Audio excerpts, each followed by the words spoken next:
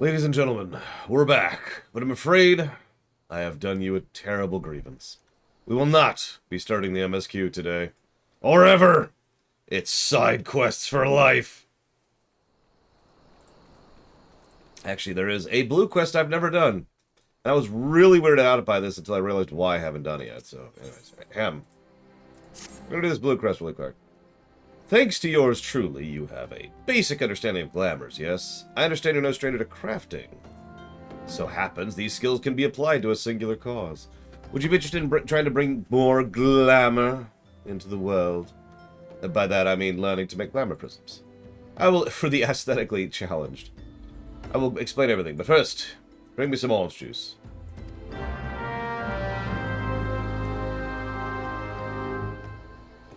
Okay, well, let's go get this person some orange juice.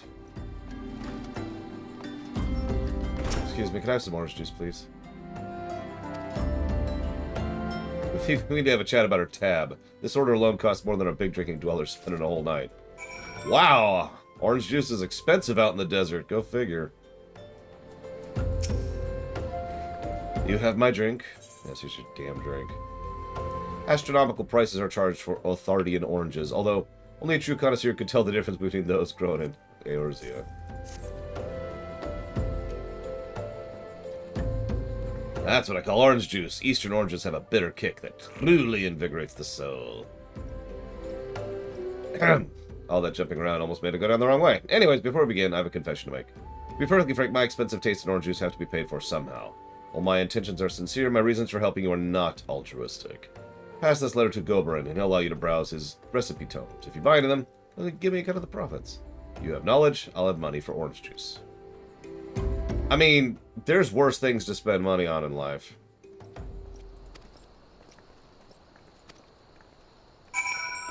Right? Like, hell, I've spent money on worse things than orange juice.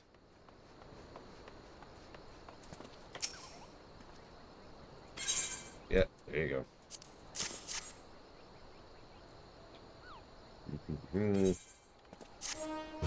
Okay, now I can access a vendor who could sell me glam prisms. Yay, and we're never doing that ever. Alright, so, we've done all the side quests.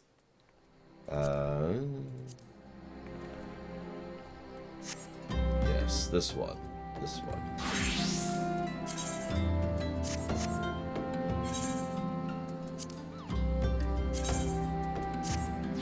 So, having done all the things in the universe, we suddenly have a quest in the Waking Sands. What a shock. Almost like I was here for a reason.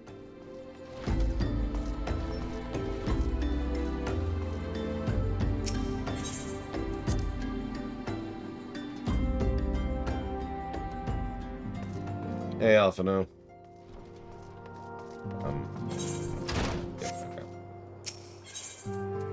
I'm sure Alphino is busy resting on his laurels, as is his wont. Who are you again? Oh god, Omega Legion, no! They actually trimmed these quests too by a decent amount. In fact, the quest we're about to start had the most trim. 9 quests removed from this upcoming block. Lore, it pleases me to see you well.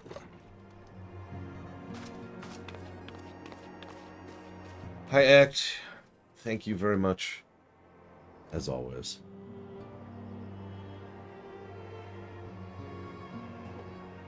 I will refrain from comment. If you would like to put that towards something, do please let me know.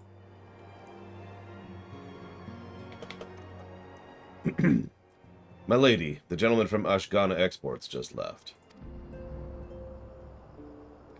I understand now why you didn't want to receive him. You did well, Tataro. Please inform the guards we will not be receiving any further guests this evening. Key MDR.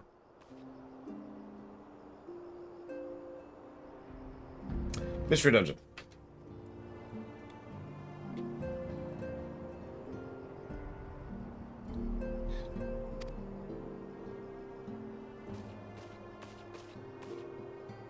Ever since we defeated Gaius and destroyed the ultimate weapon, the eyes of the world have been following our every move, scarce remembering to blink. Where we once worked in secret with precious few friends and all too many enemies, we're now besieged by benefactors, each one more eager than the last to offer us complete support. A true embarrassment of riches. Of course, each promise of patronage comes with price. Some make intentions known from the start. Others endeavor to engage more subtly. Dress it how they will, the message is the same. We'll help you if you help us. The gentleman Tataru spoke of was more brazen than most. In exchange for certain supplies, he would have us resolve a business dispute. Naturally, I refused him, as I have every other merchant. Alas, the Syndicate are not so easily rejected. And we've known a lot about the Syndicate over the last few days. When we formed the Scions of the Seventh Dawn, it was with the goal of serving Eorzea, not the interests of Eorzeans. Our neutrality is fundamental to our cause. In my heart I know this to be true, yet if accepting the offer of patronage could empower us to do greater good, might they not warrant greater consideration? Yes. But on a case-by-case basis, Minfilia. You don't just open the doors. Depends on what they're asking. Our Beldisian colleagues have been generous beyond measure, but we cannot expect them to... Forgive me, I didn't mean to burden you, so...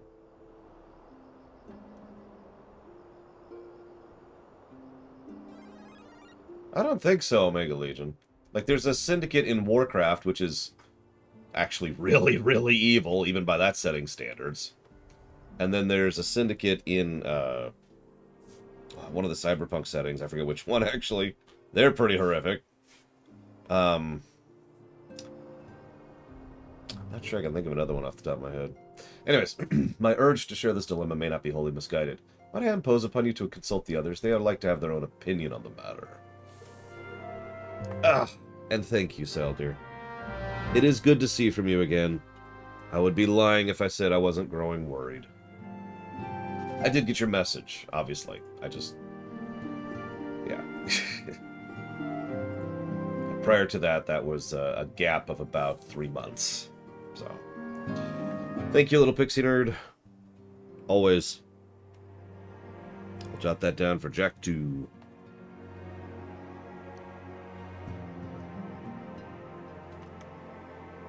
And Saldir's is going towards dealer's choice. Good morning to everyone I haven't said good morning to already. What do we got here? We got Omega Legion, Ect, Saldir, Pillow Willow, Magister, Umbral Magmus, Little Pixie Nerd, Magister, Blade Terval, and of course, Jesse. Yeah, there's actually...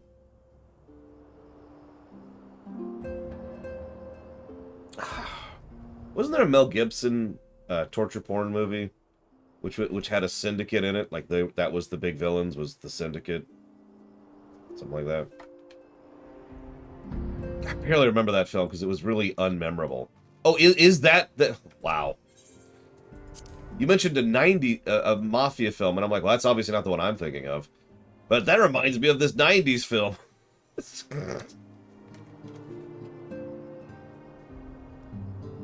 Thank you, Mike. Always. I'll jot that down for Final Fantasy XIII.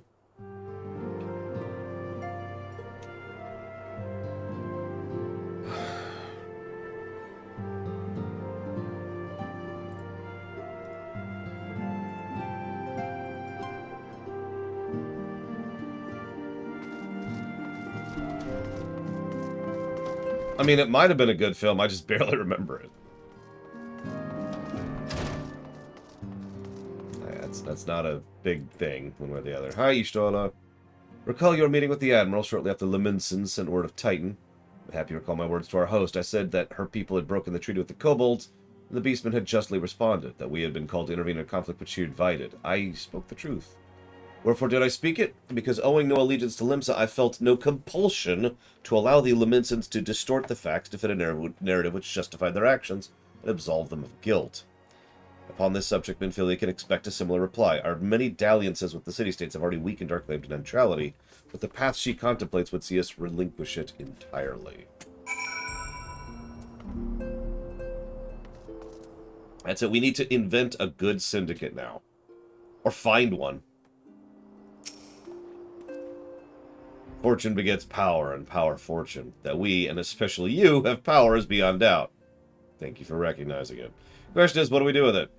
You may be interested to know there's a growing belief amongst the refugees that Alamigo can be liberated. If only the Scions would commit their strength to the cause.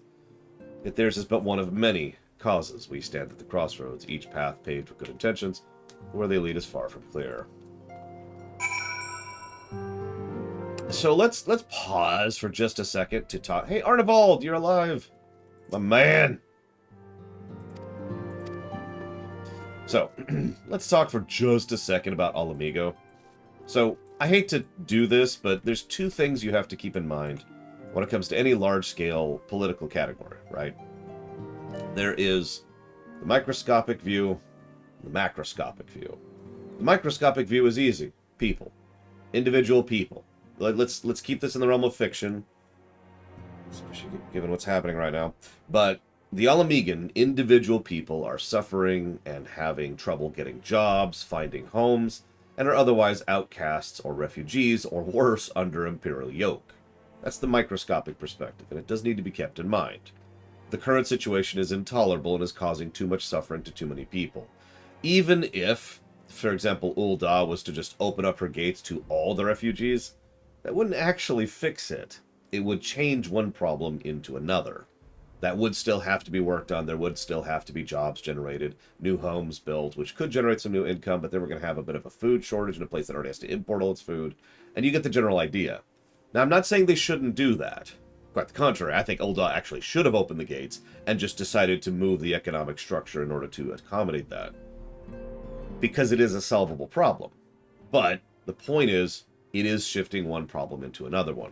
But let's look at the macroscopic problem. Because on the individual perspective, it's just such an easy answer, right? Kick the Garleans out of Alamigo. Done. Reclaim our homeland.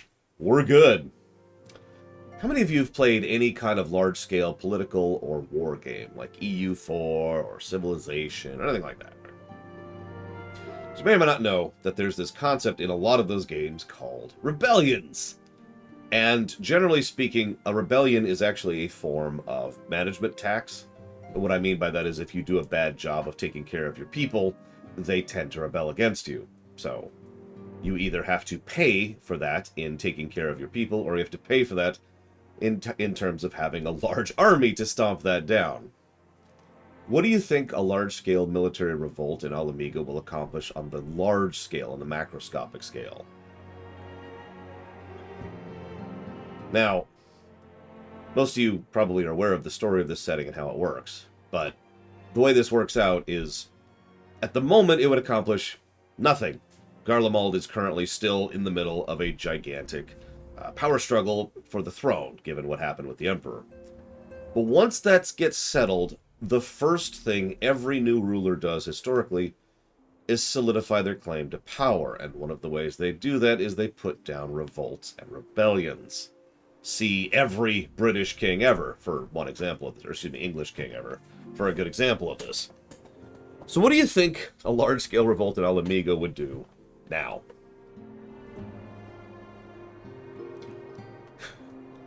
Forgive me for talking about this, but it is important to keep in mind the micro and the macro. The people matter, but also the fact that you're just going to call down the hammer matters. You know what I mean? This is one of the reasons why I've already given my solution here. First of all, we need something more long-term and systemic to deal with the Garlemald, because frankly, Garlemald is a large-scale, long-term, planetary-scale problem. It's like trying to bring down the Roman Empire. It's not like you can't, but you can't just go to battle against the Roman Empire and win. It doesn't work that way. So...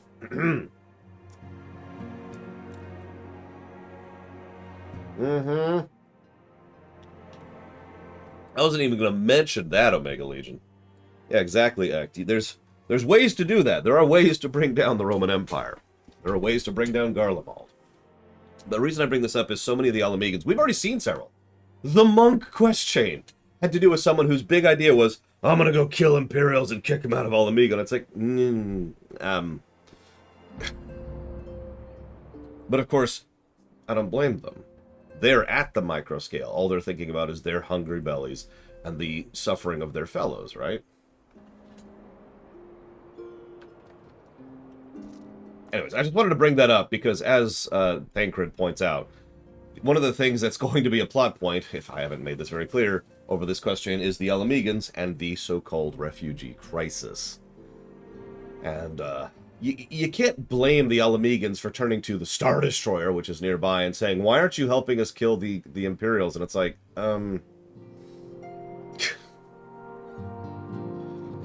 huh.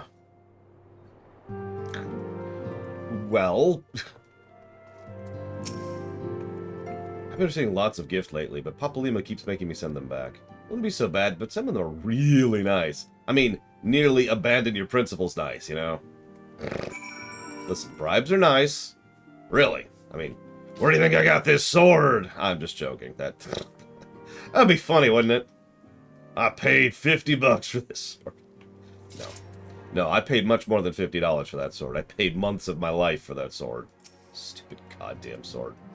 3 negatives to gameplay. None can deny that we would benefit from more support, but if it comes at the cost of principles, neutrality was ever a delicate matter. I've lost count of the number of times I've had to explain to people our allegiances need not necessarily lie in the same place as our headquarters. Mind you, if we were to sell our services for Gil, we might as well declare fealty for Ul'dah now and be done with it. I'm sure Ida would enjoy the bribes. 'Tis the lot of the powerful to attract the covetous as well as the needy. You know what? Pause. That sentence right there, as usual, Urianger does a good summary, is almost everything I just talked about in one nutshell. Oh god, a Mega Legion. Thus, doth prudence dictate that those with power proffer aid with one hand, while the other ever resteth on their hilt. Alas, we have not the luxury of time to decipher petitioners' machinations, not while the beast tribes do labor unseen, defiant in defeat, and raise up their primals once more. By the way, in about, 2, 3, 4, 5, 6, 7. In about 6 quests, we're going to be having an 8-man group, if anybody wants to, participate in that. Doubt not that they shall return bolder and stronger, nor that we shall be the one to meet them. The sacred charge shall ever be ours. 'Tis but a pity we are so few and our fortunes so finite. And yeah, that is another real clear problem here. The Scions cannot operate in a vacuum. We may have personal power, but we actually lack political power. And more to that, we lack political capital. It's an understated thing that's mentioned a few times that we kind of have trouble keeping the lights on, so to speak. Mostly because of the fact that we have refused people paying us and we don't sell our services. As I pointed out during the previous MSQ, about a week ago at this point, nobody's paying us to do what we do. I like both options, Omega Legion. The situation is not wholly unexpected. I, too, have given much thought to our organization's future, though it would seem I have reached a different conclusion. Mayhap it's time I made my feelings known to the antecedent. Come, Lore! Not your dog, Alphino. Alphino? Lore is Audimus. You desired counsel, and so you shall have it. Menphilia, the Scions of the 7th Dawn must leave Ul'dah. What? So long as we remain within Ul'dah territory, we will never be free to act with impunity. Moving our headquarters to Vesper Bay only delayed the inevitable. We have demonstrated our capabilities, and the Syndicate has taken note. They will not suffer our organization to remain independent now. We are far too dangerous for that. Surely you realize they are the reason Vesper Bay still lacks an Aetheryte. Hey, yeah, by the way, that's a plot point. Still a gameplay negative. Or at least it would be, if not for the tickets. They know full well how beneficial one would be to our cause, which is why it and other favors will be denied unless we cooperate. If Ul'dah's no longer suitable, where would we go? Experience has taught us the appearance of neutrality is as important as the reality of neutrality. Accordingly, we must keep each of the great nations at arm's length and plant our banner in a place which all agree go beyond their borders. To Alamigo!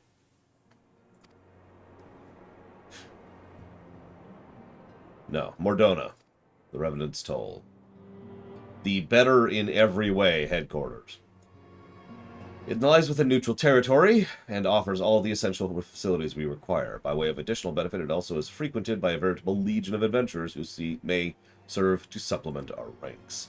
I am, of course, conscious of the fact that we developed a certain bond with Ul'dah and her people over the years, but I believe this to be the best course of action. As you yourself observed, we have invaluable ties to the community. Fortune, Ul'dah's our home, Alphino.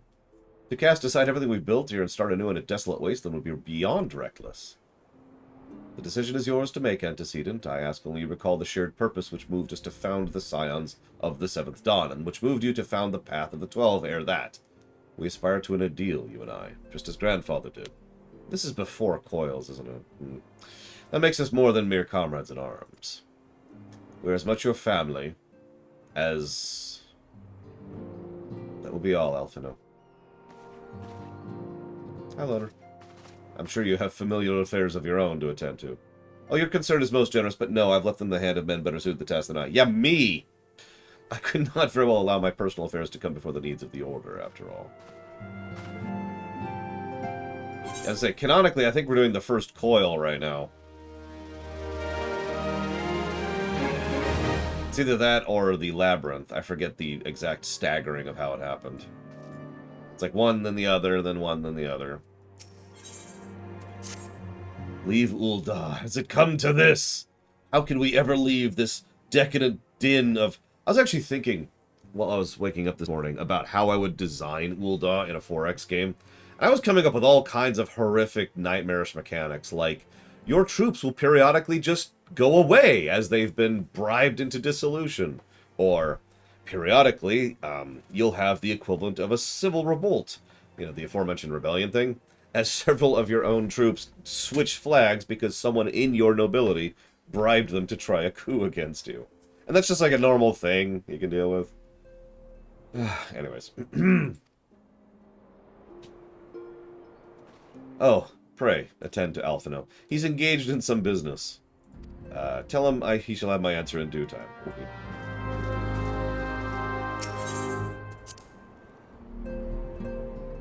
The benefits of being an Ul'dah would be you just generate a huge amount of wealth, but you also, there would probably be a straight-up corruption mechanic, kind of like there is in EU4.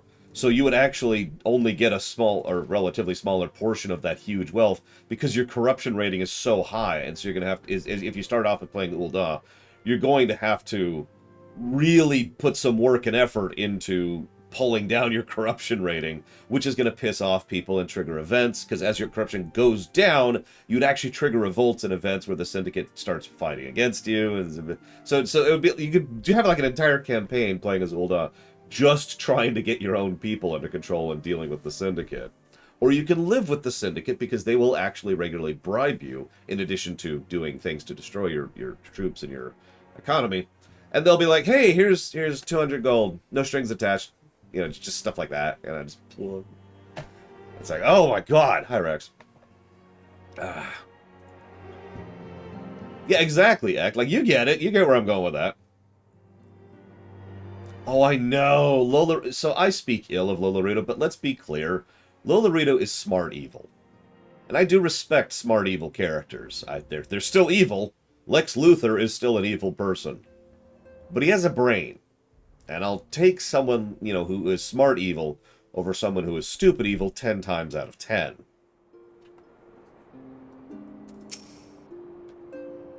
This goes back to the Sith equation. Smart Sith, okay. Stupid Sith, ugh. You get a stupid Sith and you have a terrorist situation. Confounded, she knows what she must have done, and she still hesitates, all because of fanciful rumors. Huh? Minfilia's mother, adoptive mother, was among the many who perished during the calamity. Thalamin? Thalamin? Oh, jeez, I don't know how to say that. Was her name, though you may know her as the songstress of Ul'dah. She was a performer of singular talent and much beloved by the people of Eorzea, not to mention a certain Charlayan minstrel. As you may imagine, the news of her passing was greeted by shock and disbelief by her adoring followers, many of whom refused to acknowledge what had happened. That her body was never found only served to encourage speculation.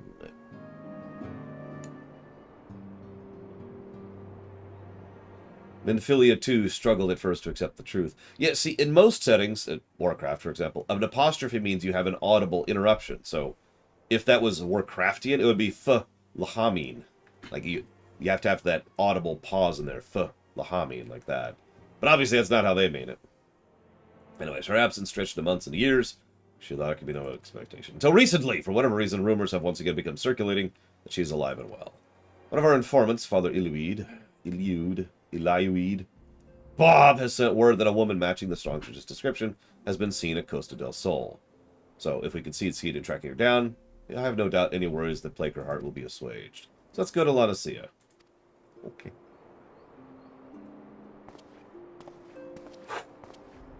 So, Rax, I'm almost sad you missed... Well, actually, I'm not almost sad. I'm actually sad. You missed a lengthy and rather fascinating discussion about healing design.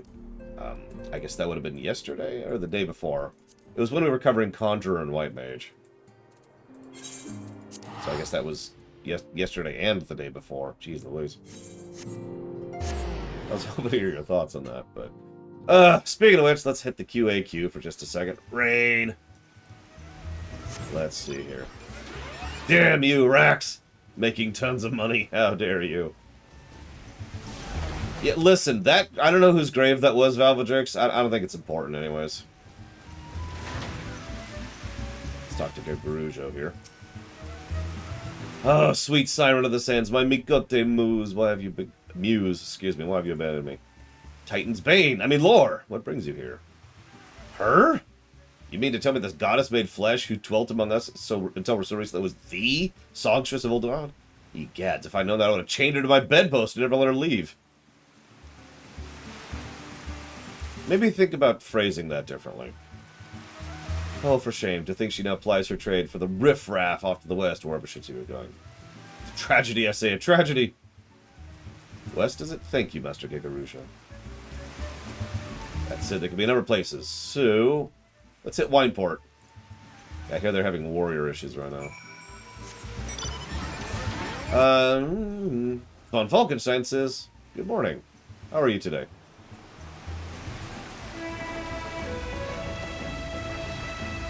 Umbral Magnus says, now that you finished the ARR class stories, which ones do you feel best or most worth going back to? Well, actually, that's easy. Let's actually pull up the list. I know it's big. Let's look at the story positives range, shall we? Looks like we gave a positive to Gladiator, Rogue, Pugilist, Thaumaturge, Conjurer, Dragoon, Warrior, Scholar, and Ninja. Of those, I would say Dragoon, Pugilist, and Gladiator were actually the three best. Weirdly, but truly. So there you go. There's my answer. What is this song that's playing? It's funny, because if you asked me, a couple of days ago, I wouldn't have said that list. I didn't remember Pugilist or Gladiator all that much, and yet they were pretty good. And I know you're going to hate this, Rax, but Dragoon didn't really put much of an impression on me back when I did it. Which, granted, if you remember, was like around Stormblood, so that probably colored my impression, but still.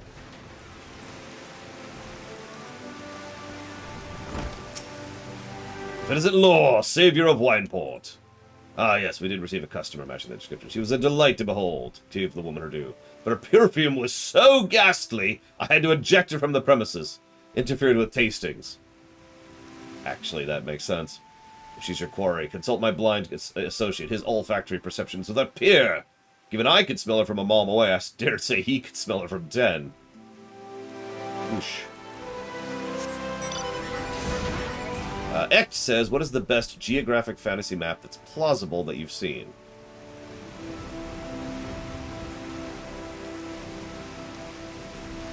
So, let's go ahead and just get this out of the way. The answer is Middle-earth. Tolkien spent a stupid amount of time and effort thinking about the geography and the construction of Middle-earth. And if we're being honest, it's also a fairly small area. Middle-earth is this tiny, tiny chunk of land. So you can, zoom in the camera, so to speak, and really design it more if you only have to design a relatively small area. So the answer is Middle-earth. After that, I'd have to think about that a little bit. Because, this is okay right here. But it's the crappiest map ever! You want to know if I've seen any Mikote? I wish. I haven't seen it last of any description in far too long.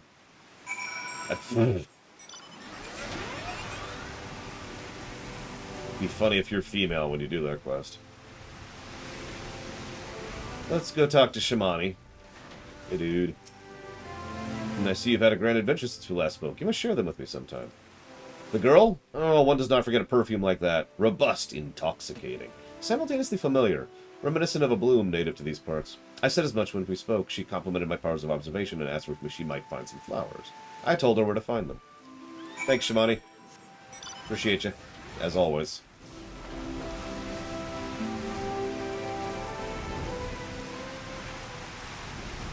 Hey, Eon Dragon. It's okay, we finally crested the hill. We're finally going to start going downhill a little bit. We're not quite there yet, where we won't truly be there until we hit Heavensward. But we are over the hump. We have concluded the majority of content. We have actually completed all of Error at launch, as of yesterday. So we're doing pretty good. Oh my god!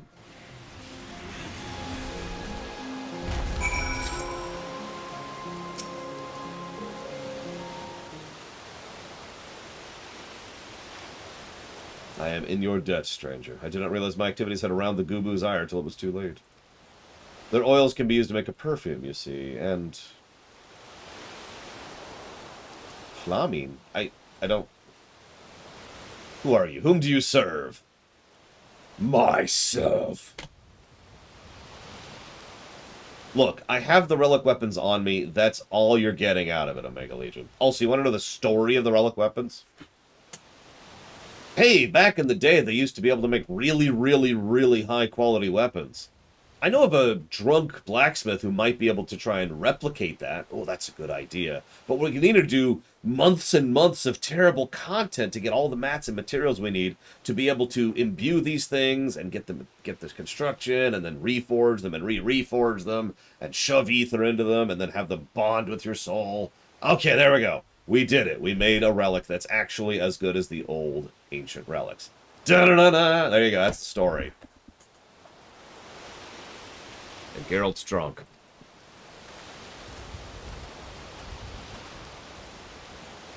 It appears you already found our woman. Consider me impressed, my friend. The songstress of Ul'dah, I presume, Minfilia, or should I say Acilia, is looking for you.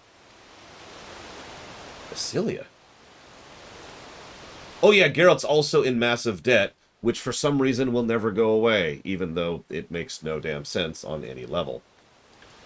You are the picture of health, milady, yet the world thinks you dead. I can only conclude this is by design, but the question is why?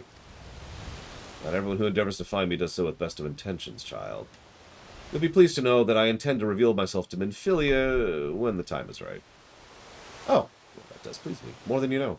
But tell me, sojourns in the forest of La Nucia aside, when will the time be right? When I deem it so. Do you imagine I travel on a whim? As I was telling your associate, your terrifying associate, I came here to harvest these flowers to use in perfume. Does that satisfy your curiosity? Or will you interrogate me further? Apologies for the interruption. Anyway, now that we all have what we came for, shall we continue this conversation in Wineport? Yeah, just don't wear that perfume.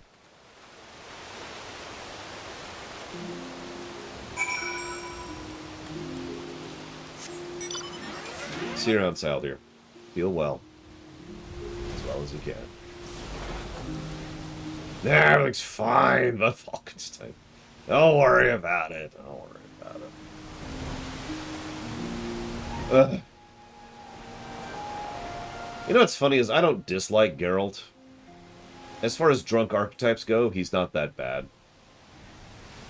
And I will give them credit, Geralt does know his stuff. I wasn't actually really kidding earlier. He is the best blacksmith in this setting.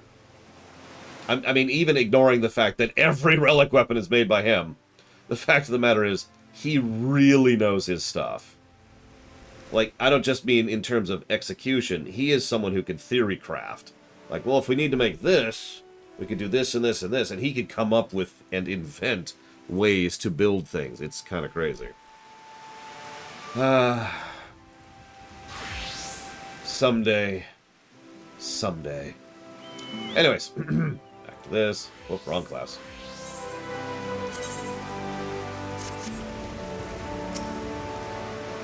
Oh yeah, Geralt and Cid would be the death team.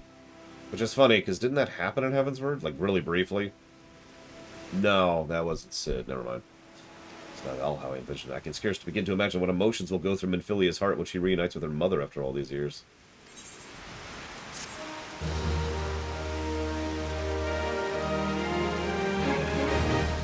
Geralt is more of a Scotty, if we were to put a finger on which of the engineers he is. To use a contrast, Cid, which I know is an engineer, not a smith, but just bear with me. Cid would be a Geordie.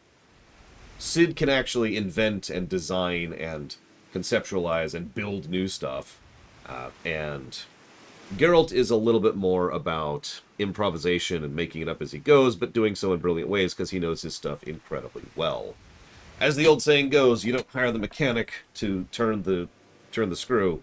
You hire the mechanic to know which screw to turn, and Geralt knows exactly what to do. Morning, Darth Medoro. Did they? I feel like Geralt and Cid did meet at one point, but it's a vague memory. Anyways, my daughter awaits us in Vesper Bay, yes? I have kept her waiting long enough. Let's be off on the next ferry. I can finish fashioning the perfume on the way. Understood. Come with me.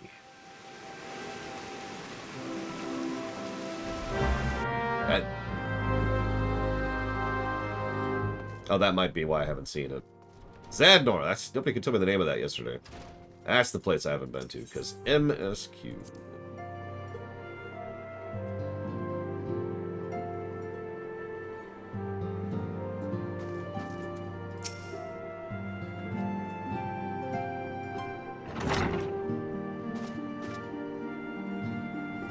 Antecedent. You have a guest.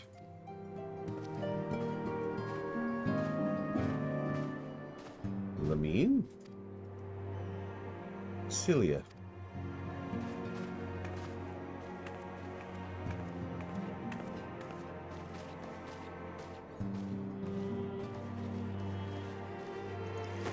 Oh my god, is that something approximating emotion from Minfilia? Still not quite there, but yeah, it's getting there at least. I haven't seen it like this in years, Laura. Yeah, I know, right?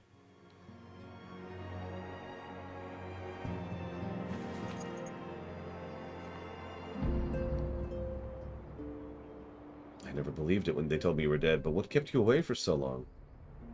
Drama. I mean, the Imperials came for me, as I knew they would. So I resolved to stay away from you as I could, lest their pursuit of me endanger you and your cause. I can think of no better way to grant you the freedom to continue your work. And continue it did, achieving things I would not have imagined possible. I followed your every success and celebrated in secret. I'm very proud of you. You get all the credit, Minfilia, all of it. You. Oh, God. This is what it feels like to be, for example, a director of cinematography.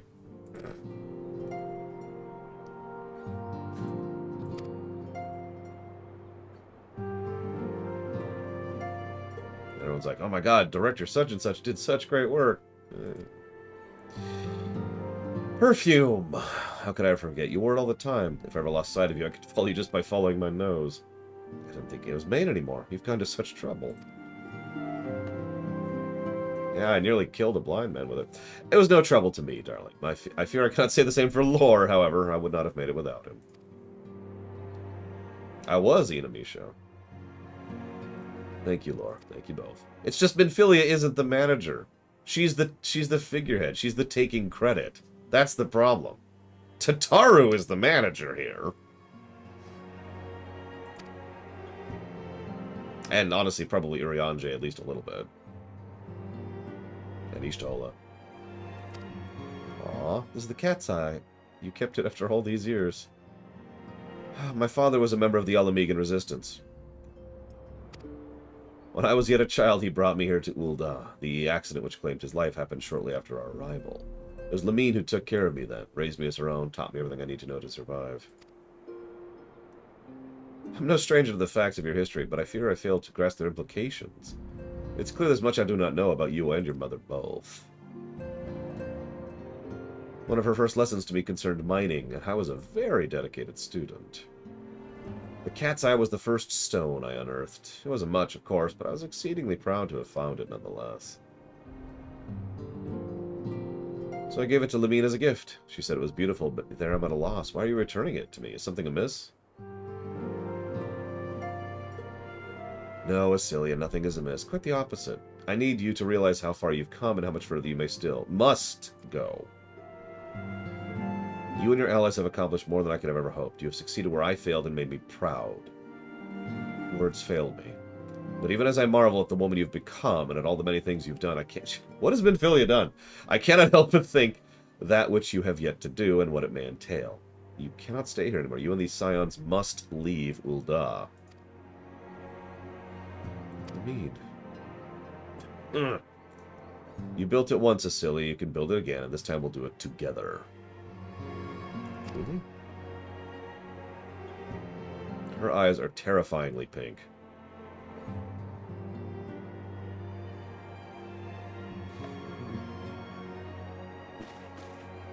Alphino, the time has come for the Scions to leave Vesper Bay. Really? Much work lies ahead of us. Inform our fellow Scions. Send the word to the students of Baldessian. Preparations begin at once.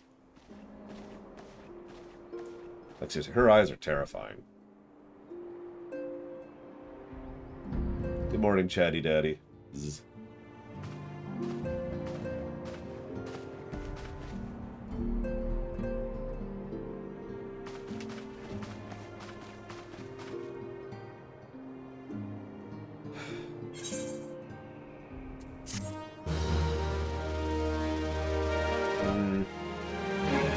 Depends on my mood, Zactaft.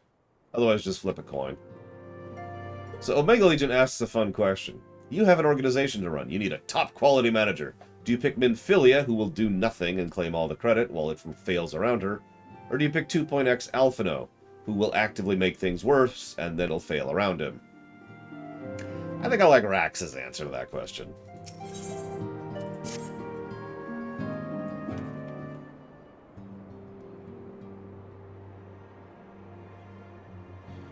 It's all well and good we have found ourselves a new home in Revenant's Toll, but there's so much to be done in so little time. Our first step is to secure the cooperation of the Adventurers Guild representatives there. Were it not for the Guild's considerable efforts, the original Camp Revenant's Toll would have never been established, much less its more heavily fortified successor. However, with construction ongoing and resources in short supply, it seems certain the Guild will require something in return for support, sympathetic to our cause though they be. Whatever they ask, I will not begrudge it. To be plain, we need them more than they need us. Without their assistance, such essential tasks as securing new facilities, cultivating relationships with local merchants, and recruiting adventurers will be proven impossible. You need not concern yourself with such matters. I have taken it upon myself to do everything. Really, Alpha. No, if I need to concern myself with anything, it's matters such as these. Indirectly, perhaps. I submit you might instead concern yourself with a different matter. Namely, to whom the resolution of such matters might be best entrusted. And here I am. Nor do I come alone. May I represent the esteemed emissary of the Adventurers Guild at Revenant's Toll. That's Rowena? Rowena? On the right there. I think. Pretty sure. And I have no idea who that guy is. Know that my associates at the Revenant's Toll hold the Scions of the Seventh Dawn in the highest regard. It would be honored to welcome your organization. There are, of course, provisions that need to be negotiated. If it please you, I will do so. It does. Sir, that's not Rowena?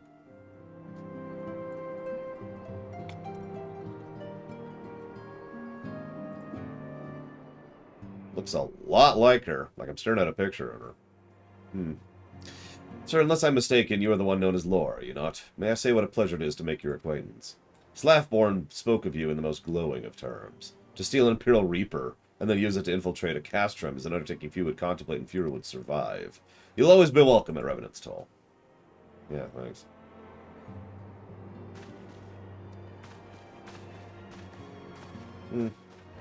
Well, she didn't speak, so I'm going to believe you based on that alone.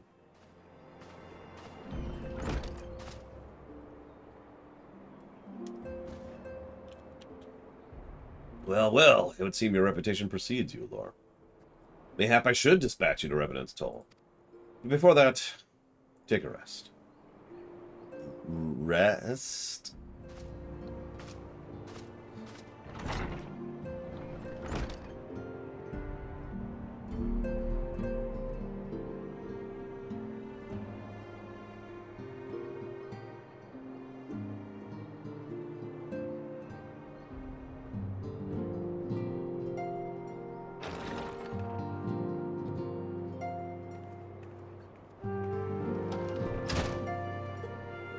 Laura, will you be able to get some rest? What is this? What do you keep talking about? I would ask you to come with me to the Solar. Alphino just returned. There's something he wishes to share with us. Hey, I got us all 5 million gil in debt. Thanks, Alphino. Yeah, fresh reminder, we will be trying to do the trial at level, which means we need 8 people for anybody who wishes to join us for the first trial in 6 quests at this point. You there. You're here. Good. I come bearing news. We're in debt. The negotiations are concluded. Without oversight? Like, okay. I hate to statecraft here a little bit, but it's very common for a leader to assign someone else to do negotiations. That's actually normal. But then what the negotiator does is they bring those terms to the leader to approve. Now, if the leader doesn't read those negotiations, that's on them. But there is still a vetting stage that needs to be there. Our friends at the Adventurers Guild have agreed to furnish us with new facilities and material in exchange for our assistance in the ongoing defense and development of Revenant's Toll. The Scions of the Seventh Dawn have a new home in Mordona, the Rising Stones. Pray return to the Rising Stones. A bittersweet victory, if truth be told. I cannot deny I had come to look forward to Tataru's tales of our many guests and their many, many demands. From the Waking Sands to the Rising Stones, passably poetic. This was your doing, wasn't it? Just a grin from Murianje. I, too, have news to share in expectation of the momentous day. I personally informed the Alliance leaders of our plans, and they have pledged their full support, General Roban included. Moreover, I have decided the time is right for us to cast off the vestiges of our Order's veil of secrecy and announce ourselves to the world. Are you sure that's wise, Antecedent? If anything, it's a mere formality. Our existence is quite possibly the worst-kept secret in Eorzea. Let us affirm our identity, proclaim our achievements, that all may know where the Scions of the Seventh Dawn stand for. Well, obvious risks apart, it would be nice to receive a little more recognition. And if people have a right to know who saved them. And we have a right to get bribes! It is my hope that this gesture will encourage the people of Eorzea to place their trust in us. I would reveal to them the true extent of our power. But in doing so, I would show them that there is a power accountable to no one and at once to all. What of us? We who felled primals and faced down the Empire. One legion of the Empire. To you, my fellow Scions, I would say this. Prepare for challenges which lie ahead. We may have to kill a Moogle! So, we got this. I mean, he totally would, Inamisho.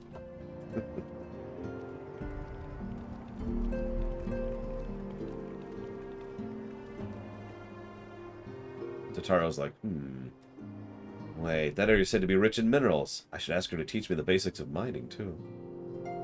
Tataru continuing to level up in the background there. Don't mind her. She's just awesome. Do you ever wonder how he does it? Alphino. I mean, it was almost predictable he should have appeared with an emissary of the Adventurers Guild moments after I'd expressed the need to forge ties between organizations. Truly, his sense of timing rivals even our own. Setting aside such mysteries for the present, I have a task. Yeah, it's called Presumption, by the way. I would like to deliver these documents to Slaffborn. Okay. Sure. To the Revenant's Toll. Which, for some reason... So, you might wonder why I use the map for this. It's because, for some reason, Revenant's Toll is... Oh, they're friggin' way at the bottom. Which I've always wondered about. I actually commented that earlier, too. I'm curious, for those of you who have, are the Endwalker nodes above it as well? Just like the Shadowbringer nodes are, and the Hellstormblood ones, and the Heavensward ones. So yes, I have a note for you, sir. Yes, everything's in order. You're staying with a wife, huh? Would that we had a dozen more with you. Since we don't, we'll give you the work of a dozen men! I jest. No, he doesn't.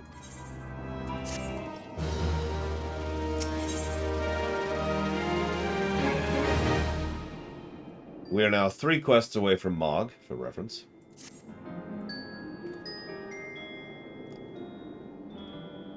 Back to work of a dozen men, huh? Even I can appreciate the unimportant man such as you has little time for menial tasks. But since you're here, mayhap you're keen on having a look around the Scion's new home. See that impressive structure? That's the place. It was originally built to house a branch of the guild. As such, it comes with a tavern where adventurers can rest from the road, fill their bellies with good food and drink, and their ears with tales of fortune to be had about the realm. It may be a raucous at times, but I imagine it's a good place as any to recruit capable men and women to your cause. Come with me, I'll show you around. What? Lord, I have urgent news. We have grim tidings from Gridania. It appears our aid is required at once. I must ask you to report to the Waking Sands. One of these days I'll be rid of the Waking Sands forever. One of these days.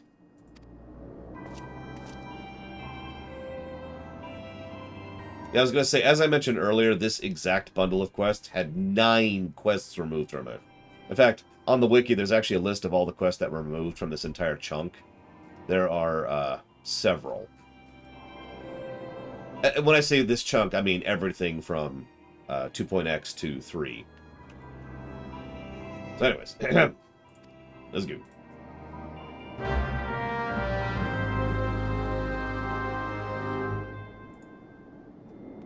I should probably mention that this quest's name is, it's probably a primal. Alright, let's go to the Waking Sands. Whoop, that's the wrong place. Jeez.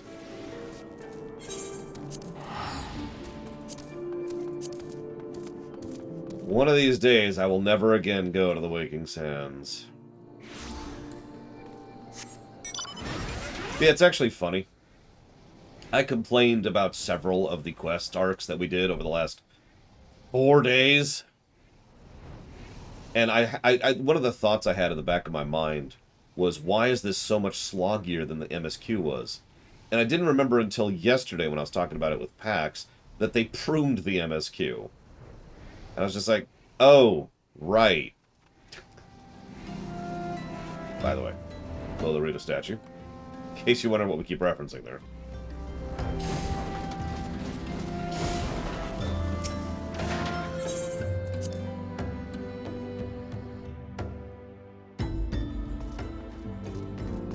Oh no. There are some petitioners engaging us if we were a band of common mercenaries. I should be glad to refuse them without a second thought. Ah, she's grown since we last spoke. She puts me to shame with her accomplishments, and for that I am full glad.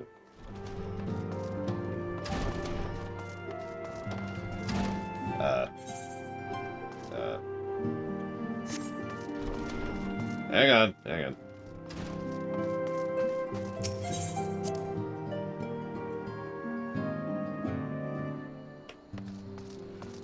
Hi, Tataru. Sorry, I thought you were inside. Oh, excuse me. A messenger from the Twin Adder came while you were in Mordona. I wasn't privy to the conversation, but I did see the look in his face after he took his leave. Something is definitely amiss. Could it be the XIV have summoned Garuda again? Or maybe Imperial forces have been sighted. Whatever it is, it's nothing you can't handle. I don't know. This might be beyond me. Especially since I don't actually remember the exact order in which we're supposed to kill them. Does anyone remember the order of kill? Because we have to kill them in a specific order. I think. God, I shouldn't even say that with confidence. I know nothing. There we go. Oh, I might be thinking of Extreme. That's probably actually what I'm thinking about. I knew this day would come, yet I prayed it would not come so soon. We have reason to believe another primal, or an entity resembling one, has been summoned in Gridania.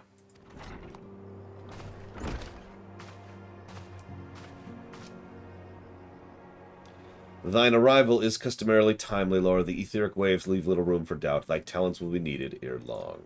If there is truth in my suspicions, 'tis a familiar foe we face, though one quite unlike the Lady of the Vortex. We dare not draw conclusions without evidence, but as Urianger says, the readings bear a strong resemblance to the ones observed more than 5 years ago. Though I had hoped the Boggles guard beyond such follies. Suffice it to say, this disturbance warrants a full investigation. Thy presence hath been requested by Commander Helio. He await thee at the Adder's Nest. Pray hasten to Gridania. Ida and Papalima will rendezvous with you there. Okay.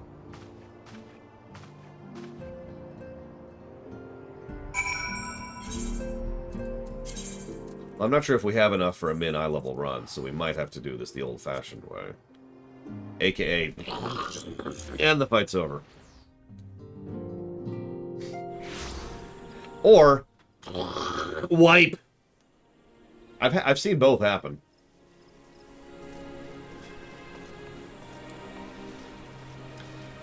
Someone asked me what mouse I use. There it is, Loner asked. So, if you go Google WoW Cataclysm mouse, one of the two mice that you see will be the mouse I use. I have had to keep it repaired and up to date because it is the only mouse that has ever actually done everything I want from a mouse. I have tried many other mice over the years, and none of them are for me, to put it as nicely as I can. Thank you for answering my summons. Quite frankly, I could think of no one more qualified to... Let me explain. We now take up the quest. Hail to the king! Kupo. That's the one, Loner. Now you're probably thinking, that looks like a great mouse, and it is. I wish I could buy a new one. It's been out of print for so long that I not only can't buy it for exorbitant amounts of money on eBay, I can't even buy it, or sorry, not eBay, Amazon. I can't even buy it for exorbitant amounts off of Chinese eBay, aka the last refuge of where you need things from.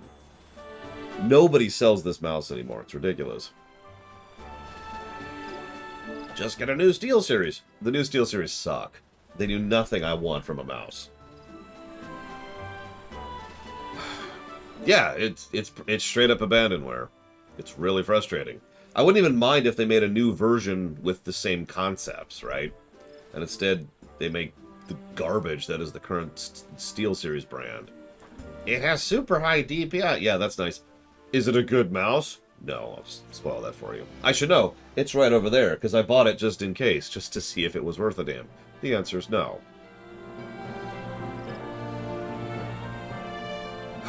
Anyways, not long ago, the Moogle Kuplo Kop visited the Adder's Nest to request an audience with the Elder Seedseer.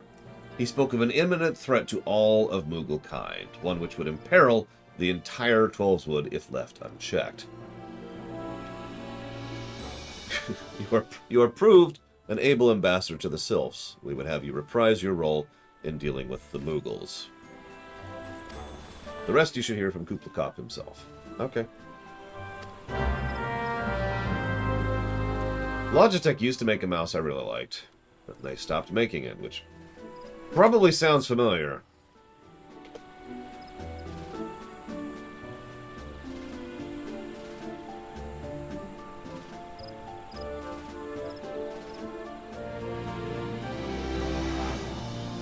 It's actually pretty similar to this one, the one you just linked me.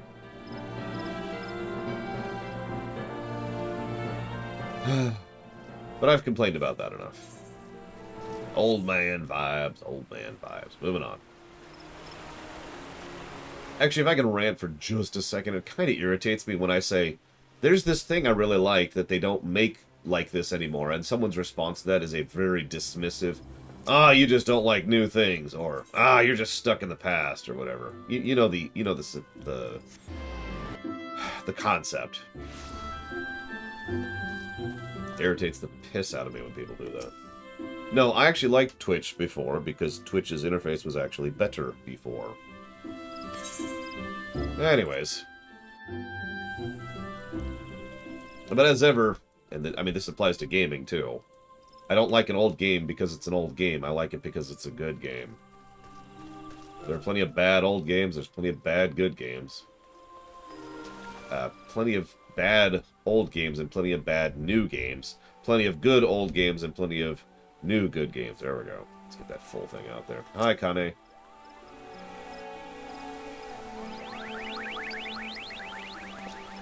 Hi, Kuplo Kop. Please, you have to stop them, but don't kill me.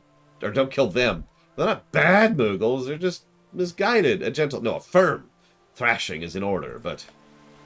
Calm yourself, Kuplo Kop. Do you not see he hasn't the faintest idea what you're talking about? Be quiet this instant. Pray forgive his witless outburst, sister. Most grateful am I that you have come, Lore, and on such short notice. Truly, Gridania cannot want for more stalwart an ally. You are doubtless eager to know why we summoned you. Our friend Kuplo Kop has brought news of a most unsettling development. It would seem that good King Moogle Mog, sorry, I don't know what came over me there. What's funny is you may or may not know that I usually play with this game muted, for obvious reasons. So I haven't actually heard this song in a while. Good King Mughal the 12th, has returned to Eorzea. A curious thing to hear, I know. Truth to tell, I cannot say for myself if he's a genuine figure from history or some manifestation of Mughal mythology. Kupla here would have me believe it's the former. Once upon a time, we Mughals served the gods in the heavens. Heavensward reference. It was quite nice up there, unspeakably beautiful, unimaginably spacious, and with a literally endless supply of wine. Also, I think that's technically an FF9 reference, too. In spite of this, or possibly because of it, the gods eventually became discontented and started squabbling, which made life jolly difficult for the poor Mughals. So good King Mughal, good King, may his glorious name live forever, decreed that the time had come to leave Kupo. The realm of man would suffice, he said, so all the Mughals should live there instead. Unfortunately, the two realms are so far apart we couldn't fly safely down, but good King Mughal, may his miraculous foresight ever be praised, knew exactly what to do. So he had a rope. The longest one ever woven. This he nobly held while his subjects climbed all the way down to the world below. And that's how we Mughals came to the land, all of except good King Mughal, may his courageous sacrifice never be forgotten. He alone would remain in the heavens so that Mughal-kind might at last know peace.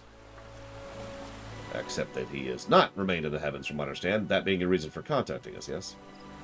How about he tied the rope to something? Good thinking!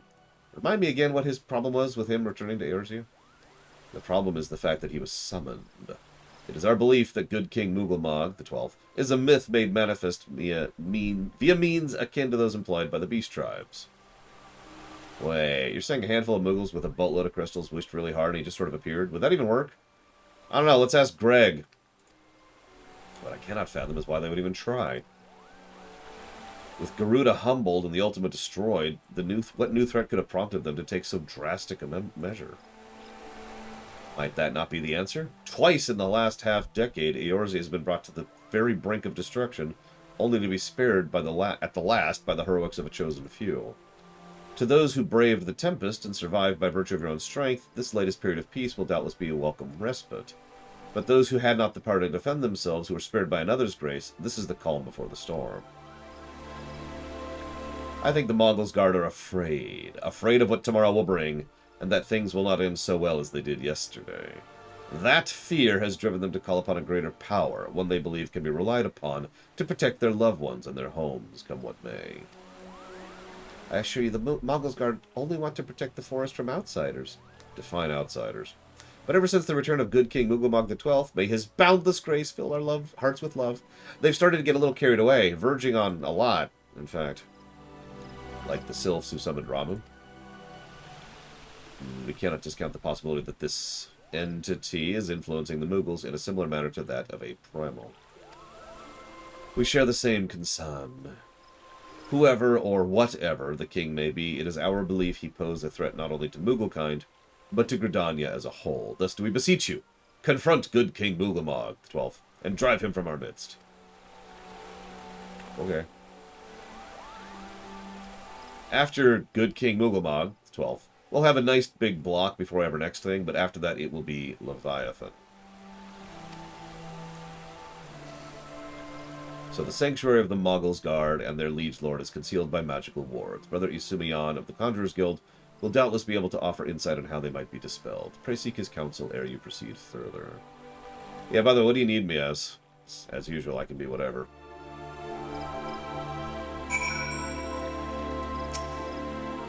Remember, no killing! A sound thrashing will more than suffice. I mean, honestly, if I was to teleport and be type 3'd into Eorzea, I'm pretty sure that if I found a giant chunk of crystals, I could summon the Lich King. Or Amon, or Kefka, or Sephiroth, or whoever the hell I wanted to. Because that's how that works.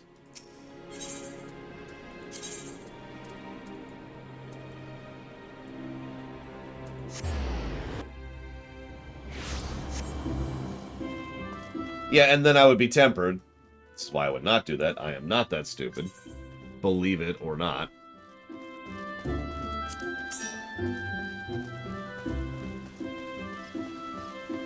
I know, shocking.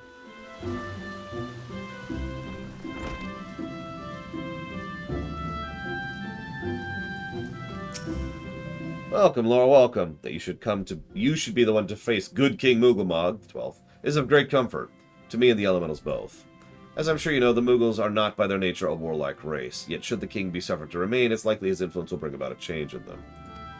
Thus, does it behoove us to defeat him quickly before any lasting damage is done. Make whatever preparations you deem necessary and inform me when you're ready to face the king. I'm ready to face the king. The wards barring access to the king's sanctuary can only be nullified through the use of enchanted keystones. Self-same method employed 5 years ago when the king was first summoned to Eorzea. It was with great regret we were forced to sanction the slaying of the guardians who held the keystones, for none were in our possession at the time. By the grace of the elementals, we were spared that burden on this occasion. Kuplakop confided in me that he has been entrusted with a set of keystones by the Mongols Guard themselves. Yet not wishing to betray their confidence, he begged me to find some other means to gain entry to the king's sanctum. Alas, I have been unable to do so, and dare not labor any longer for fear the Mughals might succumb to the corrupting influence of their liege lord. We must needs have the Kuplakop's keystones. Go to him, beg his assistance. As a reminder, we apparently need one more person, if anybody is thusly available to assist.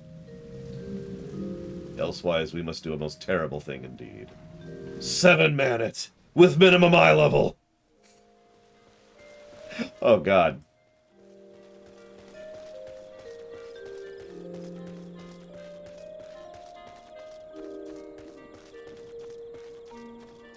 Yeah, actually, I've noticed that belief makes a deity thing is a fairly common thing in fiction. Forgotten Realms kind of has that. Warhammer and Warhammer Fantasy have that. Eorzea has that. Dream Whisperer has that.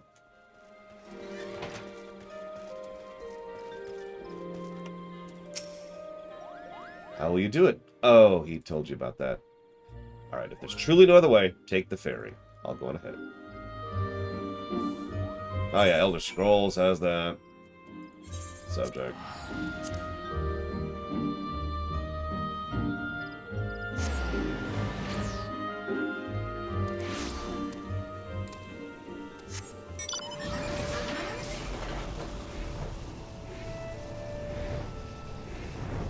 I feel like one of the more popular novel series has that too. Wheel of Time, maybe? It's one of the ones I'm not familiar with, which is why I'm kind of speaking vaguely, because I don't remember exactly.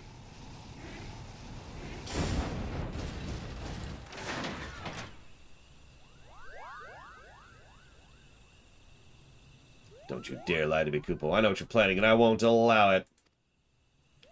Oh yeah, Persona has that. Well, I'm thinking about it. In fact, arguably SMT does too, but Persona definitely does. Open your eyes, Kupo. The king will never be satisfied, no matter how many crystals you bring him. Stay back! We offered you a choice, and this is how you repay us by consorting with this Elizon? Imperials, Gridanians, Sylph, you're no different from the rest of them. Actually, you're worse, Kupo. Traitor to his kin's Mughals. He plots treason against the crown. Enough. Kuplakop will answer for his crime soon enough, as will all who defy the will of good King Mughal. May he reign forevermore! By the way, this quest is part of why I mentioned how Mughals being a playable race would kind of work. Because they've already mapped some equipment and meshes to them, so, you know, you could have some gear on a Mughal. Anyways, the king is planning to purge the 12 fluids of his enemies. We've got to stop him before it's too late. Okay. Let's stop him before it's too late. The entrance to the Thorn March is deep within the Bramble Patch, Kupo.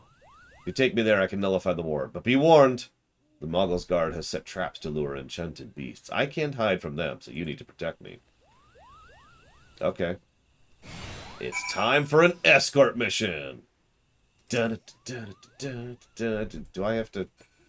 Okay, I don't have to beckon you, right? Right. Okay, good. Oh no! It's a malevolent fungus! Which lived, holy crap.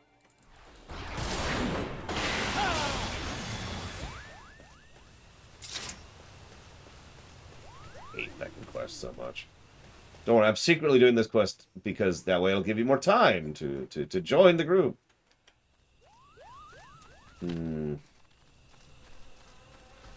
Well, I could go DPS. I think. Well, no, then we'd only have one healer, and that's just a recipe for disaster.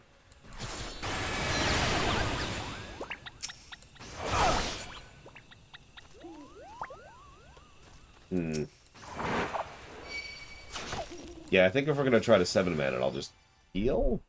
I'll bring a Sage, so I'll be contributing to the Deeves.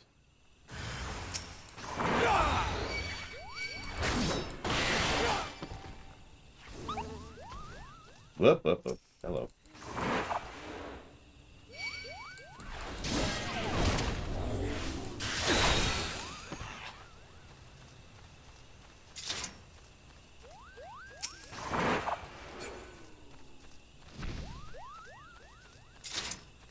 I can't think of another game, especially prior to this, where we can actually beat up Moogles. Like, the Moogles in 3? Nah. The Moogles in 5? Pure NPCs. The Moogles in 6 are on your side and part of your party. Yeah, that's what I was debating, Valvedrix. I am not that familiar with this fight, as I just mentioned a second ago.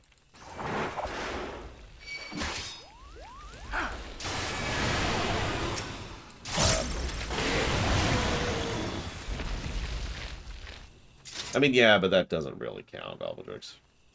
In 7, the Moogles barely have presence. Same 8. In 9, they're the save points. I don't remember if Moogles were even in 10. I have no idea about 11, and we definitely couldn't attack them in 12. Okay, we did it. We made it.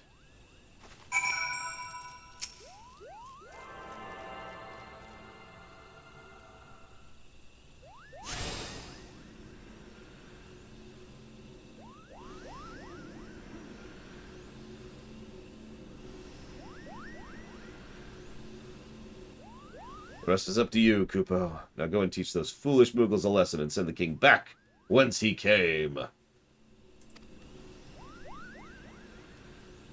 So, I'm just going to give a small spoiler for those of you who have not done the fight we're about to do. There's going to be lyrics in the upcoming song. Don't worry, it's not copy wrong. I'm just warning you.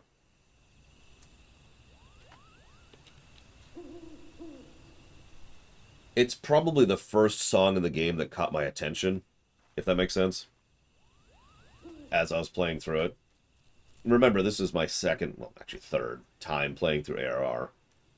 And I was just like, and most of the music, as I mentioned before, was just kind of vanilla in ARR, so I was just kind of like, whatever. And then we hit this thing, and I just remember being like, what? And I was in a call with Pax, because we were doing it together, and I just started laughing.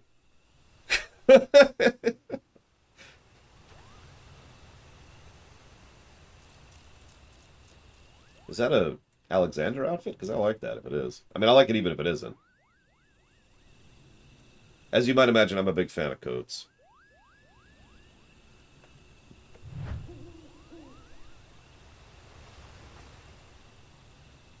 Oh, it's Maelstrom. I think we all know. This is the wrong outfit. Oh, God. I mean, I say let's try 7-manning it. We can gauge how good or bad it's going. Based on that, do you want me to heal? Because, again, I'll bring Sage if we're going that route with it.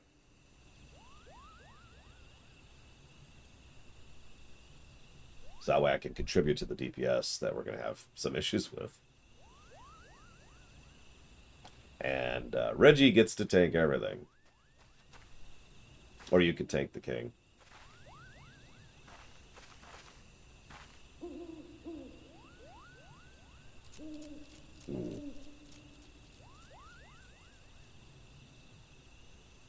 Alright. Yep, I'm good. Pretty much. This should be fun. And yeah, I think we can gauge it. If we're nowhere near it, we'll just pug it, right? But at least we can show off the fight a little bit at level.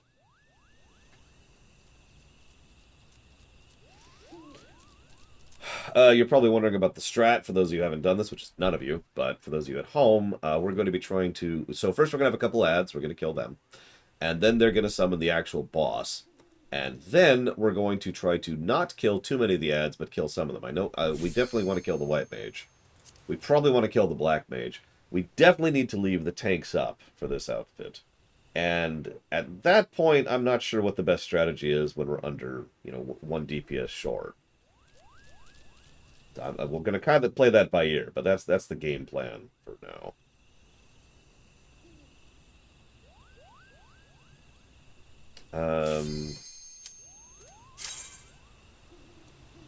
I'll put mine on racks, I think.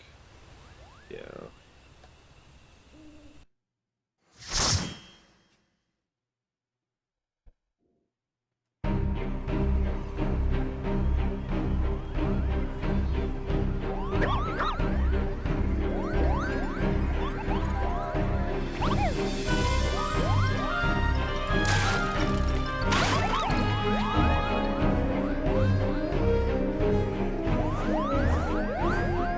That's another thing. We could have character customization if we had Moogles as a playable race.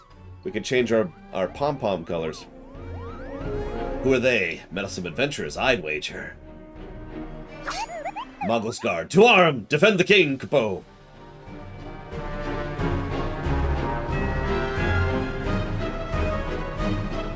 Let's put this on racks. Let's do it.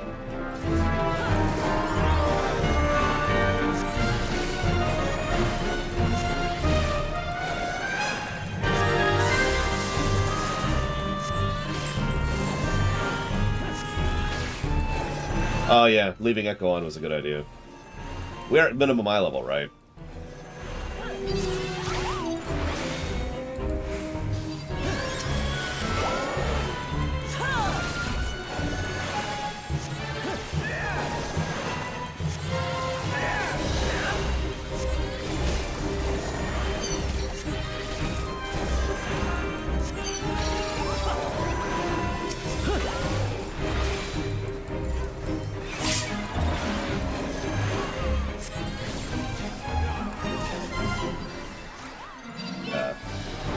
There it is.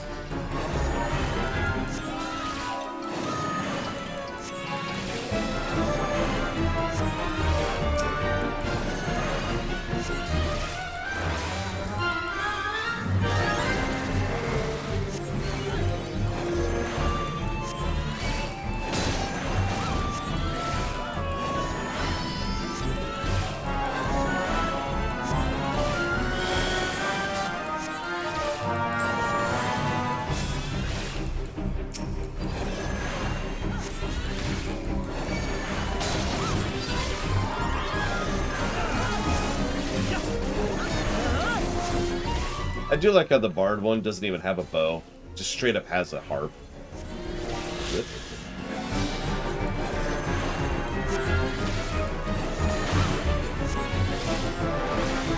I'm not really sure if this is true anymore, but back in the day we used to call this the noob trap. This fight. Because it's such a seemingly easy fight until a certain point, and then everyone dies. If they don't know what they're doing.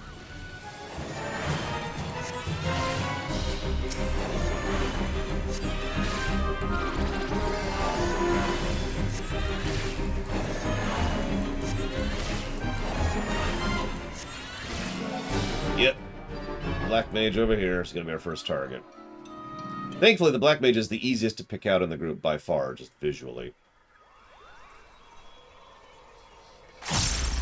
Phase 2.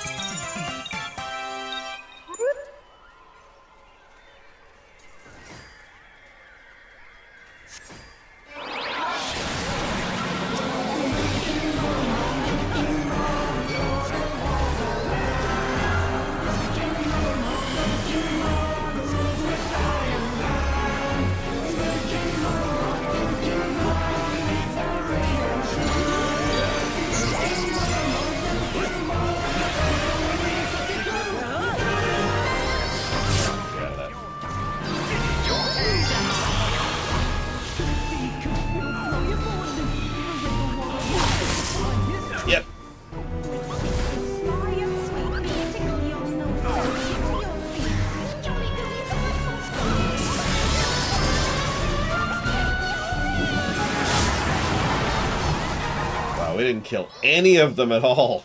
Damn.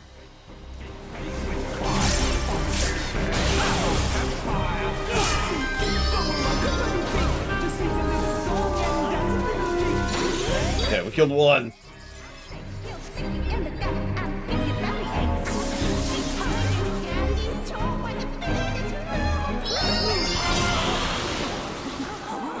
You know, this is why I sort of insisted we have at least 2 healers. That's why I didn't even consider trying to one-heal this. There was no way we could manage that. Well, we got an echo.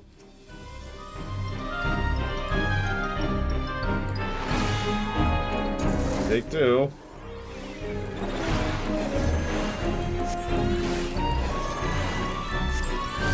I know, right? Pillars of Snow. Yes, we are synced, Magister. We are doing this, quote-unquote, legit.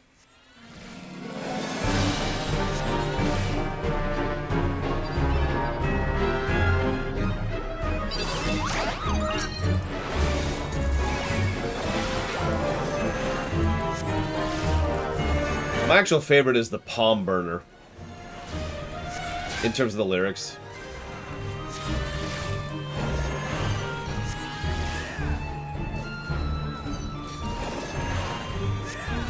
Here. It says, Pukla Pukya plays with fire. Palms a burning on her pyre. That's the one.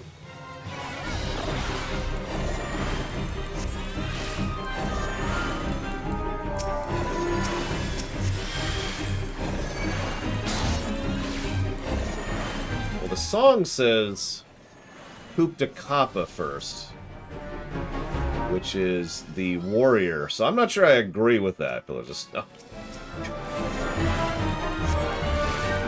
Yeah, we're not killing them. We need to give them a sound thrashing.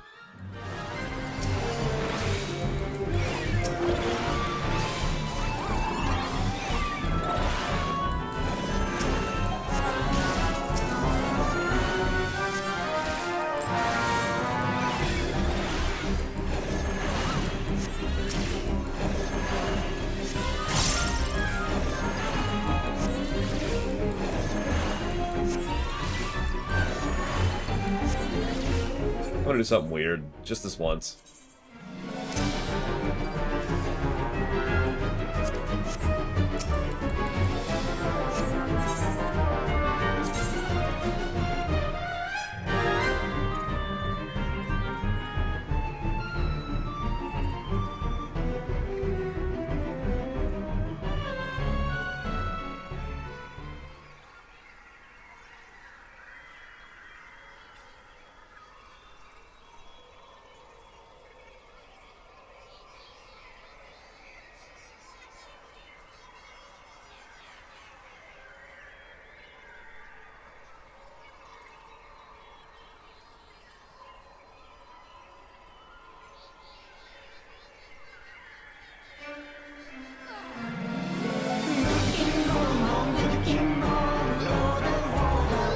Looks like the right order.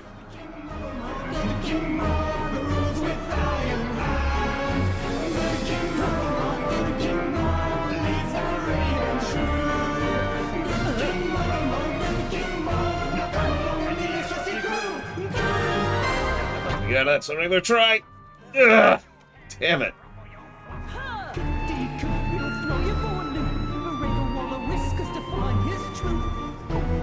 Frel. No! That's 3 instant casts that failed to heal the tanks. Jesus Christ. And I'm dead. Wow! 3 instant casts in a row that went off, triggered the cooldown, and didn't save their lives. I don't know what else to do about that one. Jesus Christ.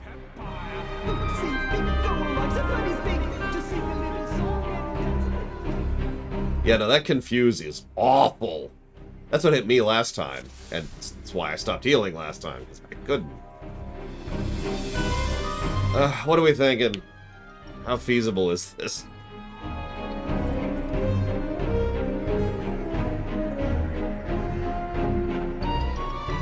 What are my thoughts?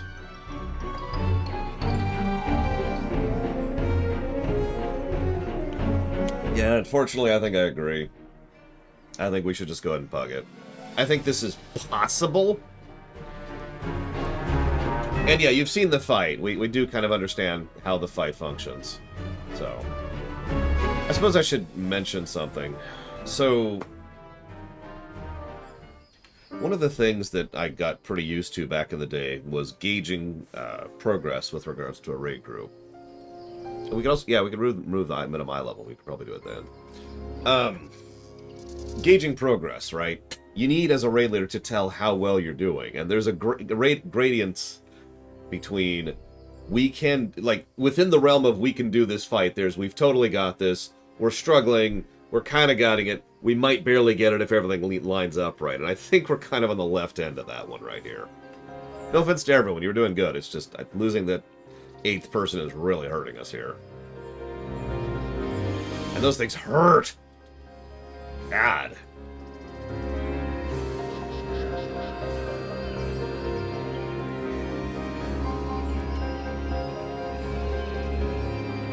So we can turn the audio back on.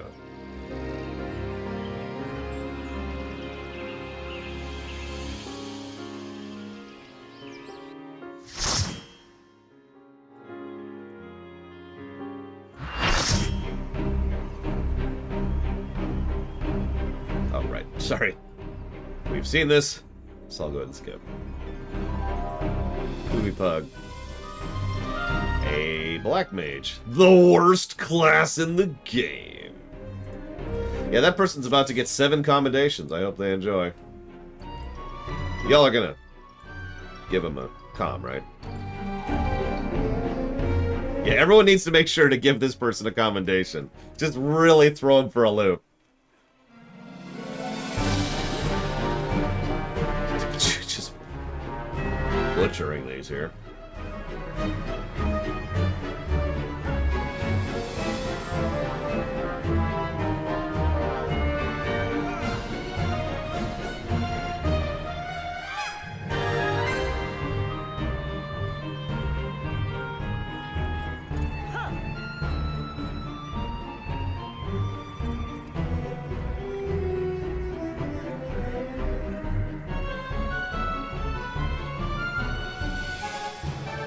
I love how they distinguish the rogue one, by the way, by giving it Locke's bandana.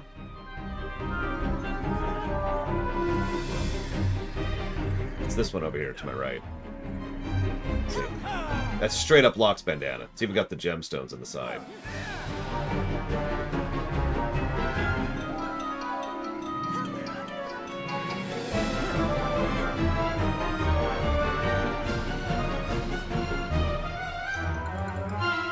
Right. I said I'd turn the audio back on.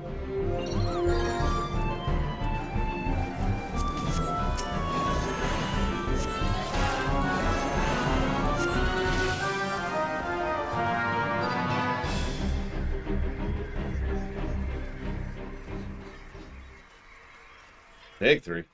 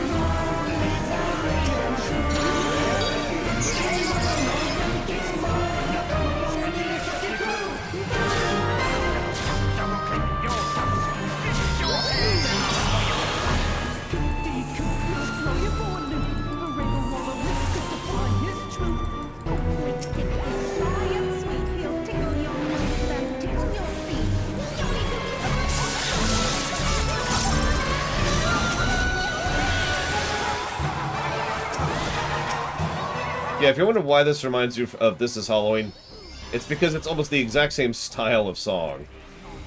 Same beat and everything. I forget the official, mathematical term for this type of song, but That's this.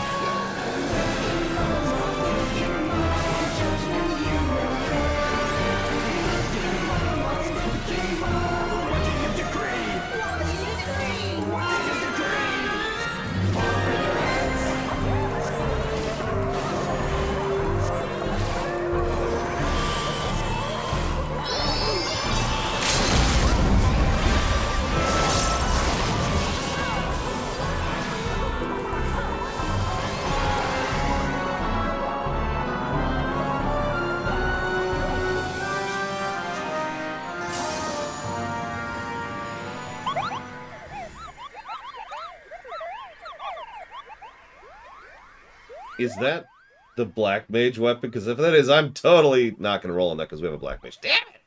I'll roll in the coffer. Unless someone else wants it. I just want it for a joke.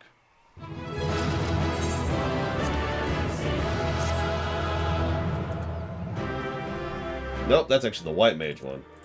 I'll roll on that.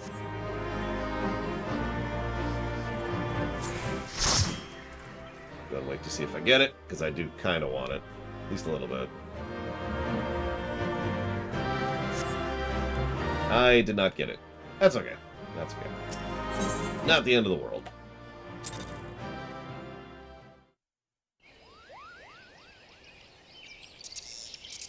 You did it, Kupo. You did it. Good King Moogle Mog 12th, may his mighty soul rest in peace, is no more.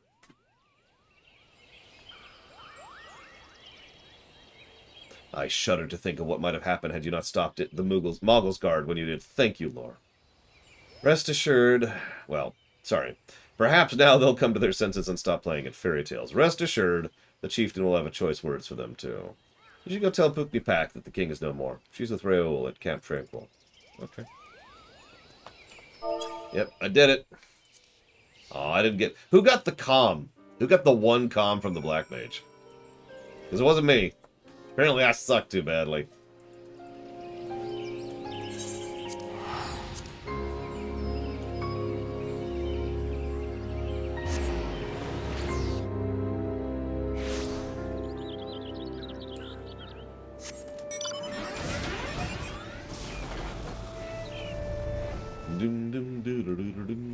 Now it's stuck in my head. Great! Fife? Oh, you were the white mage. Okay, yeah, that tracks. That tracks. Do I dare believe my ears? Good King Mooglebog the 12th, may his magnificent virtue serve as example to us all, has fallen. All Mooglekind owes you a debt, Kupo. And I sense Reo wishes to congratulate you as well. I shall let you two speak without fear of interruption.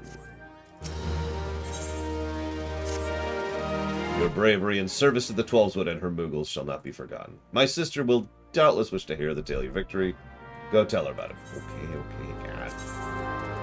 And yes, thank you, all of you, as usual, for your enjoining. I'm going to go with enjoining.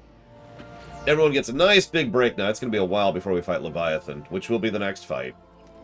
We'll hit it before the lunch break for sure, but I'm just saying, it's going to be like another 13 quests before we get there.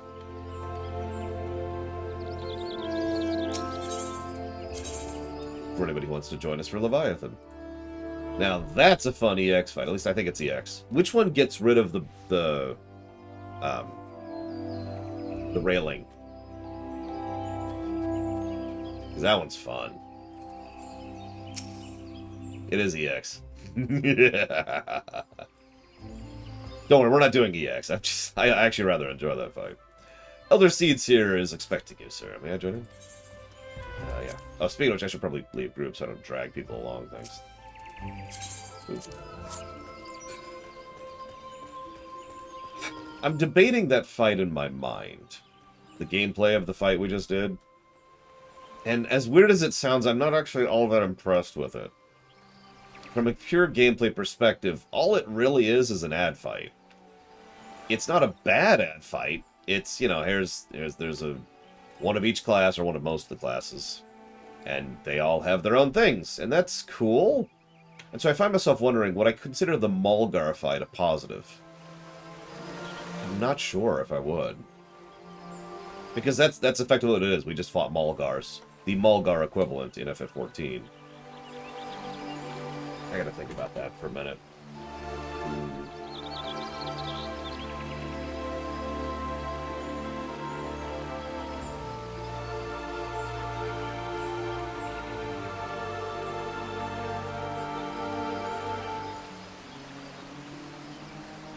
What's funny is this exact format of fight would become a regular staple of WoW for years, although much more refined and much more difficult. They call it council fights.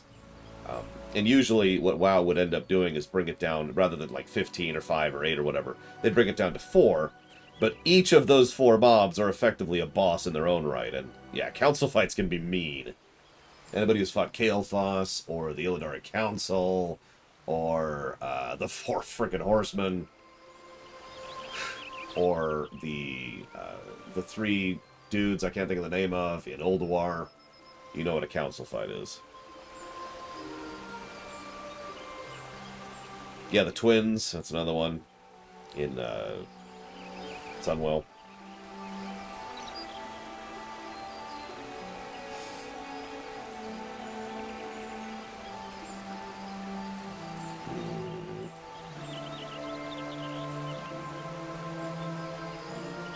I think I'm gonna go and give it positive.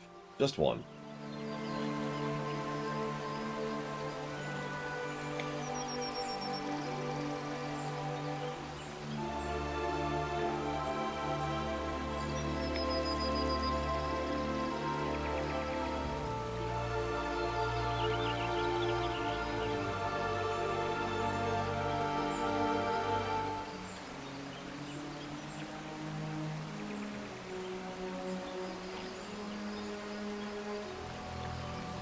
Okay.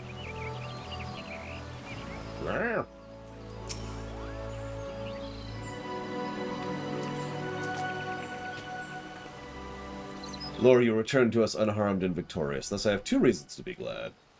Yet the question remains unanswered. If you would be so kind as to oblige me, I would fain hear all that occurred in the Thorn March. Then it is as we feared. The king really is a primal. But he isn't, is he? I mean, the Muggles don't worship him, for one thing. He's not even a god to them. That doesn't sound like any primal I've heard of. Mayhap the fault lies in the definition. The fact remains that through a combination of power and crystals and force of collective faith, the Muggles called forth a being that by right should not exist, and admittedly we already saw this with Greg, but whatever. Moreover, when slain, said being left no corpse, the ether which comprised them being scattered to the 4 winds. According to the accepted definition, he may not be a primal, but the mode of his manifestation was in every respect the same. Which means... Ascians, this whole business reeks of their handiwork. Well, but they said it was a masked man who taught them how, but Gridani has no shortage of masked man, I never thought to question. Confound it all! How many more will they ensnare with their tainted gifts? Too many, I fear. So long as there are paragons to stir the embers, fools to build the pyre, and crystals to feed the flame, ever and again shall we suffer primal visitation. A somber thought, but a salutary one. My heartfelt thanks. Already the information you've provided has proven invaluable. The Grand Serpent Marshal and I have much to discuss. Oh, before you do, my lady, I was hoping you might finish that other matter. The matter of which you speak has actually been settled. See you around, Jesse. Get some rest. The Scions shall not want for support. We shall be glad to send additional supplies to the Revenant's Toll. Yay! Wait, are the elements okay with that? While Ida and I remain to discuss the particulars of our arrangement with the Elder Seeds here, mayhap you could return to the Waking Sands and apprise the antecedent of all that has transpired. And while I'm traveling, let's answer a few questions here. Regirock says, so given how you upload videos and how you... and such, do you have any post-upload habits, sort of deleting them? So I don't delete VODs. There's a reason I have several hundred gigabytes, or excuse me, terabytes of space. Why am I going to the Waking Sands? With regards to storage, and I actually cycle out hard drives semi-regularly. Nevertheless, I do actually have a fairly large amount of post-stream paperwork I have to do after every single stream. just to wrap up everything, get things uploaded, get things recorded correctly, make sure it's labeled properly, make sure it's in the right area, make sure to update the spreadsheet with all the donations that happened that day, make sure to update the figures with regards to how long the stream was, how many viewers I had in it, and just all sorts of paperworky stuff like that. Camper says, will Puklapia burn my palm? Yes! And she did, by God. I super died. Like 3 times. Flygand Tunon, which I'm probably pronouncing horribly wrong, says, why aren't you a paladin? Hang on, that's good. Thank you for reminding me. Seeing you have STO on the list, and you've already done a lore run on it, will be the goal of the new run. Looking at the revamped stuff, or picking up where your last run ended? Neither, in fact. So I never reviewed Star Trek Online. That's kind of it. I know that's a dumb, simple, stupid answer, but it's the truth. I've never reviewed Star Trek Online, and so the goal of doing an STO run would be to review it. It's good to see you hale and healthy, Lore. I received word from Ida and Papa Limo that you felled good King Mooglmog, but I'd hope to hear your version of the tale. So it was, as they said, summoned with the same methods used by the Beach Tribes and the Asians. What the hell is my thing doing here? There we go. Though unfortunate, this incident did at least serve to remind the Elder Seedseer of our usefulness. Her offer of additional support could not have come at a better time. Thanks, Laura. You're welcome.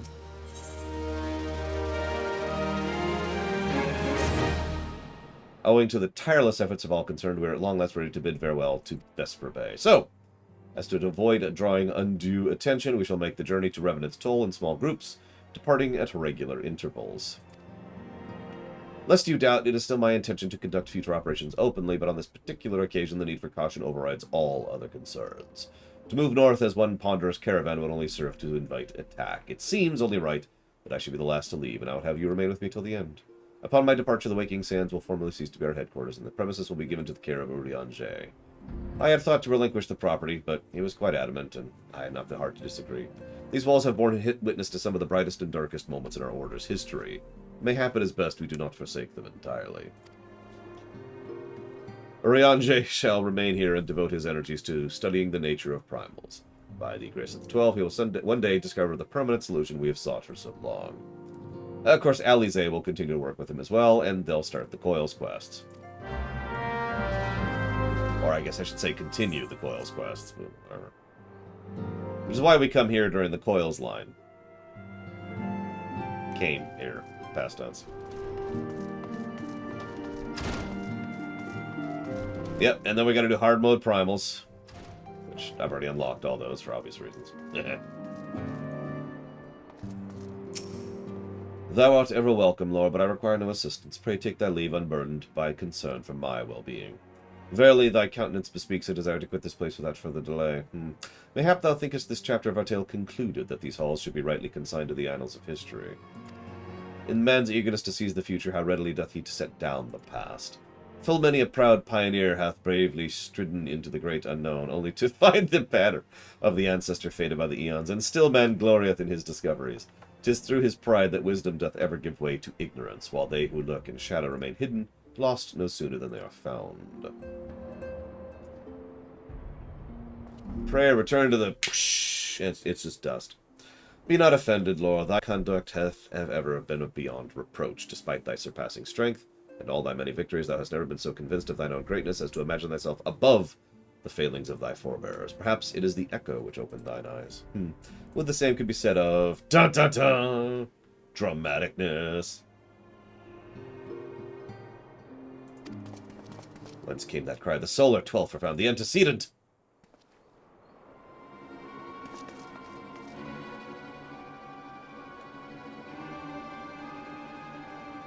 The thought of leaving this place hurt her so much.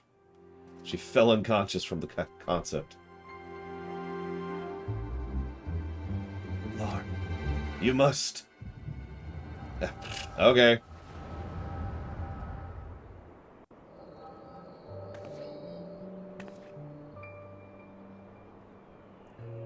It's weird to get an echo from seconds ago, but, you know, it's an efficient way of getting across some information, so sure. Tell me, Louis, would you have done the same? Louis Lavier was a remarkable man, wise beyond mortal measure. Would that I had met him prior to his passing. Hello, Elidibus.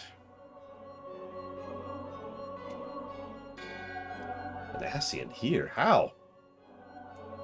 How readily you see, you are indeed gifted, antecedent. But you're not like the others. No, he isn't. Gifted but ignorant. I shall not judge you harshly. The fault lies in your forebears. It has been a millennia. Mine are the robes of an emissary. Unlike he who came before, I have no quarrel with you. You speak of La Habrea. La Habrea is a warrior. He fought, he fell. He may yet learn from his mistakes. Then he's still... Come, I only confirm that which you already knew. There is no cessation, no oblivion, only expulsion. What are...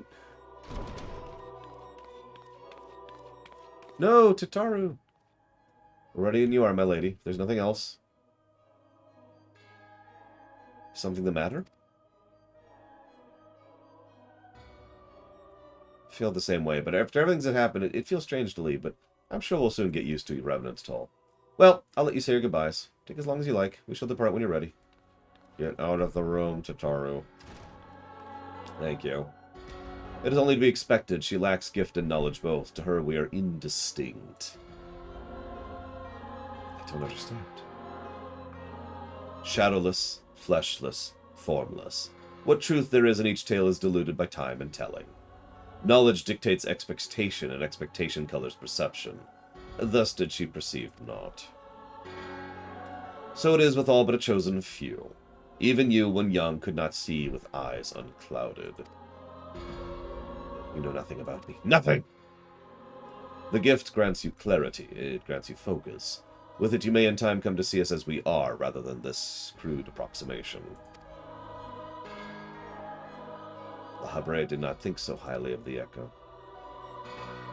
La Habrea is wrong about a great many things. This Echo is indeed a gift, albeit one you have yet to master. And if we did, there would be no strife between our peoples, for we would be of one mind. I leave as I came, in peace, antecedent. May we again see as friends. And so she decides to do the stupidest thing she could, and attack someone who was leaving in peace, who is many, many, many levels above her. Mayhap I was indelicate. 'Tis a mercy she shields her children from his grace with such resolve. Was it also by her hand you survived the ardor, I wonder?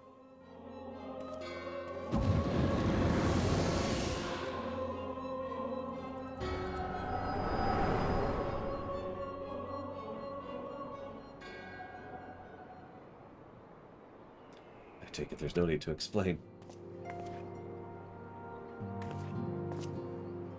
Save your concern. He did me no lasting harm. Whatever his intention was, it was not to kill.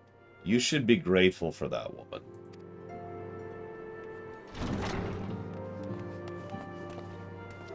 I heard a cry. What happened? Are you alright? You look faint. Do you need to lie down? I could get you a flask of my special tonic.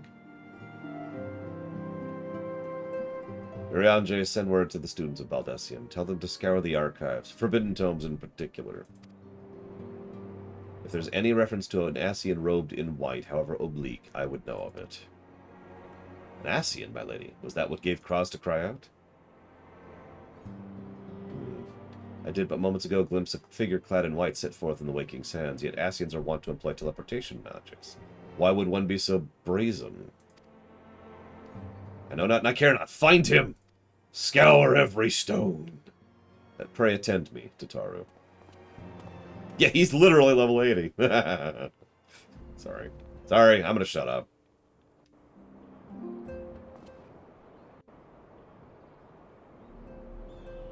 Oh, what's that wonderful speech?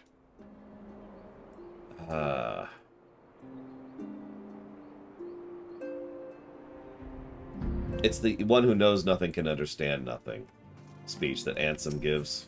Very beginning of Kingdom Hearts 1.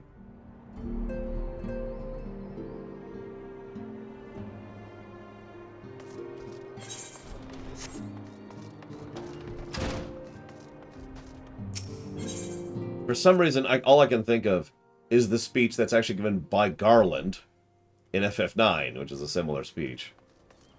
You are completely oblivious. You understand and comprehend nothing.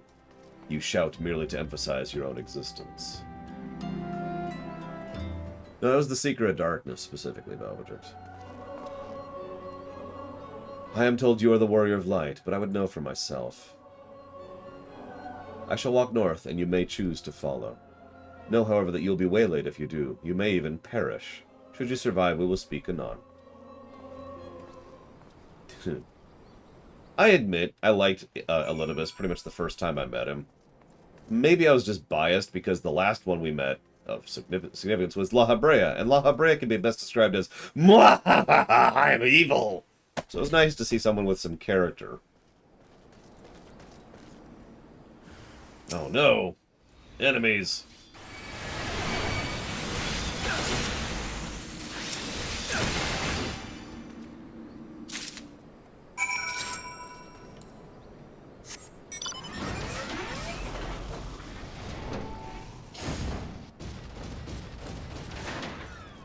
Oh yeah, no kidding, Omega Legion. I mean, yeah, it's one of those problems when you honestly write how I like to write. You kind of limit yourself to your own continuity, so you have to write around the mistakes you made back in the day. They do actually try to explain La Habrea later. Don't worry, no spoilers. But it's very clear it's a, yeah, no, we meant to do that, wink, wink, kind of an explanation.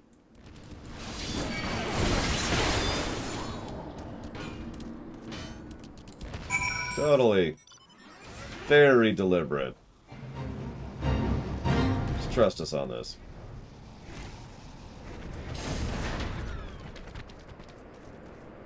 Anything else? Oh no, Asians! Do you have to be all spread out? Make me run around to kill you. I don't need the exercise. Where's the other? Oh, there he is.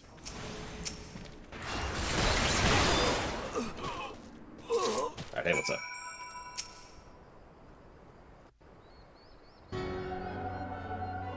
It's a good question, actually, Dakota. No, Valvatrix. Remarkable, truly remarkable. I thank you for granting me this indulgence. None save he who bested La Habrea could endure such examination. Have the laws of man grown so twisted in my absence that it's now permitted to lay hands on an emissary? You bore witness to my audience with the antecedent, did you not? Then you know I acted only in self-defense. I realize the same cannot be said of La Habrea. Even amongst his brethren, he is considered unique. Nevertheless, I cannot wholly condemn his misdeeds, for through them we discovered you, one so strong in the gift that he could cast us out. Your mother favors you still, that much is plain, but surely you must feel it. Her influence wanes, and her strength shall soon be spent. These lands, these people, this world, all shall soon change. As it was, so shall it be again, as it always should have been. Doubt my claims and question my motives if you will. Only believe me when I say this. I am Elidibus, emissary, bearer of the word of the one true God, and we shall meet again. No, I agree. If we met La Habrea after Elidibus, it would be... I don't know if it would be better, because there could be something to be argued for that narrative concept. You know, introduce the interesting character and then the boring character. Because it serves as... it contrasts it, right? It kind of highlights the interesting character and diminishes the boring one. So I feel like La Habrea would be the kind of character we would sooner forget if he was introduced after Elidibus. If not for the MSQ and, of course, memes. But I stand by my statement regardless.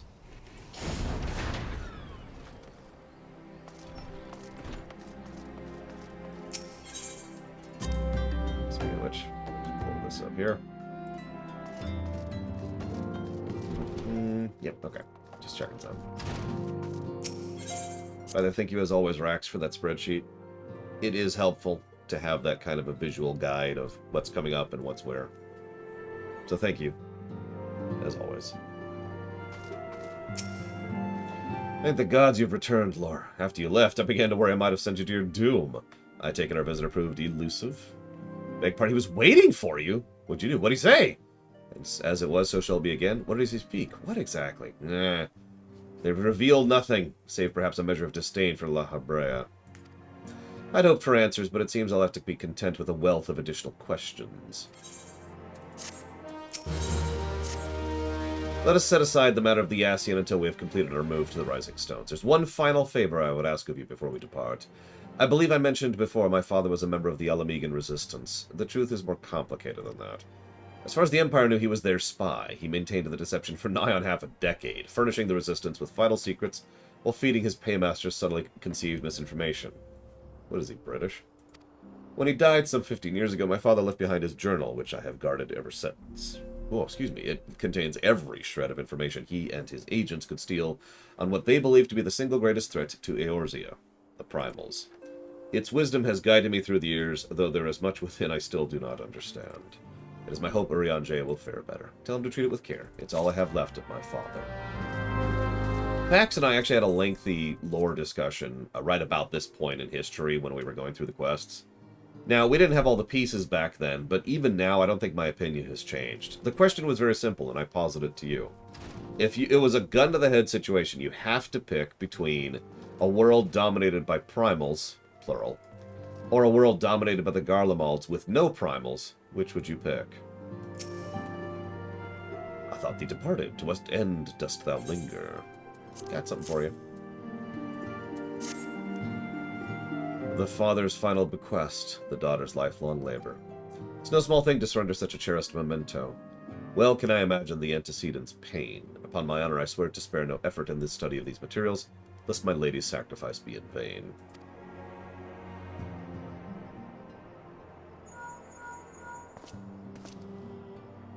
Yeah, what? Lord, this has been Philia. Forgive me.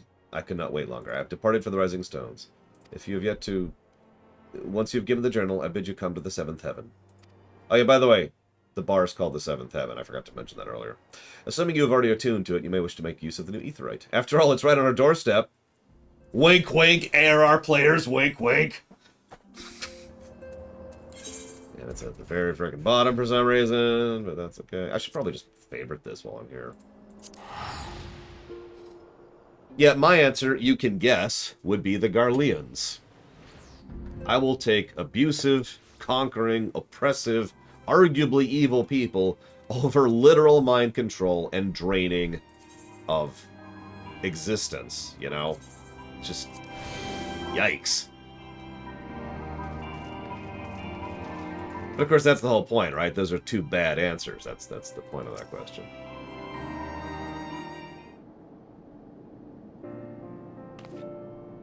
Oh, Laura, you're here. Good, good. We're all wondering when you'd show up. As I was just telling your restive receptionist, I'm pleased to inform you all the documents have been prepared and all signatures signed. The Rising Stone is officially yours. Ba-ba-da-ba-ba. Splendid! From this day forth, we will spare no effort in seeing it was a welcoming and comfortable home as the waking sands. I like how this is when they actually start getting along with the idea that Tataru is the manager, as opposed to Minfilia. We've joked about it before, but I think this is the first time the actual writers started realizing, you know, most of the women you see here are adventurers who come and go as they wish. I dare say it would make it easier for you to do your business here. And it shouldn't hurt that Lor's already made something of a name for himself. It's wonderful to hear. Rest assured this receptionist will work just as hard to see our efforts do not skip a beat despite relocation. And with that, go announce your presence. Okay.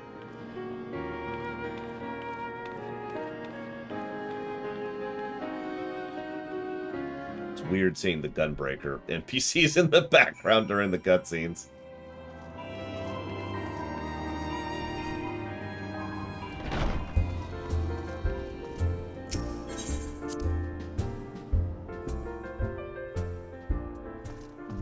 So, new headquarters. This is what it looks like. Check it out.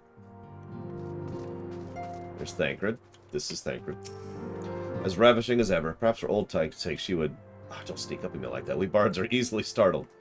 Please do not have sex with Minfilia's mother. didn't realize the signs had moved till I arrived in Vesper Bay. Thankfully, Urian J was kind enough to direct me here. I know I just joined, but if there's anything I could do, please let me know. As you can see, our Charlayan allies have furnished us with a wealth of new tomes. It would be prudent for you to broaden your knowledge as well. Oh, you wish to help? That's kind of you, but I can manage on my own. Besides, you should be out having grand adventures, not withering away here with me. Hey, it's Hoary Boulder. Is this the first time we see him? I haven't seen him before now. And I've been looking. The horror. The horror. I love the smell of victory. It smells like sweat. No Moontoy sauce. No victory. Yeah. So here we are, completely independent and unquestionably neutral, or at least more so than before. Truth be told, I cannot say it feels different. Of course, Ida begs to differ.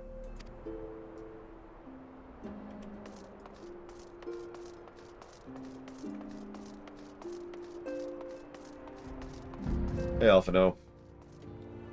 Just tiny. Look at that. Literally half my height.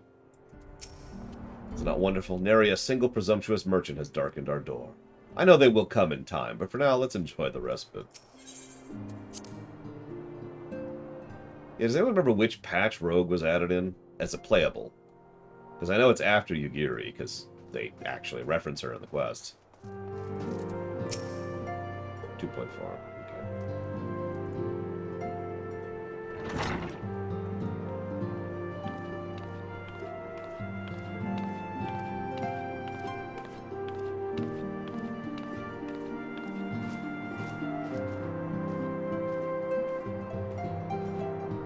Well, it's certainly spacious.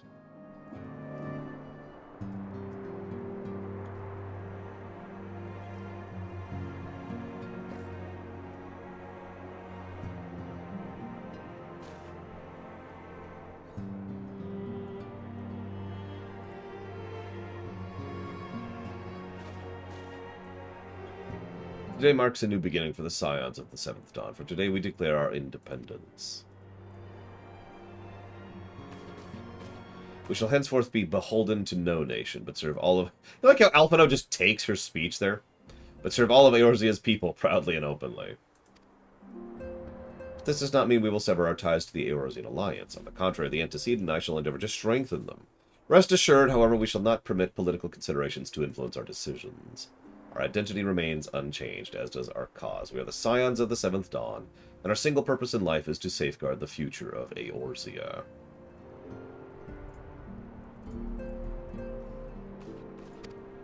For Eorzea.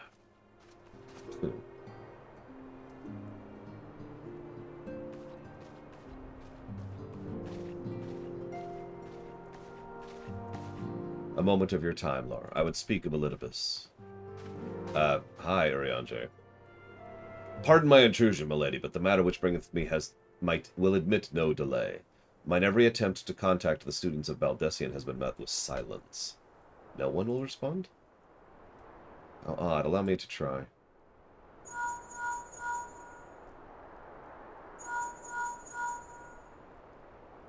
Come on, pick up your phone. They have never ignored us. I fear we must assume the worst. No, I will not believe in an outpost, perhaps, but the headquarters. Their wards are beyond circumvention. Had they come under attack, they would have most certainly raised the alarm. None could have penetrated their sanctum unnoticed. But for those who lack the gift and knowledge both, oh no. Contact their agents in the field at once. If aught has befallen the students of Baldessian, they may know of it. Though the thought of it pains me, until such time as we have evidence to the contrary, we can but assume the worst. Accordingly, we must needs seek another source of information on Elidibus. 'Tis possible the others in Homeland are possessed of such knowledge. Be fair warned, however, they are unlikely to yield it unconditionally. Do what you must. Yet another unforeseen and unwelcome development.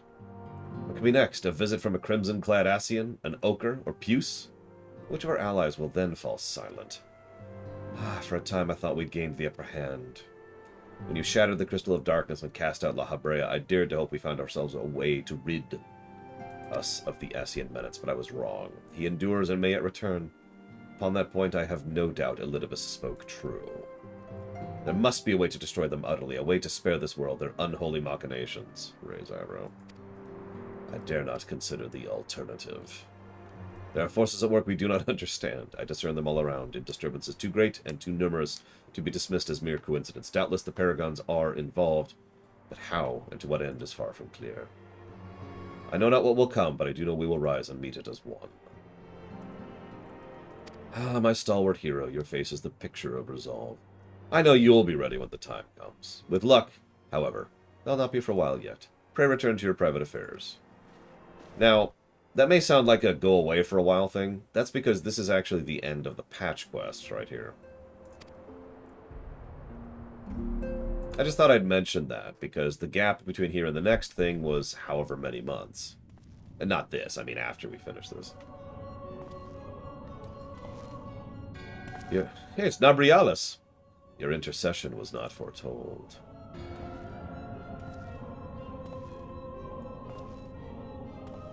You object? We question. Our plans are in motion, your intentions unclear. They survived the 7th Ardor and are now stronger for the gift. Does that not intrigue you?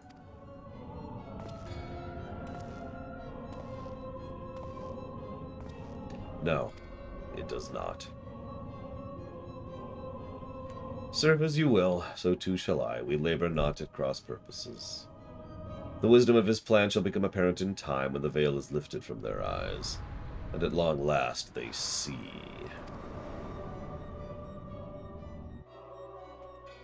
Yeah, I wanted to comment on two things here. So that, right there, was a 3-month gap before the next quest started. In fact, what it would say up in the, here in the upper left is to be continued or something like that, or the story continues. Some of you actually have this in your upper left right now. I forget what they have a specific thing, which is, you know, TBC. But the other thing I wanted to comment on here, do you notice how that entire MSQ had no voice acting whatsoever?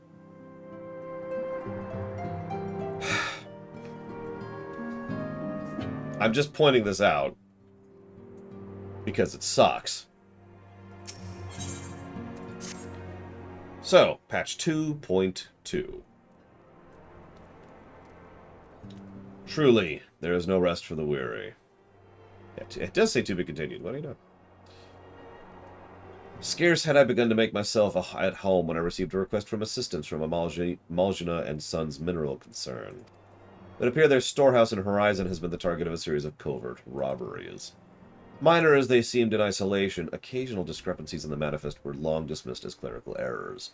It was only during the concern's annual audit that the pattern became apparent.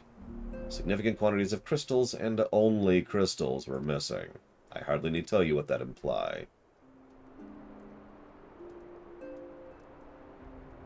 The brass blades charged with investigating the thefts believe that someone within the concern is selling the crystals for profit. Alas, they have as yet been unable to identify a likely suspect, and the concern's proprietors have grown frustrated by their lack of progress. Needless to say, I would not have agreed to intervene had the stolen goods been of merely monetary value. If there's even a possibility that the thief acts not out of self-interest, but in service to a primal, we can ill afford to wait for the blades to realize their mistake. Rendezvous with Shishtola and Thancred, and figure out what the hell's going on. Okay.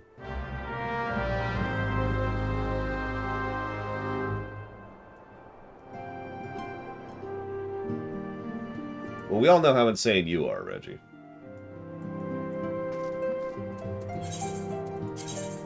Alright, while we're traveling, very briefly, let's hit a QA question. Do you have a fleet in STO for people to join? Kind of. So Pax and I are part of a fleet. I couldn't even tell you the name of it off the top of my head. We joined it years and years ago. And we don't do anything with them at all whatsoever. Not anymore, not since all the space station stuff was all built. Technically, there's not even a reason to stay in the fleet at this point, because we've already gotten all our fleet gear. We just stay in because there's no reason to, and there's no reason not to. Ah, Lord, your assistance is most welcome. I've already spoken at length with the brass blades of the Rose, albeit to little avail. It would seem that the thieves took great pains to conceal their activities. I could go into further detail, but your time might be better spent in conversation with Fufulupa. He's the officer in charge with leading the investigation, and would only be repeating that which he related to me. If aught eluded my attention, mayhap it will not elude yours. Okay. Omega Legion says, do you think the Ascians tricked the Mughals into summoning the Primal as a prank? Well, La Habrea was like, dude, watch this, lol. It'll be so funny. Yes.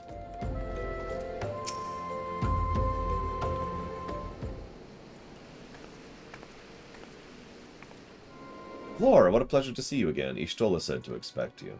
Terrible business, these thefts. We have yet to confirm the quantity of crystals stolen, but I dare say it may be greater than... Never mind that. I have news to share. A short while ago, the driver of a heavily laden carriage refused to halt for inspection and broke through one of the checkpoints on the Royal Alagan Sunway. The cart bolted east towards Thanalin, where, thank the gods, I hear that our colleagues were able to apprehend them without further incident. A speeding carriage? That would be a curious choice for thieves of proven cunning. Yet the Amalja do have a foothold in eastern Thanalin. What other cargo? Did they carry the crystals we seek? I should be receiving a report any moment now, but I failed to see what it would... Did you miss me? I'm back, but I fear I come bearing disappointing news. On second thought, it's actually good news. Thancred, where have you been off to? I figured you had everything under control, so I took a brief excursion to check up on our Amalja friends. Wouldn't you believe it? I happened upon a runaway carriage in the way. Was even able to do my small part to help the friends in the Brass Blades intercept it. In all my years, I've never seen such a prodigious quantity of somnus. The Blades were calling it one of the greatest hauls they'd ever seen.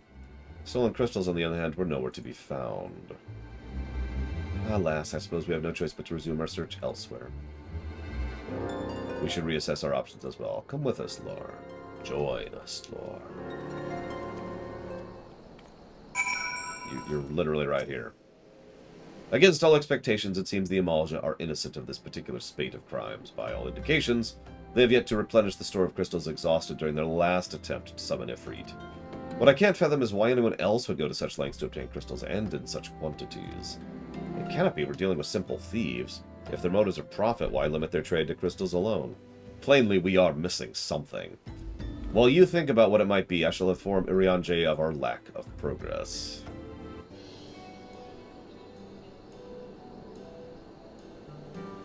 Now then. Ah! God, that actually surprised me. We went through an entire patch of no voice acting. And I haven't heard voice acting in like 5 days. In real time.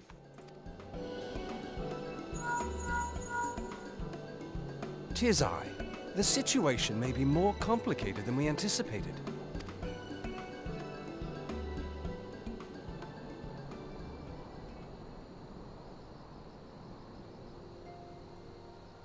Indeed, I shall remain watchful. Ere thou goest, another matter requireth thine attention. A young maiden, full eager to... Wherefore inquirest thou of her fairness? Oh, very well. Be she damsel or devil, I shall direct her steps to Revenant's Toll. Save thine insinuations for one given to such impropriety. Thou shalt not find me amenable. I can't hide it anymore. I actually am Urianger. Or, slightly more accurately, he is me.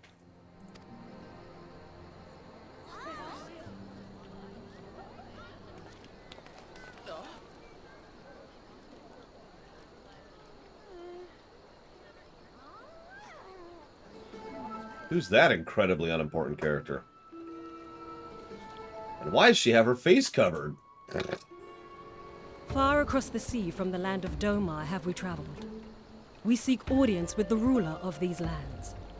Who here speaks for you?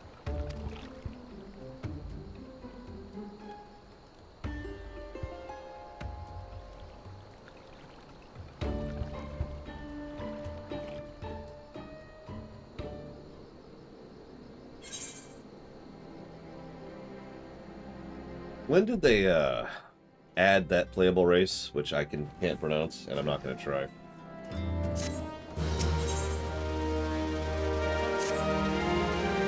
Oh wow, that's earlier than I thought. Alright. Let's go talk to the cop here. Hey dude. Cop it up. Oh, it's good to see you return. I've given some thought on the matter. I have hit upon a most disturbing possibility. How could I have been so blind? Calm yourself, Ufalupa. I was contemplating as to how the thieves' activities escaped our notice for so long, and it came to me. What if someone amongst our ranks is conspiring with them? A traitor! It would be most unfortunate if your fears prove well-founded. Indeed, if for reasons of security the concern decided to transfer the remaining crystals stored at Horizon to another location, their plans would be discovered the moment the Brass Blades were informed. Such a shipment would be well guarded, with thieves as wily as ours risk open confrontation. Mayhap not, but neither would the concern be eager to present them with such an obvious target. Nay, they might elect to carry out the transfer in secret, to entrust the goods to, say, a lone Mikote miner traveling without escort, as to not attract undue attention. Ah, I see. Yes, the concern may well elect to do that. But to travel with such cargo is a strenuous task. This miner would certainly need a rest on the way. Mayhap at the north of the bridge to Hammerlia? A fine spot for rest, would you not agree? You lie in wait in the north, I'll wait to the south. My friends, I have received new orders. I must inform my friends at once. Okay. Traitor! Meanwhile, 5 feet over there. Call me a cynic, but I would be surprised if these thieves lay down their arms and surrender. See that you come prepared to offer them some encouragement.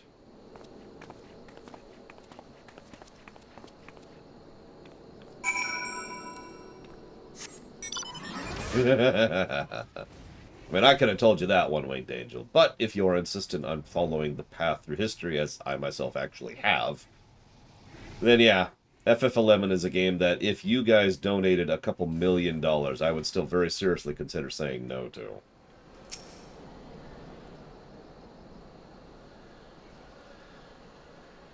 While we wait here, let's see. So, Umbral Magnus says, if you had to fix Minfilia, how would you do it? So let's go ahead and cover the obvious. The way to fix Minfilia is quote-unquote easy in concept. Give her a character. But it is hard in execution because she lacks a character. What this is something I like to refer to as blank paper syndrome. Or blank page syndrome. In other words, we have nothing to go on, really. So we would be inventing a whole new character from empty cloth. So the question then becomes, what do we make Minfilia?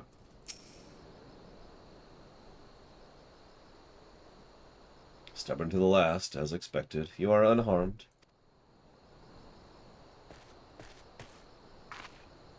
Gang of sea-wolf thieves in Thanalin, no less. I suppose there's a first time for everything.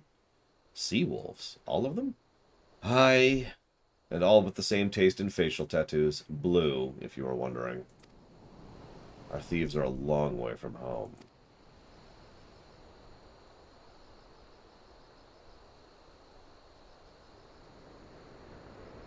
Thancred, if you would make so good as to attend outstanding matters in Horizon, I have inquiries to make. You know, I just realized her eyes are pretty green, but I think my eyes are actually even more green. She's got like a sea green thing going on.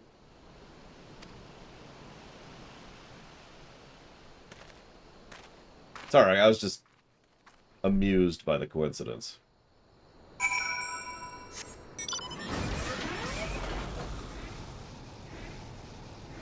For those of you unaware, it's not obvious because of the lighting, but my eyes in real life are actually quite green.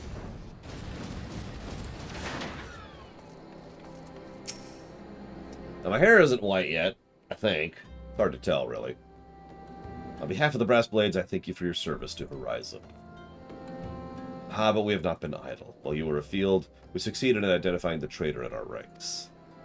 Is that so? Well, by your leave, I would like very much to have a word with the fellow in private. Not possible. He subdued the unit of blades dispatched to detain him and made good his escape. Oh, for the... And how did he manage that, exactly? Your men haven't been sampling the somnus we confiscated, have they? Or was he a giant in disguise? No, but he was quite strong. A sea-wolf, Laminson, born and raised, I believe. But don't worry, we will find him. I see. Pray keep me apprised of developments. Yes? Yeah, he's standing right next to me. Understood. Lore, I fear our time together is at an end. Your services are required elsewhere. Awfully disappointing, I know, but one must follow where duty leads. You try to look a little disappointed. Or do you mean to give me one of your stoic nods? You do, don't you?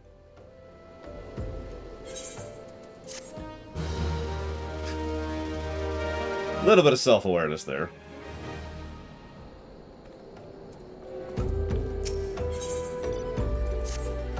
The antecedent bid me tell you to make for Vesper Bay, where young Alphino awaits your coming most eagerly. While you do whatever it is that Alphino has planned for you, I shall endeavor to track down the traitorous Brass Blade. And when you do, rest assured I will have your answers.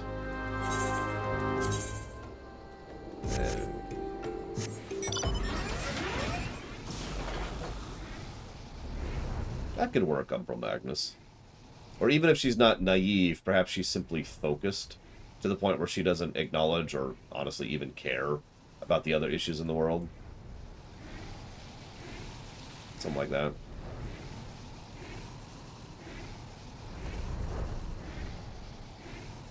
God damn, I can't wait to be out of ARR. Meanwhile, we are once again going back to the Waking Sands. It's okay. So, I'm going to share with you a bit of an impression I had when I was going through these particular quests. Oh, wow, cool, awesome, interesting, engaging political story. Oh, we have to go fight a primal. But back to the interesting, engaging political story. And then we have to fight another primal. I felt like I was yo-yoing through these quests when I was doing these for the first time. You're late. Go to hell. No matter, I know where our visitor's heading. From when I have been able to gather, this vessel belongs to a band of Domans who seek an audience with the Sultana. You're familiar with Doma, yes? Yeah? Well, like the rest of the nations on the Eastern Continent, it is ruled by the Garleans. Given our visitor's unannounced arrival, as well as the state of their ship, I suspect they did not leave their homeland under the best of circumstances. And needless to say, I should be very interested to hear their tale, and, more importantly, what they would know of current state of affairs in the Empire. Such information could prove useful. We would be fools not to pursue this opportunity, do you not think? Come with me to Ul'dah. Unless I'm mistaken, and I am rarely mistaken. Jesus, Alphino. We will find the Domans bickering with the Sultan's sword in the Royal Promenade. You are uncertain of your role in proceedings? Insurance. If our guests are not Imperial agents, it would seem fair to assume they are being pursued by some. And who better to have on hand than you in the event of an unforeseen diplomatic incident? Besides, I do so enjoy your sparkling repartee. Are you sassing me, boy?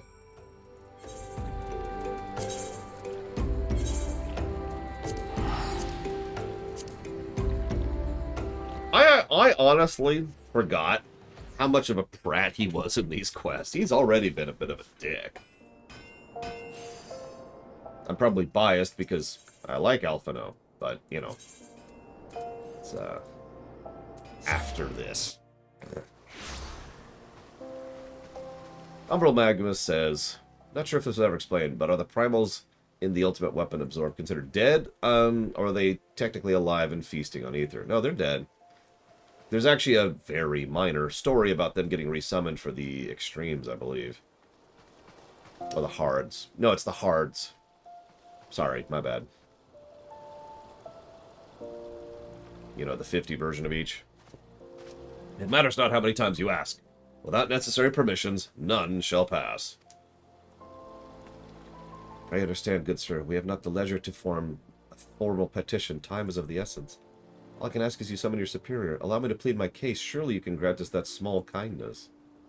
Away with you. Darken these doors no longer. I will not ask again. You know not what you do.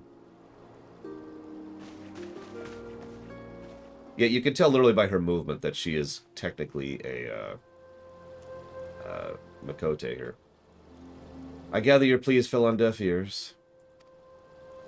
A loyal man with a cold heart. I know his kind well. I hope you will find me more to your liking. Alphino Leviere at your service. A friend. Which I believe makes me very nearly unique in this part of the world, at least. Few indeed are your allies in Ul'dah, yet you will need some if you wish to endear yourselves to the wealthy and the powerful.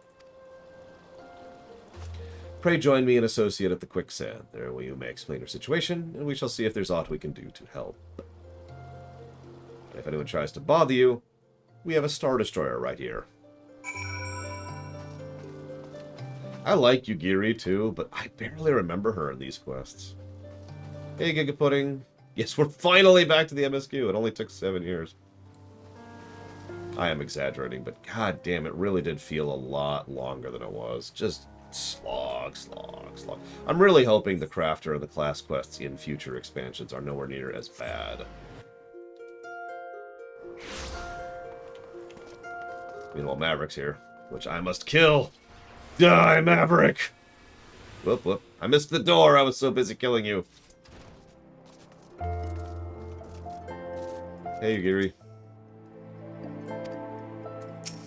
I'll just be here. On the table. That was your plan all along, Maverick. I knew it! God, even sitting down, I'm a giant We have compared to traveled them. some several thousand miles across the sea from the nation of Doma, in hopes that we might find sanctuary in these lands. I keep being surprised when there's actually voice acting. Sanctuary, Lady Yugiri?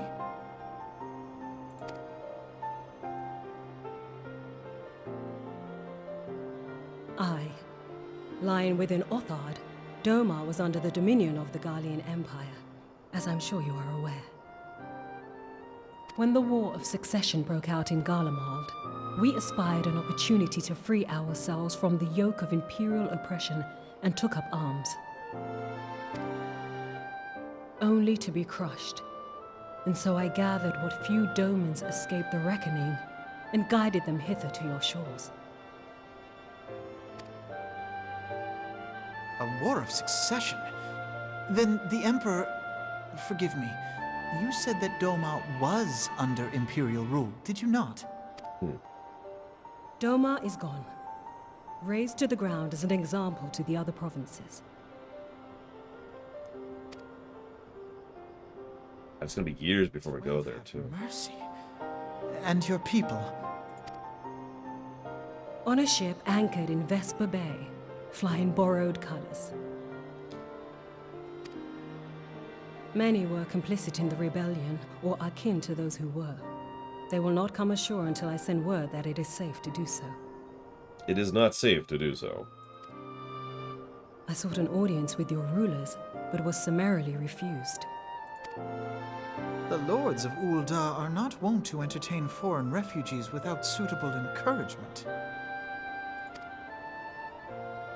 Mayhap I was foolish to expect otherwise, but our supplies run low and we have young ones in urgent need of care. I have seen the tents outside the gates, however. We are not the first to seek asylum, nor will we be the last. Be that as it may, Ul'dah is no friend to Garlemald. Your tale would stir the hearts of many men and women here. The Sultana and the Syndicate will not be so easily swayed, but I shall see that you are granted an opportunity to plead your case. This is within your power? Well, far be it from me to boast, but I do have the ear of certain influential individuals. I am in your debt. Lady Yugiri, forgive me for observing, but your choice of attire seems like to evoke feelings of mistrust. Men are wont to fear the unfamiliar. We know this from experience. We seek only to spare the people of Ul'dah unnecessary disquiet. I shall defer to your experience, then. I thank you for your understanding. It seems I have urgent business with the Flame General. I leave our guests in your capable hands.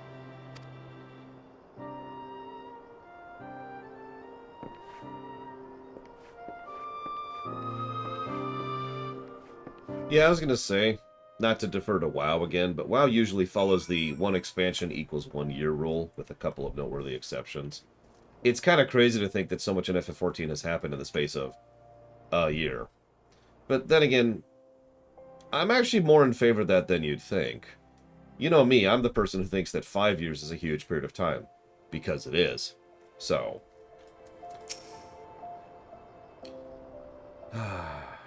If I may, sir, as I said earlier, we've been at sea for several moons. Our supplies are all but spent.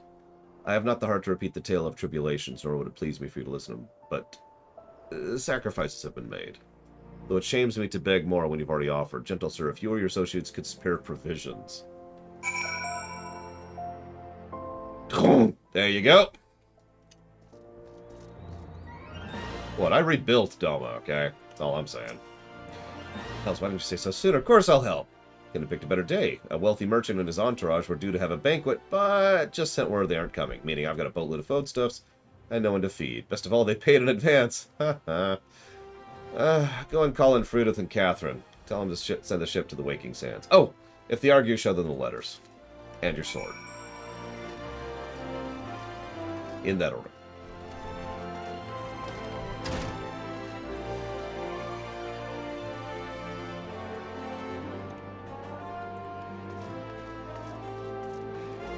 So, I'm still actually pondering a question Cashel asked yesterday. And I know Rax's thoughts on this because Rax hates player choice and is in favor of terrible game design. So,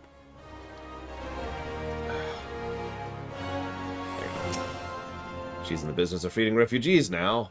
I'm not normally one to question Mistress Momodi, but that doesn't seem wise to me. What? I'll not speak for the children, but if you ask me, any man that can't earn a crust deserves to go hungry. And dead! Alright. That's an odd request. Maybe you misheard her. Nope. You know, you shouldn't encourage them like this. They'll start to expect it. As much as I'm getting angry here... Oh, and I should probably mention that this is the part of the story arc I remember liking quite a bit. The refugee crisis. Remember, Ul'dah already has a refugee crisis from the Alamegans, and we've seen in many quests exactly how that's been going. Now we have Domans showing up at their shores. Yay. You know what's funny, though? The Uldanians are corrupt to the core and financially driven, so that's not a good option. The Gridanians would have to petition the elements, which is a lengthy process which they can't go against, and would also have to face massive amounts of bigotry. So the only actual place that they might get help from is Limsa Lominsa. And even then, remember, Limsa Lominsa is having their own problems, because they're having trouble feeding themselves, thanks to how few willing workers they have. But, you notice what I just said. Like, chkonk, right? But nobody ever thinks to go to Limsa Lominsa. Maybe they just don't want to live under a bunch of pirates? I don't know. Didn't give any trouble, did he? No. One of them's dead, though. Sorry. I dare not hope for such magnanimity, much less expect it. Mistress Momodi is generous indeed. I shall be sure to thank her most humbly.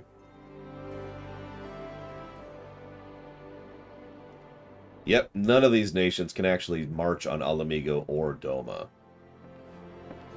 It's just not in the cards. I mentioned that earlier. I gave a whole speech on how even if they were somehow able to actually military push the Empire out of Alamiga or Doma, that's not really going to solve the issue. It's arguably going to make the issue worse. Lady Yagiri, I briefed the Flame General on your situation. I think you'll be pleased with his reply.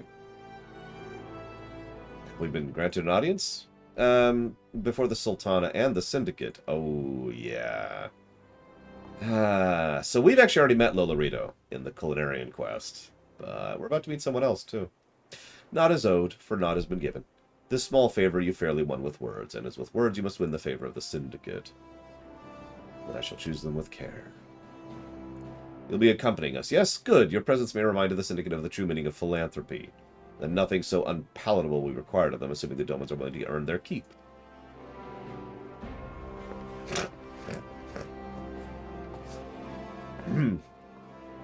So here's the actual question, though, and I do want your thoughts on this, Rax. It boils down to, should player customization be allowed, yes or no? And we had a long discussion about that yesterday, I believe. That's why I left the question in the queue, so I can be reminded to bring it back up again. Specifically in FF14, let's go ahead and narrow that down a little bit. Because obviously in some MMOs, customization is critical. Guild Wars 1 would be a terrible game without the massive builds concept that is its underlying substructure. But in FF14, we don't have customization. We have pick a class. Now that's fine. It does work for the MMO, but the question becomes, should customization be added to FF14 in terms of class design? Hey, it's Teledji? Something like that? Who are you? I wish to greet our guests beforehand and offer my support for their cause. Doma and Ul'dah, it matters not to me. Birthplace does not equal birthright in my eyes.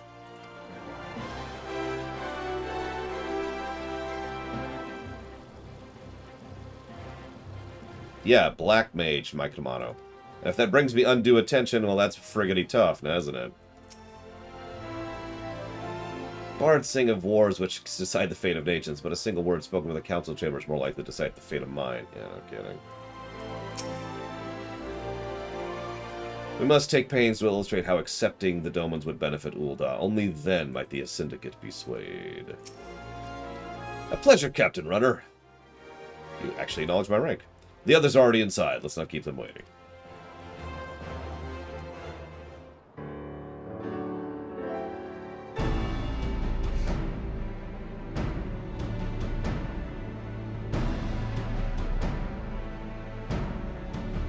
I, Yugiri of Doma, am honored to meet you at last, Your Grace. To mark this auspicious occasion, I should like to present to you the finest treasures our humble nation has to offer. Alas, the circumstances which have brought me here today have divested me of both time and dignity. I come before you as a pauper in direst need of aid, to request that you grant my people asylum. I, Nanamo, 17th in the line of Ul, welcome you to our city. Be at ease, Lady Yugiri. Although I myself have heard the tale of your misfortune, I would ask that you recount it once more for the benefit of the others here present. As you wish, Your Grace. For many years, my nation, Doma, suffered under the yoke of imperial rule, and my people yearned to be free. Thus, when a war of succession broke out in Garlemald, we sought to take advantage of the chaos and reclaim our liberty. Alas, our enemy proved less preoccupied than we had hoped, and our rebellion was put down in the most brutal fashion. Those who survived, how many do they number? More than 200 souls huddle within the cramped confines of our own galleon's hold. Yet this figure accounts for but one of a number of ships which escaped the Purge. It is my hope that you will allow us all to dwell within your walls. Should that prove unfeasible, however, I humbly ask that you accept as many of my people as your resources allow. Pray understand, we do not beg a boon, but propose instead an arrangement. We would serve as soldiers or tradesmen until our debt is repaid. What are the Syndicate's opinions on this matter? I, for one, think it's a marvelous idea. Lady Yugiri and her people strike me as an industrious lot, and there are parts of the city which have yet to be fully restored. If they are willing to work, I see no reason not to let them.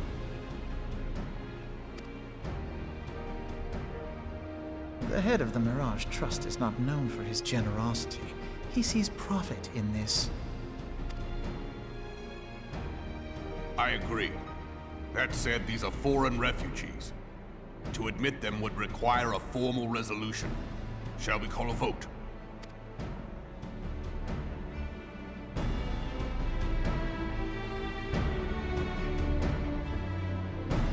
The law is the law.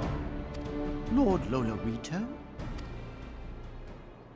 Tell me, are you blind or willfully ignorant? Even now, our streets are choked with the displaced victims of the Calamity and Alamigan refugees. They live hand to mouth, subsisting on aid provided by the immortal flames, the cost of which grows ever higher. I was just looking it up to confirm, because I can recognize Cam Clark anywhere. And I forgot he voiced Lolorito here. Only an ARR, unfortunately. The wealth of Uldar is not without limits, my friends. And need I remind you that these refugees are prone to violence and criminal activity? You have all read the reports, I think. Without homes or employment, it is only a matter of time before men grow desperate and take that which they imagine has been unjustly denied them. Yet, knowing this, you would have us swell their ranks.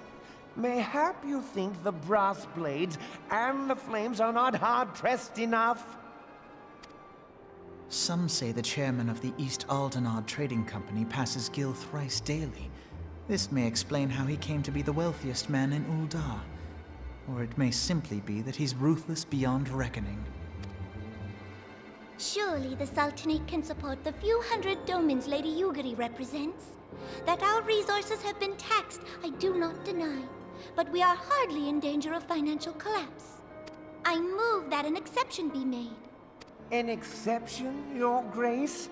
I am suddenly reminded of a similar debate some years ago regarding a number of Alamigan refugees, if memory serves. What were your words that day? Yes, the law is the law, and so our visitors remained in Little Alamigo. Mayhap our wise and benevolent Sultana would be so good as to enlighten us as to which other of our laws should not be upheld. Mind your tongue, Lolorito. My lord, I share your concern for the welfare of our great nation, but we must endeavor to take a longer view. You know as well as I that people can be a resource still more precious than Gil. Precious or not, they were never yet so reliable. And unlike those who frequent your establishment, I have no desire to gamble with my future. Uldar's greatest asset is, and has ever been, her material wealth. We risk this at our peril. One need only look to Teleji Adeleji's example for evidence of the danger in allowing sentiment to dictate policy. How far the vaunted Mirage have fallen, both in repute and profitability, since he began employing refugees. How I choose to conduct my affairs is not your concern, my lord. A proposal has been tabled. Given its urgency, I move we forego further debate and call a vote. To accept the Doman refugees or not. Those in favor, I bid you remain. Those opposed, I bid you leave. Real quick, you see that in the lower left? This was pointed out in chat earlier. I was going to point it out if the camera ever lingered on it. That's Godbert down there in the lower left, the one completely cloaked. Of course, Lolorito leaves.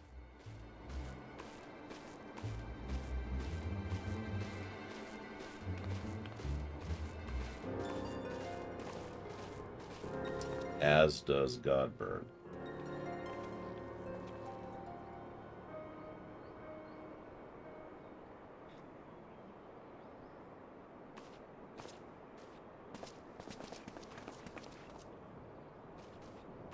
Would that it were within my power to welcome you and your people, Lady Yugiri. As you have observed, however, my authority in such matters is regrettably limited. Without the consent of the Syndicate, I cannot act. I understand, Your Grace, and I appreciate all that you have done on our behalf. The nerve of the man! If that bastard had not forsaken the eastern trade route, Little Alamigo would now be thriving. Oh, that you should have traveled so far under such dire circumstances, only to be refused in this manner is utterly unconscionable. Pray, accept my sincerest apologies.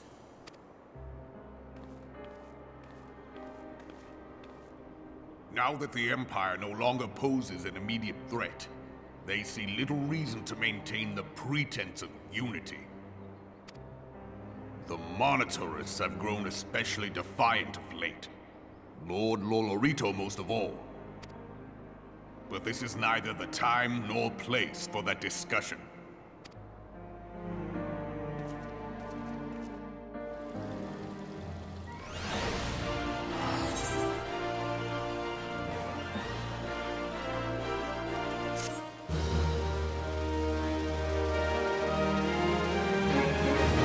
This is a spoiler, but I feel comfortable giving this one away. Tilaji doesn't give a damn about the refugees.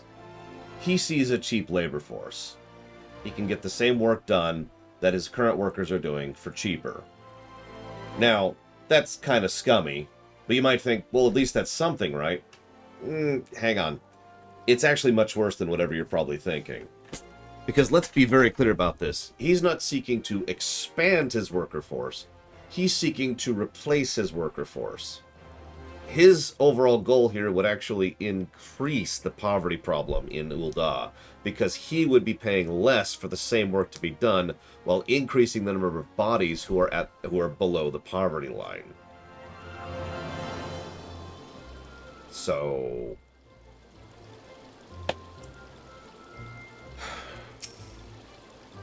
yeah, no, yeah. I just wanted to make it very clear what he's after here. This is well written, and this arc is probably getting a positive or 2 or 3. I've already jotted down some notes to that regard. But I want you to really understand why so many of us in chat, and including, you've probably seen my own expression, are all just kind of sneering at Tilaji, because he is a slime ball. He's not just trying to profit off of someone else's misery. He's trying to profit off of someone else's misery while actually making it worse, and in fact increasing the overall misery, all for the sake of reducing his costs a little bit to make himself more money. This is just naked greed right here. It's, yeah, as usual, the Ul'dah stuff is awesome. There's a reason I recommend people start off in Ul'dah. I kind of agree with you, Rax. I do think, if I could just jump in super quick on the class balancing thing, I think that the problem is that in an ideal world where time and money aren't really huge things and we don't have a team that's already overworking themselves to death, I would absolutely be in favor of custom classes. You know me, I'm big on player choice and I love build gameplay. It's why build gameplay is almost always a positive in any game that has it. But I do think that it might not be the right call for something like FF14. It is a shame, because every other one of the major MMOs I play has build gameplay to some extent or another. Specs and talents and elite skills and the other specs. And of course, the many things STO does with regards to how you build your ship. It is a bit of a shame, but it's an understandable shame. But that brings me to another interesting question. We had a long discussion about this one, and I have a thought I'd love to run by you and get your thoughts on. But it boils down to, how would you make green DPS interesting and or fun without running into the problems that entails? It bears repeating, Lord Lolorito does not speak for the Syndicate. The others harbor doubts. I will allow, but in time they shall see the error of their ways. As you observed, Lolorito is not afraid to speak his mind, nor is he like to change it. Oft have I wondered how a man so skilled at weighing the worth of things should be so incapable of seeing the value in people. Bah! I'll waste no more words on him, not when the Domans are yet in need of aid. Follow me to the Hollow Flames. What problems spring from that? So, there's actually many. Again, we talked about this at length for like an hour yesterday. The first and most obvious problem. So let's assume for a moment that I am a sage. I do damage. I have a whole damage rotation. Behold my incredible power. If I'm doing the DPS that a DPS does, we've already got a problem. If I'm not doing the DPS a DPS does, we have another problem, because we have the Elementalist problem, is what I call this, where I have to do a whole complex mechanism. You know, I have to go through a rotation with my own gimmicks and my own mechanics to produce less. If I am a healer who is being able to do that kind of DPS, you have to reduce the amount of healing I do, because otherwise I am fundamentally better than every other healer. If we add a new healing class which can do better DPS than any other healer, then they are the best healer. But, hang on, if you reduce the amount of healing that this DPS healer can do, then they have just become one of the worst classes in the game, because they can't do the DPS of a DPS, they can't do the healing of a healer. So all of a sudden, they are being outclassed by everyone. And if they make it so that their DPS is doing so little damage as to be effectively inconsequential, but they have to run through all of the numbers to do so, at that point, why not just make them mash the 4 key, which is what they do right now. There's actually even more problems attached with that, but you can see how it's a huge, colossal issue. One of the potential solutions to this is make them a true hybrid healer. So this is something WoW has actually used to, admittedly, great effect in 2 separate expansions. So I can talk to you about, in execution, not just in theory. The way it works is, you know how Cardia heals for damage you do? That, but more. Really lean into that. So in other words, instead of all these heals, a true hybrid healer effectively has no heals. They only have damaging spells. But all of them do something. They either pop a bubble on someone, or they make it so you take more health, or they increase your health, and blah, blah, blah, blah, blah. So in other words, they are in every way a DPS class. It's just all the damage they're doing is actually healing. Now that's cool and awesome, but you might wonder why WoW has only done that for 2 expansions. The problem is the aforementioned. If they do as much healing, then they're just better than other healers. If they do as much DPS, then they're just better than other DPS. And if they do less than either, then they're just worse than everyone. Now, on the fly, because I've considered this exact problem for years, literally on the fly while we were discussing this yesterday, an idea just popped into my head. I was like, oh my god, that's the perfect solution. But I'm going to stay quiet about it for right now. I don't want to bore you with my solution, because I'm curious of your thoughts before I give my proposed alternative.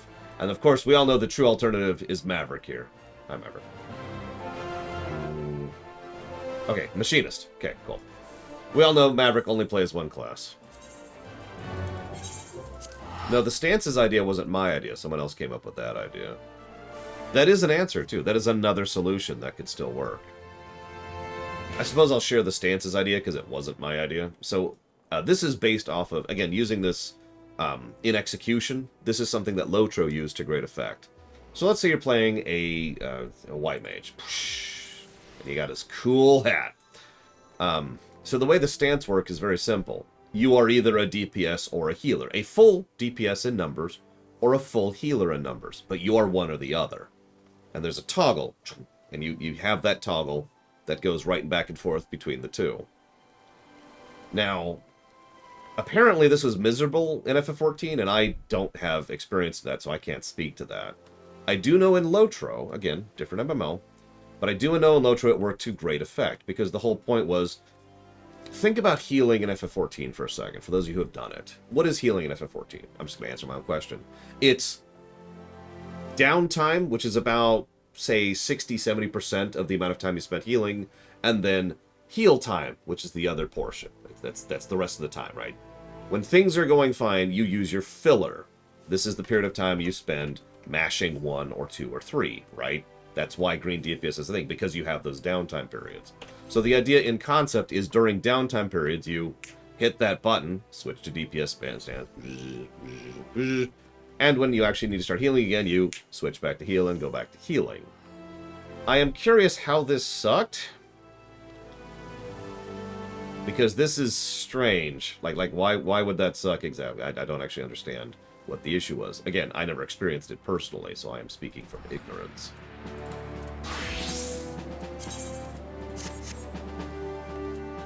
Like, maybe it was a problem with implementation, maybe the tech wasn't there yet, I don't know. I still like my solution, but again, I'll share my solution in a minute. The Syndicate has spoken. I see no point in moving the matter be reconsidered. The Monetarists have made their position clear. Agreed. Huldah is not an option. Nor are Limsa or Gridania, given their internal state of affairs, which leaves the Dome and friends confined to a ship. That's it? You're going to spend 1 sentence considering the other city-states?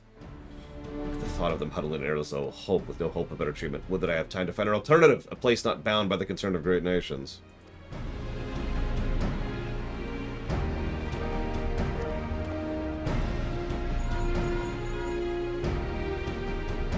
Philia, that is precisely what I wish to discuss.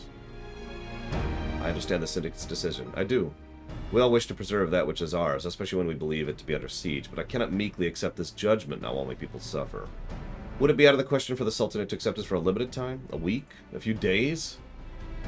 I shall keep you informed. If it's a cooldown, that's terrible by itself. Just right there. It being a cooldown is an awful idea. That should be a straight-up off-global cooldown toggle. Just... Lady Eagery, I have a proposal if you would hear it. Out with it, Master Alphino. The headquarters of my order, the Scions of the Seventh Dawn, stands in a place called Revenant's Toll, an outpost in Mount Mordona. Like most outposts, it is frequented by mercenaries. Now, Magister, you can play FF14 right now. The trial's back up. Go, man! Go!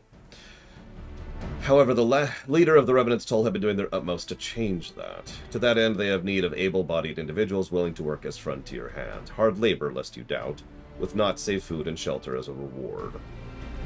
Terms not unlike those which you yourself proposed. Although I will not hear a word against our beloved Ul'dah, Revenant's Toll would offer certain advantages, the absence of an unhelpful bureaucracy being the most obvious. If they can accommodate us, we will gladly accept.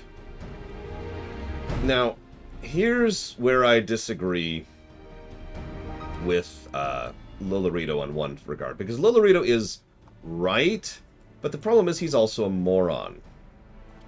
What Lolorito was saying earlier was that with things as they are, we can't take the refugees, and in that he was 100% correct. What Ul'dah would need to do to accommodate the refugees is expand. Now, I hate to break people down into numbers and game units, but pretend for a moment you're playing a 4X game, or an EU4 game, or a politics game, or whatever, and a bunch of refugees show up. What they do is they give you an offer. If you allow them into your nation, you get an increase in workers, and construction capacity, and recruits, because you have people. And now you can expand in order to accommodate them and pull in the additional necessary wealth, materials, and resources to not only support them, but to increase the overall power of your nation. Consequences is, of course, you increase things like crime, and there's probably going to be some multiculturalism problems, which is going to cause some issues. But you see how this is a solvable problem. Now, I should mention, and I really, really, really do not want to discuss real-life politics surrounding refugees, so all I'm going to say is that Ul'dah has the capacity to expand. This is a setting which is not fully laid out, right? Every square foot of Eorzea is not claimed, unlike in real life where we don't really have that kind of capacity. But yeah, Stellaris is a perfect example of the kind of thing I am talking about, because I'm pretty sure that is an event in Stellaris.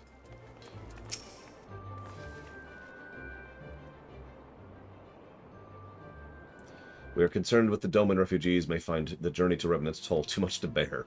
Too long have they been sequestered aboard their ship, with insufficient supplies and scarce room to breathe, let alone stretch their limbs. With that in mind, Mistress Momodi has kindly offered to accommodate the Domans until they are ready to set out for Mordona. Those healthy enough to travel will embark as soon as transportation has been secured, while those too weak to leave will be permitted to stay until they regain their strength. Thank you, Momodi, for continuing to be an awesome person. You too, Raban. Transportation remains our greatest obstacle, General. Is there aught the Immortal Games can do? That will be explained, Magister. There is a reason Lolorito's against it, which he has not said out loud, because of course he hasn't. We'll cover it later. Where a smaller number may happen would go unnoticed, but the Syndicate will not bear the cost of escorting more than 200 Domans to Mordona. When government fails to act, the responsibility falls to private citizens. Oh, by the way, if you want a job... Very well. We should begin formal contract negotiations at once. Your generosity is most welcome, my lord. God, 90 seconds. That's insanity. 15 seconds was already bad.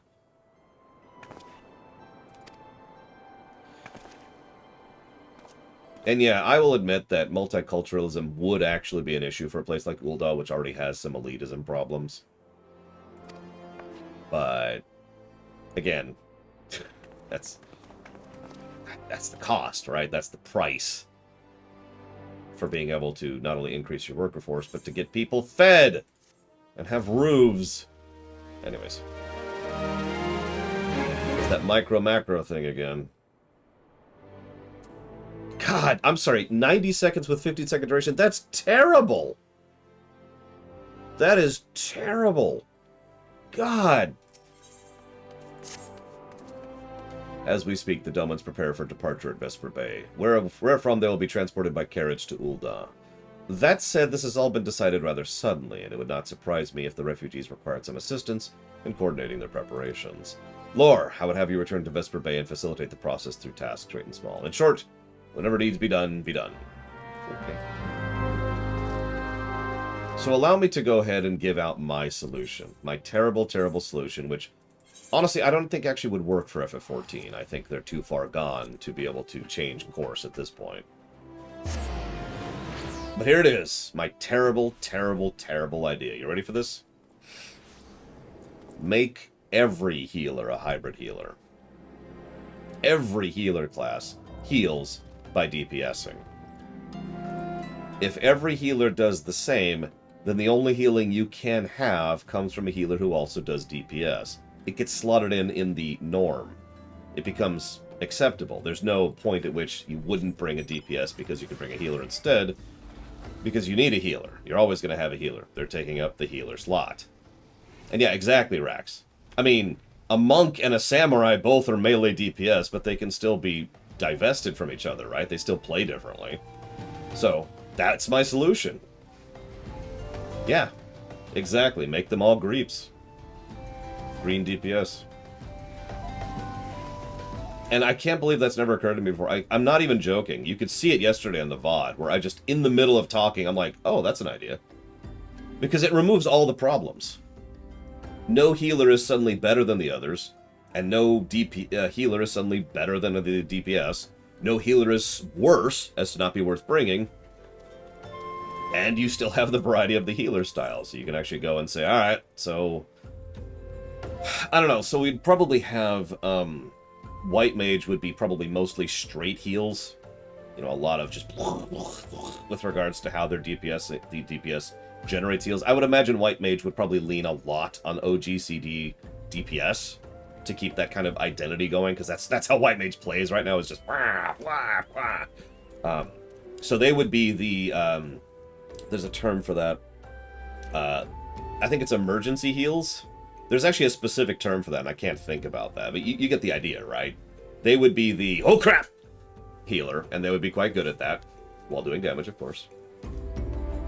And then, yeah, and they would also technically be a burst as a consequence thereof.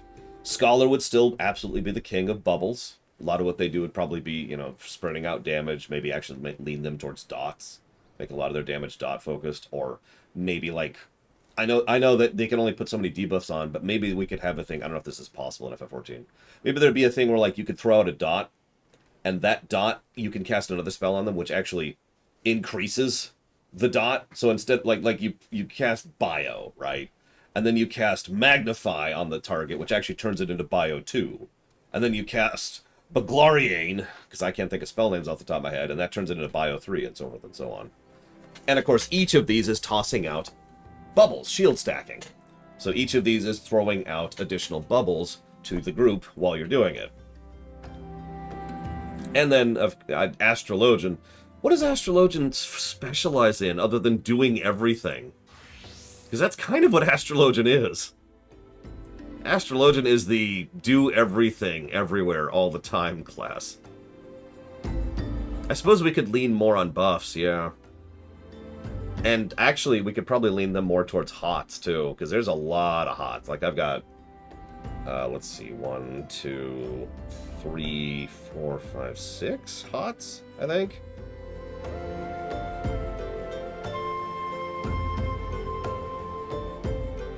More if I hit that button, the neutral sect. But yeah, in other words, really lean. So, I mean, there's nothing wrong with having a hot spec, so we could have, you know, nukes, cooldown nukes on the White Mage. Scholar is more focused on dots and bubbles. Astrologian is focused on hots and AoEs, maybe? I don't know. I'm not sure what we do with DPS. I have no idea what to do with Sage. Sage sucks. So, that's why it's the only healer I have at 90. Like I said, I feel like FF14 might be a little bit too far down the road to change directions at this point in time. It would require a hell of a restructuring.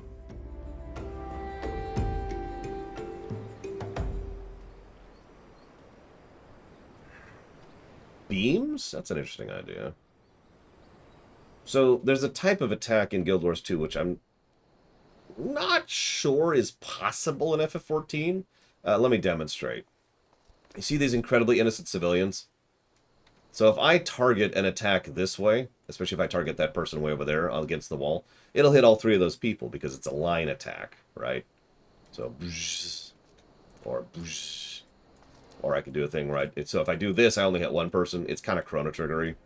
I'm not sure if, you know, player telegraphs like that are even a thing that's possible in FF14. Why, Fife? I mean, I'm sorry. I don't mean to sound so negative about it, but again, why? We've come up with the perfect solution. Of course, people wouldn't like it. That's life. If you gave everyone $5 for free with no strings attached, people would complain about it. That's just people. Greetings. Alphino informed me that a scion would be arriving to help with preparations. I'm honored to meet you, though shamed as well. A great warrior should not be tasked with such trivialities. I don't mind helping, dude. I knew from a glance what kind of man you were. I too have some skill at arms, as do many of my people. Pray forgive this trifle, but can I help you? Could you help round up the children? Yeah, sure.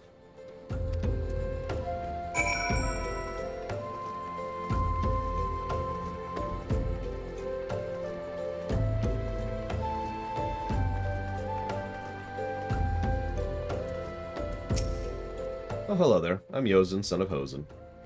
Oh my god, it's the Hosen! Will you be coming with us to Ul'dah? I hear we're traveling by horsebird-drawn carriage. Don't you think they're a bit queer? Giant birds that ride people, or people ride like horses. I still want to try riding one, but... Oh, you'll give me the others? Oh, don't worry, I told them to get ready for the carriages. I'll still need your help, so they're playing a game of hide-and-seek. Oh god, I remember being stuck on this quest for so long. We gotta ook 'em in the duka. See if I can do a little bit better this time around. Since I can fly this time.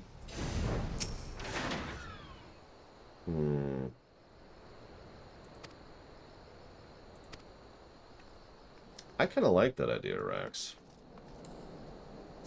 That would technically make Sage the AoE healer, which actually I'm kind of with, because they kind of already are a bit of a AoE healing.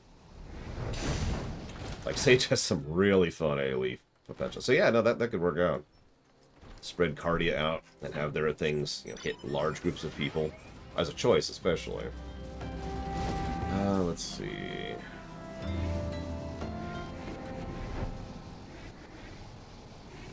Checking the alleyways. Finding nothing. Ah, yep.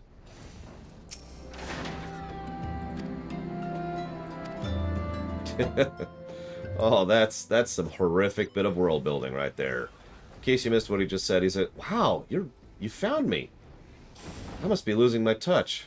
Either that or you're just really good at hide and seek. After all, the Garleans didn't find me."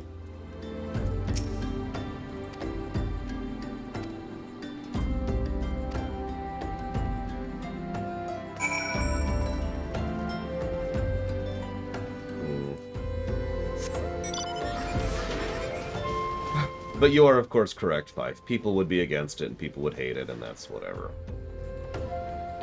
It's a shame, but I do think the true hybrid healer is the solution to the healer DPS problem. And in its theoretical MMO I'd want to build someday, I think that's probably going to be the mentality I'm going to walk into it with. Is make all healers DPSers. Wonderful. All children accounted for. Hide and seek. It's quite simple. Lady Yuguri thought it best children know what to do in case the Garleans found us. I should know that those days are behind us, but I take comfort in knowing we are prepared. Yeah, no kidding. We are 5 quests from Leviathan, by the way. First caravan is due to depart shortly, followed by the rest at regular intervals. My family and I, including my stubborn father, will be traveling in the lead carriage together with young Koharu, whom I believe you've already met. Though I understand the road to Ul'dah is regularly patrolled by the Brass Blade, it would give us comfort if you would agree to accompany us. Once again, I thank you for your kindness. Yeah, the old days are behind us. There's literally a castrum right there. In lore, it's not operating at full capacity, because, you know, we hit it twice. Oh, by the way, speaking of someone who mained Astrologian for, like, 5 years, I think the current card system is passable, but I would prefer to overhaul it if I could. And I do mean, like, probably do a serious overhaul of it, not just, you know, Band-Aid over it. You gonna be off, are you? Well, I was meaning to have a word with you about that. Runner from the Blade says we might have a problem. I did not... Oh, you mean a runner, right. A fierce-looking beastie's been sighted. Okay, I can go deal with that. That's a good question. What is the solution to cards? I hate to once again bring this up, but I'm not sure that FF14 has a solution to cards, because the solution for cards is to really expand what you can do with buffs. That prompts two problems. One, there's the buff cap problem, but two, and more importantly, if you make it so that Astrologian can add that much additional DPS to your group, then they have once again become better than the other healers.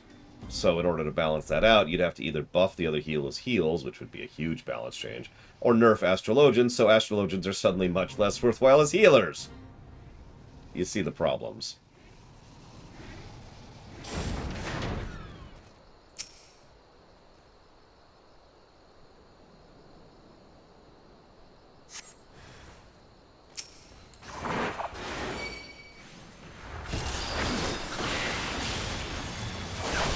Now,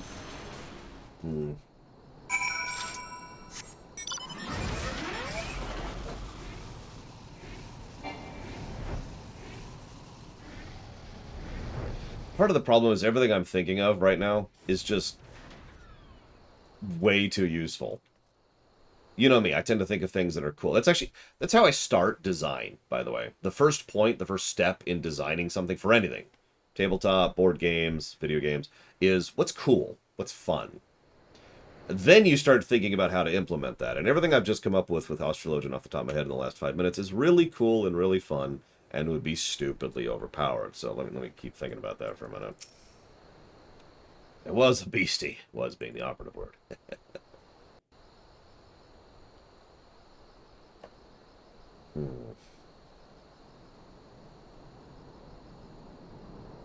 Well fought, sir, well fought. If only I were in better health, I would have been proud to stand at your side. Hey, my son, no mind. He forgets responsibilities preclude acts of daring do.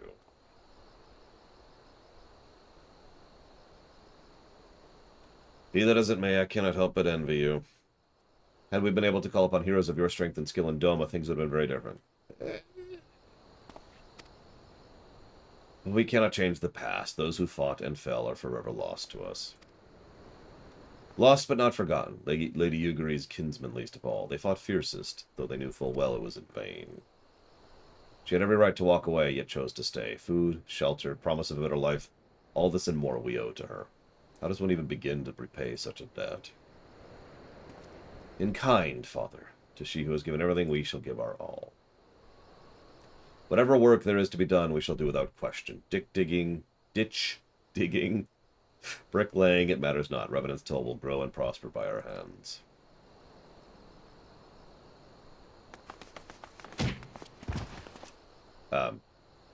Hi, kids. Can I help you? There, you can see my eyes. Mr. Lore, I want to know why you became an adventurer. Power! I should answer the Wild Rose, to go whither the Wild Rose blooms. So you like roses? I mean, I think I understand. I mean, they're nice and everything, but don't they grow in a lot of places? It's my turn now. What's Revenant's Toll like? Is it pretty? It's a stone's throw from an Imperial castrum. It's a bastion of civilization in a harsh and unforgiving wilderness.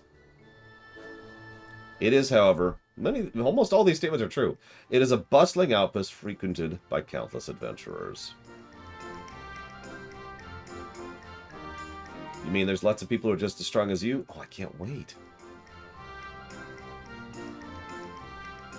Enough! It's my turn again. When I'm older, I want to be strong like you. What do I have to do?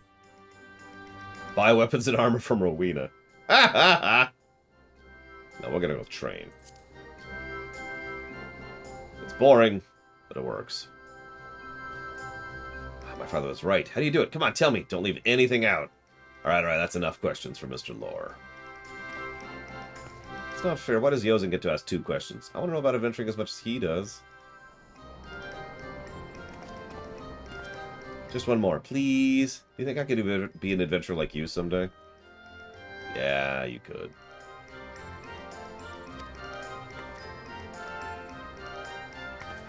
It's an interesting thought, Omega Legion.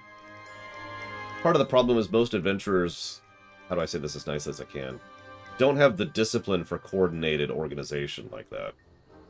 They would probably be anti-army, you know? We can talk more about it on the carriage on the way. Will you be joining us? Yeah. That's a dumb name, Omega Legion. What kind of moron would call something like that?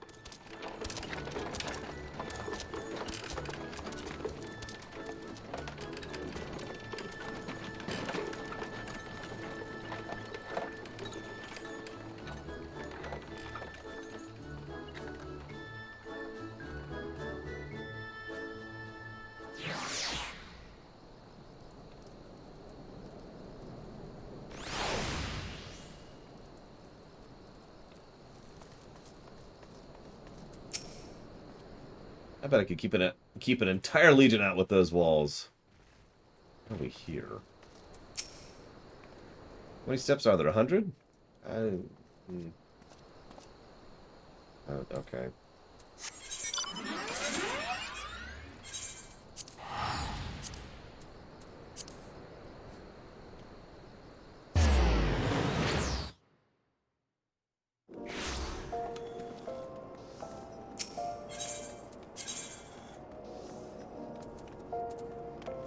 One of the other problems with Astrologian, some of you may or may not know that I actually have a class within my own old, admittedly, but I'll probably port it into the new Magasean rule set. It is the random class.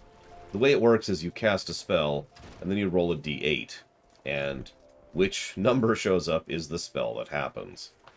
You're probably thinking, what does this have to do with Astrologian?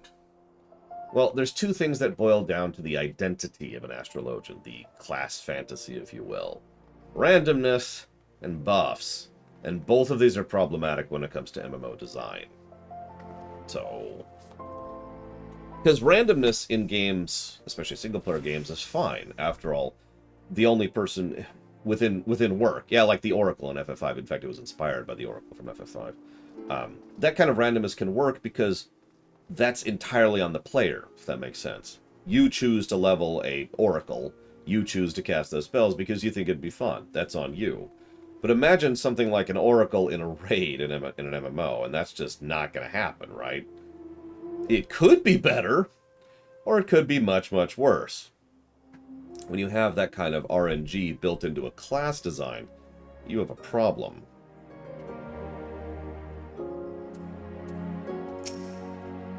Yeah, a limited job might work for that, because nobody cares about limited jobs.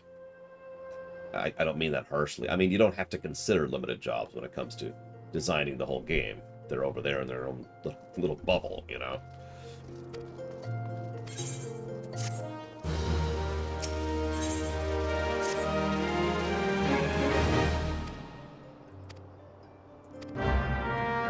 Okay, to Revenant's Toll, as we continue to escort these people here.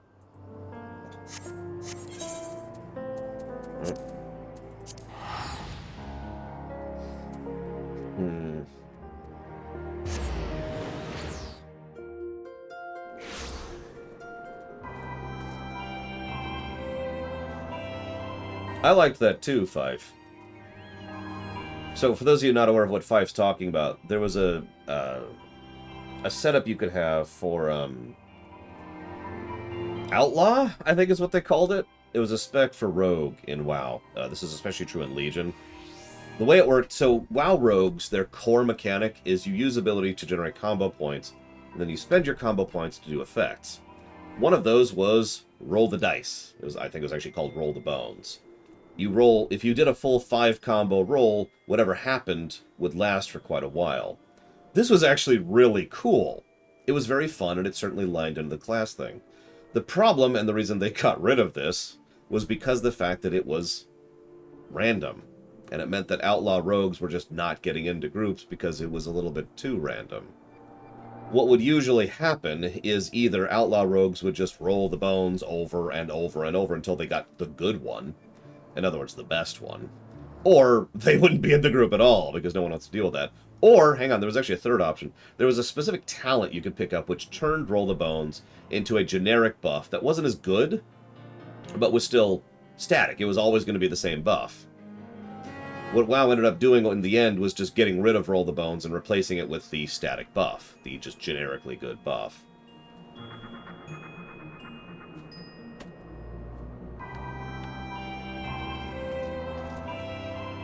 Like I said, when you introduce that kind of random into an MMO space, it just doesn't really work, because there's just no real good way for you to have that fun while still making it something that people actually want to bring to even the middle-end content, never mind the high-end content. You know me, I've said this so many times, I don't actually care about balancing for the highest-end content. Let me explain that a little bit for those of you who've never heard me say this. Diablo 3. Okay, now I gotta explain that. There's 50 hyperbolillion different builds in Diablo 3, so that's all here. And all those builds are viable for an enormous amount of the content. I'd honestly say like 95% of Diablo 3's content can be done by any build and any class. That's awesome. But then when you get to the higher end stuff, well, less of those builds are viable, and when you get higher, less and less, until you get to the absolute extreme end, where only one build of this class, and this class are actually feasible. But I'm actually okay with this. This is, in my opinion, good balance right here. And I mean that. If there's always going to be one perfect spec and one perfect class, the meta, as most people call it. And if that's required for the high end, that's fine, because you can't stop that. There's no preventing this. The only way you prevent this is you remove classes, you remove build, and everyone plays the exact same everything. That's how you remove that. So I'm fine with it that the highest end of stuff requires certain builds or certain specs or certain setups. The problem in an MMO space is most people are thinking about this or the step right below it when it comes to feasible builds. So going back to my WoW Outlaw Rogue expansion, or consideration, most people will be like, well, Outlaw Rogue isn't good for this space. Yeah, but what we're doing is down here. Yeah, but it's not good for this space. Outlaw Rogue is junk. Why would you actually bring that? That's ridiculous. Why would you play an Oracle? I'd rather have someone who can cast regular spells, thanks, and you see how this is a problem. Now, even that only really matters in the pug space. But at the same time, it could matter in the guild space if that guild are not a guild of, say, friends. If they're a progression guild, or if they want to be on the best, or whatever. And yeah, I was going to say, you know how much people rag on Dark Knight, myself included. I do think the class needs an overhaul. And that class doesn't have that kind of RNG. So you see why, as much as I think controlled randomness, which is something like an Oracle class, or Roll the Bones, is a good thing for game design, I don't think it should be in an MMO space, because it's always going to run into these kind of issues.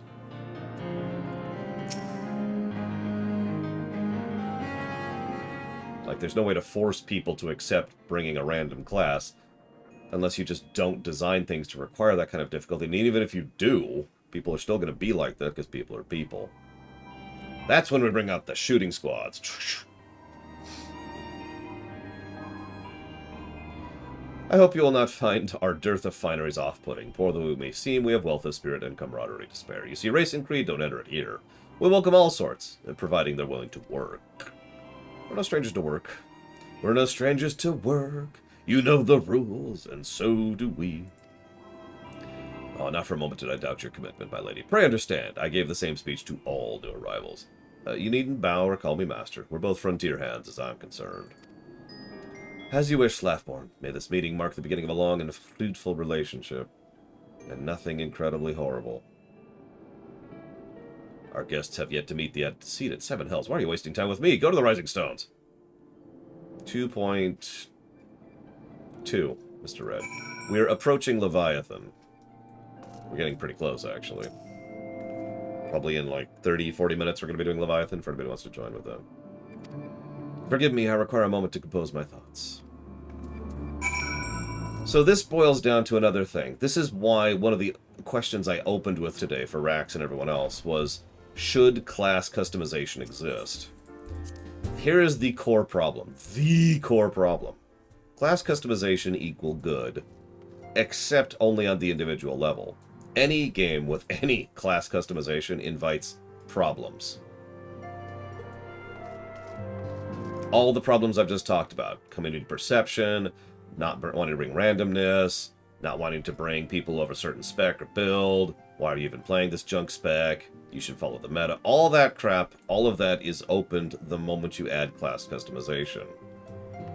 I mean, hell's bells, FF14 has some of that and doesn't even have class customization. So, that's the problem. Build gameplay equal good, but people equal bad. There we go. I think we could summarize it that way. So many youths these days fail to understand that it's incumbent upon everyone to help those in need. It's wonderful when young men like Hoary Boulder rise to the occasion. Hey, it's Hoary Boulder! This little thing, it's nothing compared to what the Domans have endured. I mean, yeah.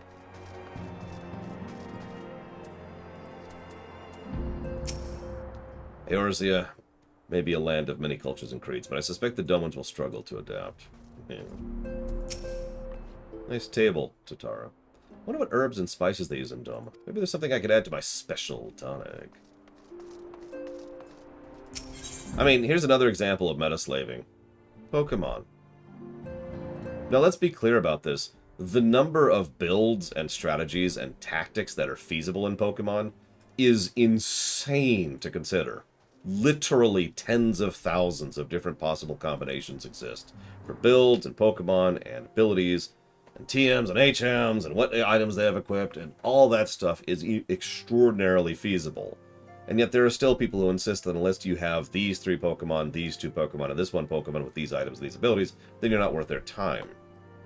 This is despite the fact that numerous times people have brought non-meta comps to tournaments and won with them. Repeatedly. That's a regular thing that happens, by the way. That's been happening since the 90s. And yet there's still that, that meta-slaving community perception problem. Oh, I agree the lack of customization in this game is not a negative, but it is absolutely not a positive, if you know what I mean, US and Corp. Like it or not, WoW's talents will get a positive, and Guild Wars 2's everything will get a positive, and STO's shipbuilding will probably get 3 positives, because it's actually stupid what you can do in STO, and so forth and so on. So anyways. But then again, I consider FF5 to be the pinnacle of gameplay of the franchise, so what the hell do I know? Followed immediately by 10-2, I might add.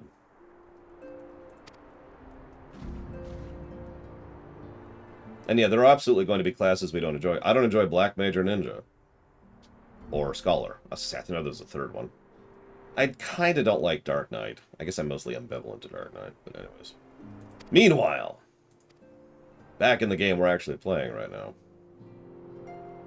How fare the Domans? I am given to understand we've been quite busy.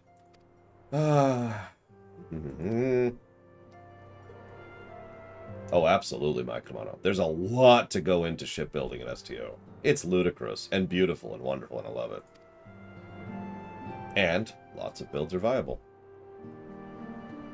It's that viability that's kind of important, because build gameplay is usually a positive, but it's also potentially a negative. I can actually name an example of that right off the top of my head. System Shock 2. Because the problem is, the core problem, even before we think of things like balance or community perception of it, before we even get to that step, we have to rewind and make sure that builds are feasible, builds are viable.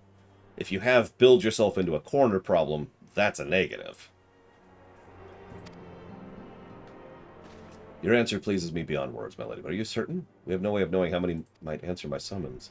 In the event that the Revenant's toll could not accommodate us all, we would need to find alternative solution. Should that come to pass, we will find it together. Okay.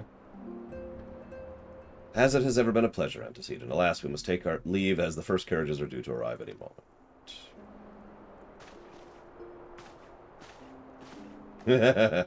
Actually, yeah, the original Deus Ex also has a build yourself into a corner problem. I got another one for you. Alpha Protocol, which is definitely a game with build gameplay, and it is extraordinarily easy to build yourself into a corner in Alpha Protocol. Lamin and I will make all the necessary preparations to ensure our Dome and friends feel at home on their arrival. Though I must admit I'm troubled by the matter of the missing crystals. I wouldn't worry about it. Psst, Leviathan fight coming up in 4 quests. Y'shtola should be returning anon with the report from the field. Mayhap you should wait here and speak with her upon her arrival?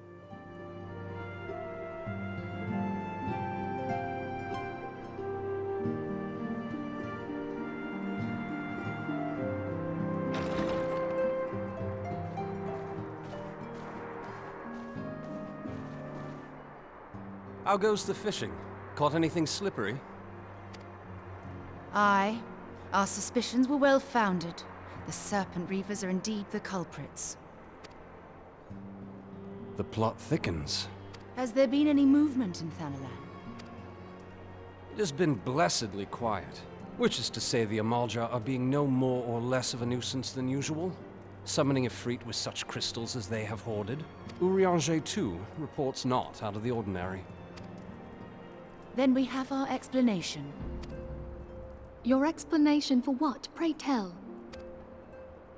For the recent spate of crystal thefts in Thanalan, we naturally assumed that the trail would lead us back to the Amalja. Yet it did not. It led us across the sea unto Vilbrand. Vilbrand? There have been reports of increased Sahagin activity of late. Oh gods, they mean to summon Leviathan? That is the way of it, I fear. Whilst conducting our investigation on behalf of the mineral concern, we came upon evidence implicating the Serpent Reavers. With the aid of the Maelstrom, I was able to verify our suspicions. 'Tis only a matter of time before Leviathan returns to harrow the seas. But there is more. One of the Sahagin, an elder by my judgment, spoke of attaining the gift and knowledge of eternity. What? Ugh.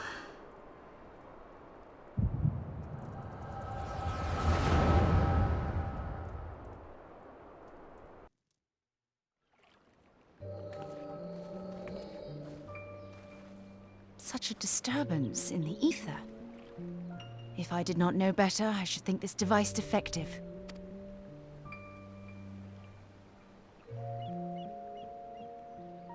And there is the explanation.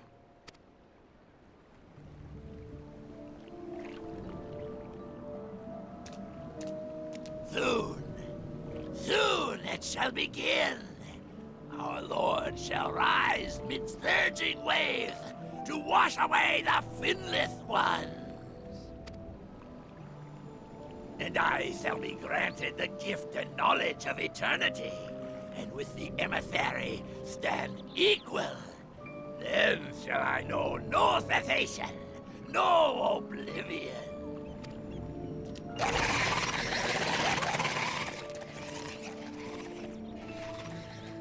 Whence comes this promise of immortality? The emissary? We have outstayed our welcome.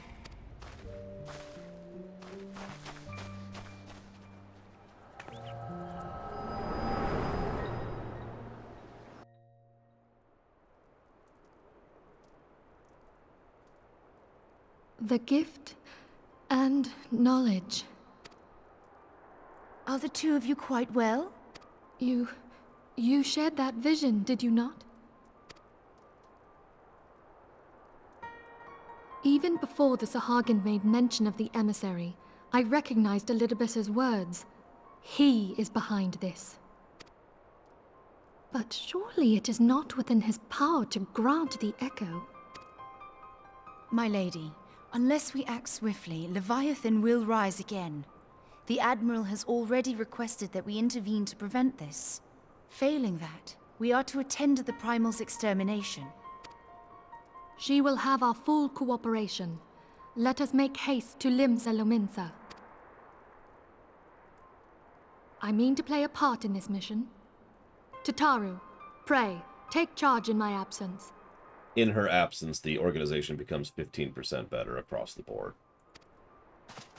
My lady, are you sure this is wise? I am aware of the risks, but there is something I must see with mine own eyes. The true nature of the Echo. Very well. I shall not stand in your way. On the condition that you permit me to accompany you as bodyguard. Your company is ever welcome, Thancred. I take it something ill is afoot. Aye, a Primal is about to be loosed upon Eorzea. A primal? A godlike being whose very existence is a bane upon the land. We Scions of the Seventh Dawn are sworn to put an end to their kind.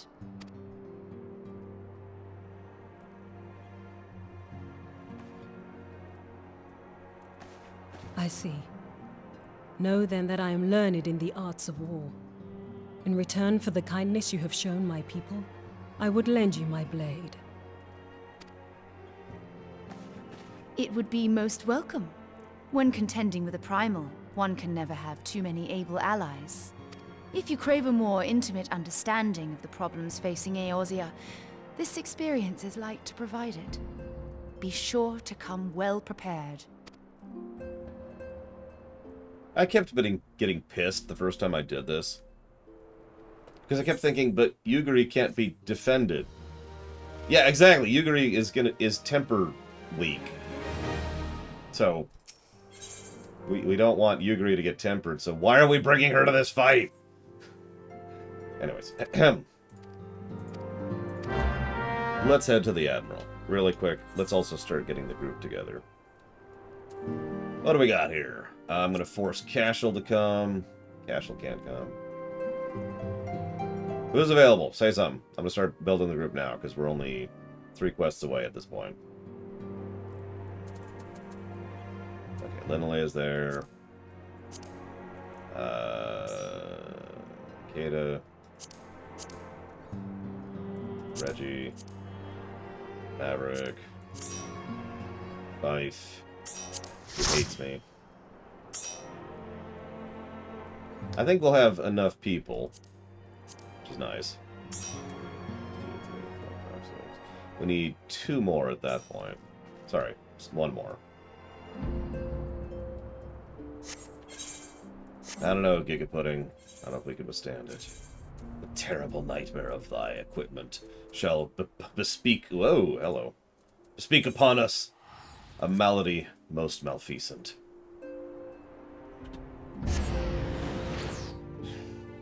I should probably mention that as much as I bemoan this game's gameplay axis, and I do also have a great deal of respect for the class design they've already done, and I really do mean that. I said that yesterday, and I meant it. It is a rare game that manages to make this many classes this interesting. In fact, I can only think of 2. In the MMO space, anyways. Like, as much as I love Guild Wars 2, there's a lot of classes in that game that kind of suck. Either in terms of objectively sucking, statistics and feasibility, or in terms of how much they are not fun to play.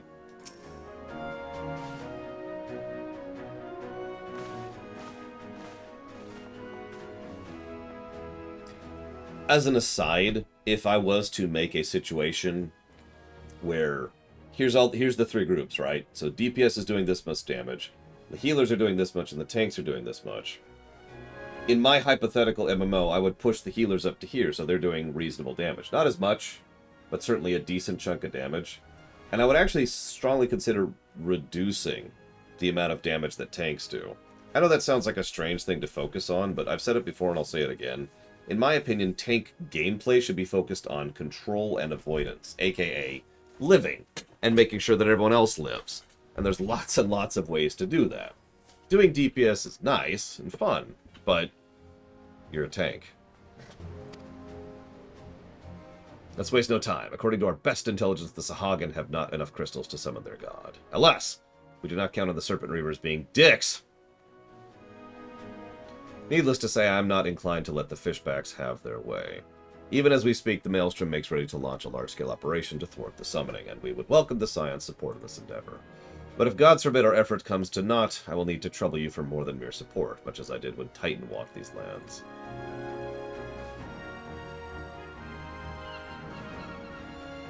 Lady Minfilia, I am given to understand you mean to accompany our soldiers. I can only assume you have sound reason for doing so. I do. I may be a level 10 nobody, but that's it. That's all I got. Alright, well, I'm not so stubborn as to deny the wish of one whose aid I require, but precautions will be taken. With that settled, let's speak of the operation. Maelstrom scouts are currently reconnoitering Sahagin movements within the Lapsa spawning grounds. Upon completing their mission, they will return to the operations staging point at Camp Skull Valley. I want you to make your way there forthwith, that you might be apprised of the latest intelligence. Commander Falkbreda has charge of the garrison. That's an interesting idea, Dr. Winter. Remove DPS entirely. But yeah, unfortunately, your statement doesn't really have a lot of strength because, yeah, you can already do that in most MMOs. In WoW, it is a perfectly feasible setup to have a group of tanks and healers, for example. In Guild Wars 2, most of the high-end content in the lower fractals can be done by a group of live builds, and probably should be, and so forth and so on. Warriors soloing trial content, I mean, you get it, right? So that concern doesn't worry me too much. I should probably mention that WoW actually invented a concept to combat this, all the way back in vanilla, believe it or not. It's called a DPS timer. Sound familiar? But for those of you who don't remember historically, the very reason they invented that was because so many people stopped bringing DPSs. And so they had to come up with some way for DPSs to be mandatory for raids. So they came up with the concept of the Harden Rage, the timer.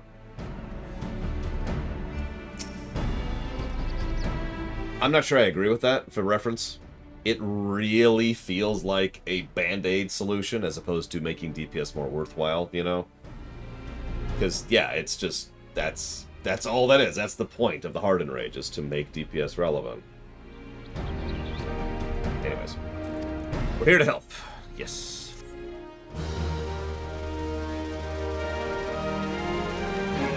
Let's see, who isn't in here yet? Other than Rax, he's a seed filler. No offense. Edwin, do you want to join? If you want to. You don't have to. Cashel's busy.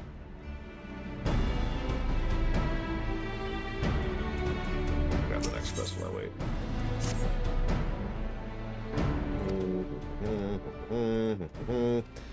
So you notice I'm not even reading this stuff out loud. It's because there's really not much to talk about here. As I mentioned before, I kind of yo-yoed through this content because it's like interesting, engaging, nuanced. What is that mount?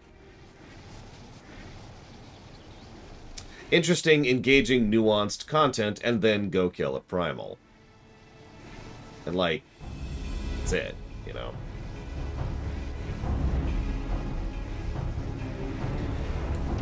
But let me, so, you know I like the concept of Dictator with Council. If and when I ever do get to design that MMO I'd love to design someday, one of the very first questions I intend to bring to the Council, and I'm actually bringing it to you right now because I value your opinions and thoughts on this, is, should there be a DPS role at all? I think there's valid purpose in both tanks and healers, and there's a lot of content that can be designed around tanks and healers. DPS, ironically, is the hardest thing to design for when you really zoom the camera out. We keep it because we keep the Trinity. We don't need to work away from the Trinity. But at the same time, we also don't need to be working towards the Trinity. It's something we can do, not something we have to do. Here you go, buddy. Yeah, that reminds me, Omega Legion. Could you do me a huge favor, since I think you have the answer to my question? Let me pull up my own chat. Could you whisper me why these quests are important? I know that's a strange question, but I'm saying it vaguely because I don't want to go into specifics because it's a massive spoiler. But I just want to make sure that I'm right and or wrong about something. If you wouldn't mind, please.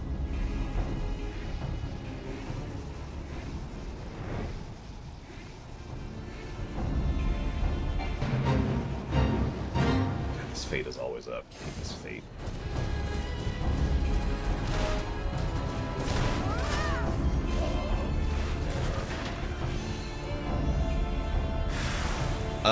I don't know.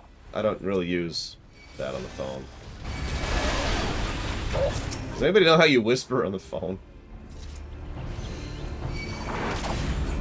Yeah, we had all the crystals a while ago. I remember this.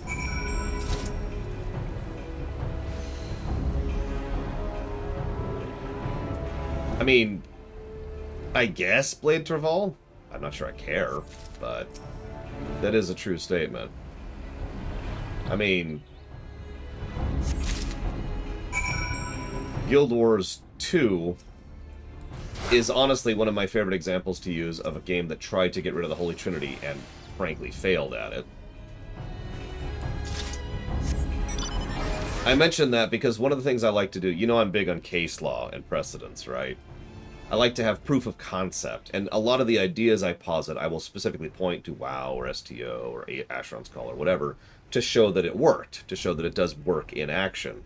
Ironically, Guild Wars 2 proves the opposite, that getting rid of the Holy Trinity actually failed in Guild Wars 2's case. For those of you not, yeah, the Holy Trinity is DPS tank healer. Guild Wars 2 got rid of DPS's, tanks and healers, and it sucked. And one of the reasons vanilla is worse than the rest of it is because they weren't really designing the content with the lack of healing and the lack of tanking in mind. I should mention, as I praise Guild Wars 2 often, that what they ended up doing is they decided to design their content around the idea that Reggie just left the group. But they designed content from about Path of Fire onwards around the mentality that DPSs are all that exists. So healers were reduced in relevance and tanks were removed from concept, if that makes any sense. But if you're going to do that, if you're going to make everyone a DPS, you have to actually you have to design all your content around the idea of there being no healers and being no tanks, which is a substantial and drastic change in mentality.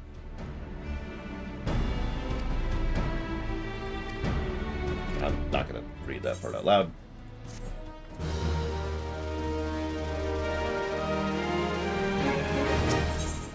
Well, not only that, Doom Rider, Guild Wars 2, the overwhelming majority of damage in Guild Wars 2 is avoidable.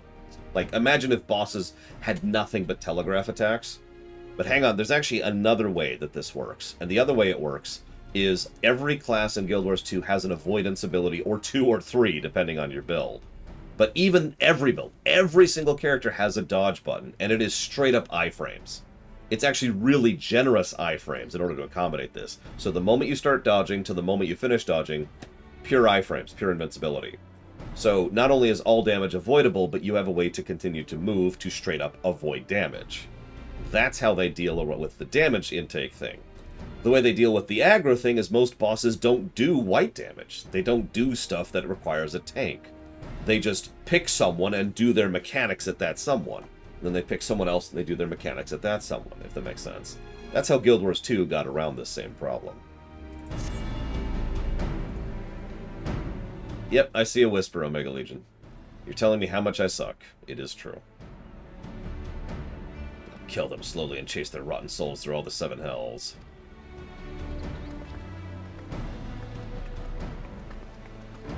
Most spells are instant cast in Guild Wars 2, Blade Traval. Peace, Commander, we're here for a purpose, and vengeance is not it. I want your mind on the task at hand. Savvy? Apologies, Admiral. You may count on me to keep a clear head. Good. According to the sole surviving scout, the Sahagin and their thralls have already begun to amass the Aetheryte in the depths of Sapsa. If we are to act, it must be now. The men are ready, but await orders. As predicted, the Sahagin have tightened security, yada yada yada yada. But we are not so artless as that. We shall divide our forces and strike them at key locations. Remember, our ultimate objective is to take the Saspa Aetheryte and eliminate the Sahagin priest presiding over the summoning. We are not here to kill them all. Yeah, also when you're downed, you can be rezzed by anyone. I've talked about the resurrection mechanic in Guild Wars 2 and how it's awesome several times. So that is also another way in which you mitigate damage. Some bosses in Guild Wars 2 are effectively designed around the idea that people will just die regularly and then get back up. Like, it's a regular strategy in several raids in Guild Wars 2 where there will be certain people whose job it is to live and nothing else. They just have lots and lots of avoidance and don't take damage abilities on their build. And they just run around rezzing people. And before you mention, I should probably say that's actually a more engaging job than it sounds like. Because, remember, the boss can randomly target you, too. So yes, we're going to be the elite squad force. We're going to go in. Meanwhile, Thancred and Yugiri are going to lure the Sahagin out and get away from Leviathan. Don't go anywhere near Leviathan. And then we will cut a path to the Aetheryte.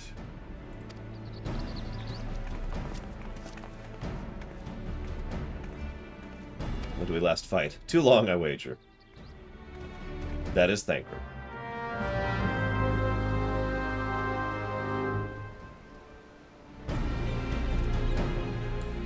Okay, nope, that is exactly what I thought. Thank you, Omega Legion, for confirming. I actually still agree with the Aspel comment, to be completely blunt, but not for that reason. I just think it's bullcrap. But anyways. Guild Wars 2 doesn't really have a death penalty, so much as... So let me just explain it in full, and this should probably get it across. So let's say I'm going on this... Oh, I'm dead! Oh, I'm dead! Oh. So what happens is the moment I die, I have a health bar. A new health bar. It's my death bar, if you will. It is actual health. So if I'm still taking damage, it will tick down. I'm also bleeding while I'm in a down state. So even if I just sit there doing nothing, my health bar will very slowly go down. Now, anyone else can heal me, if you happen to have a heal, but more to the point, if you go and do the res action, that provides a very steady heal over time, which just pulls the death bar back up. As soon as the death bar goes back up, you are pulled back into living state, and that's it. Now, here's the catch, because you were probably paying attention there, and you thought, well, what happens if the death bar goes to 0? Well, then you are what we actually call turbo dead. Turbo dead sucks. This is the biggest penalty for dying in Guild Wars 2. So let me demonstrate this visually. Let's assume you have 1 death bar HP, just 1. So the amount of time it would take you to res from that to full is about this. These are made up numbers, just bear with me. But if you're dead, if you're at 0, turbo dead, the amount of time it takes for you to res is more like this. And you already see the problem. I believe it's actually 5 times as long total. So there is a vested interest in not getting into turbo dead status. That's the penalty, if that makes sense. I should probably mention that while you're in down status, you actually gain a completely new attack bar based on your class and a couple of other things. So you can actually be active and still playing the game while you're downed. Still doing damage, still, well, doing a lot of things. It depends on your class. Like, Mesmers can teleport around the battlefield to try and avoid damage. Warriors can stun enemies while they're downed. Stuff like that, right? This is one of the reasons I praise this mechanic so much, because it's extremely well designed, and it offers a lot of malleability between winning and losing. Very, very, very gradient penalty for failure. I love it. Now, if you're paying attention, though, it is very easy to snowball. If too many people go into turbo dead, it just takes so long to pull them back up that you will wipe.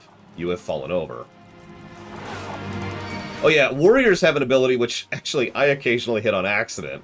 So warriors have this ability called Rally. What it is you just get up. You're fine. Yay! And you have about 6 or 7 seconds before you go right back down into turbo dead.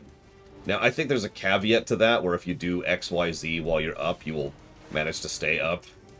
But, you don't want to hit that button on accident.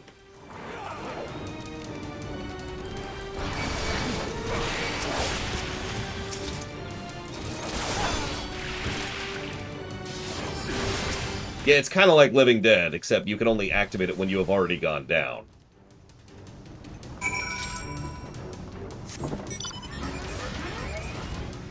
Don't mistake me, I like FF14's res system a lot. In fact, I gave it multiple positives. But Guild Wars 2's system is just perfection. It's amazingly well designed. But it had to be. It had to be, because there's no healers, and there's no tanks.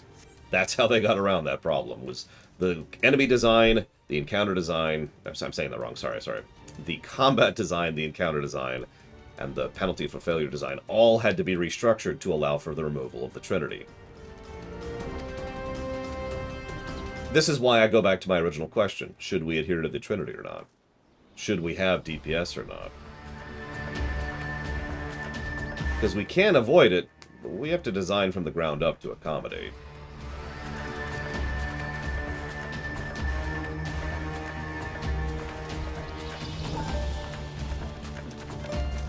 It's a good question, Rax. And again, it's doable. You know, proof of concepts and all that. Damn them. They have made thralls of soldiers and civilians both. Oh no. Oh no. Did I miss much? Ah, you goody. Well, now you're just showing off.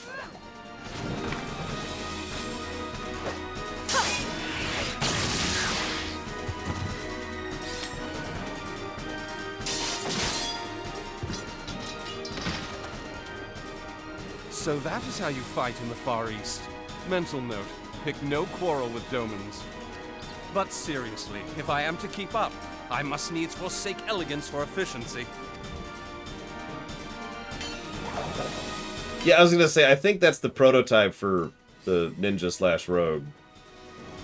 Such as it is. I mean, we know they were designing it at this point, even if it wasn't actually out yet. Because, you know, development cycles. You notice he's actually changed his stance there, too.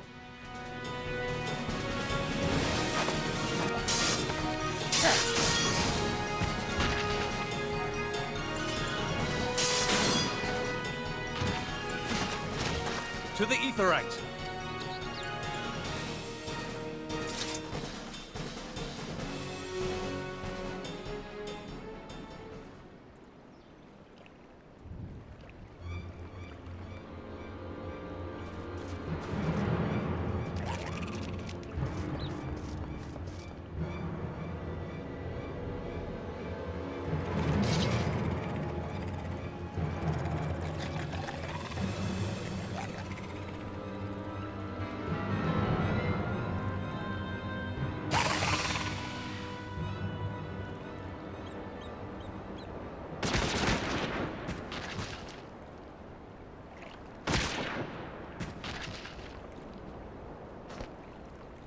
You'll forgive me my lateness.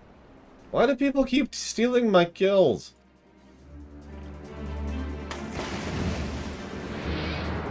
Why can't we dual-wield pistols?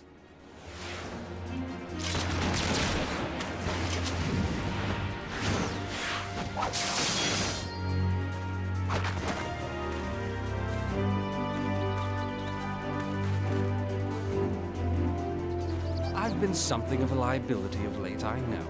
'Tis high time I set about making amends.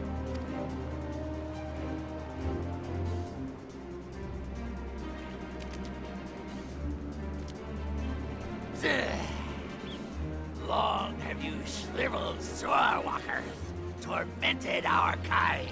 What? But no more! Your time is at an end!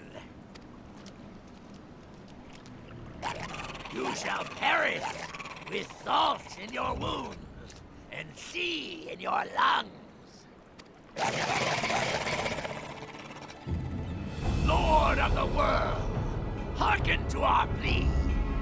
Lord of the world, deliver us from our misery. Do you feel that?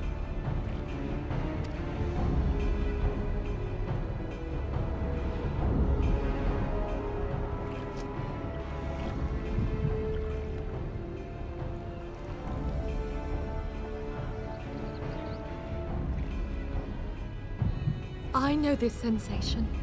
It's the echo. What?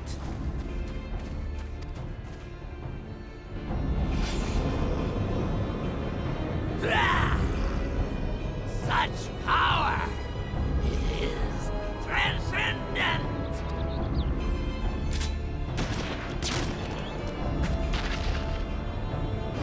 Did done that like 5 minutes ago, Merlweb?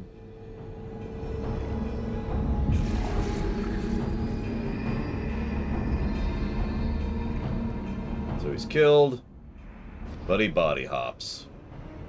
Do me a favor, remember that.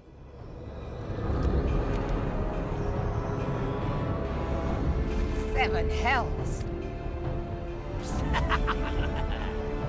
Strike me down if you will. It is futile. I have mastered the gift. I am eternal.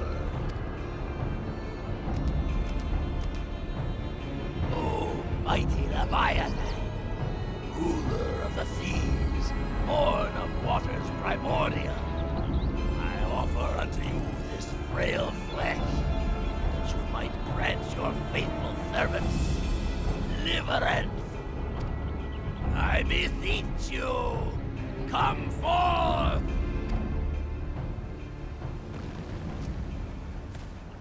Die, damn you! You can shoot the rest of them, you know. Thank you. Foolish shorewalker! You cannot kill that which is eternal! Sure you can, you just have to do it right.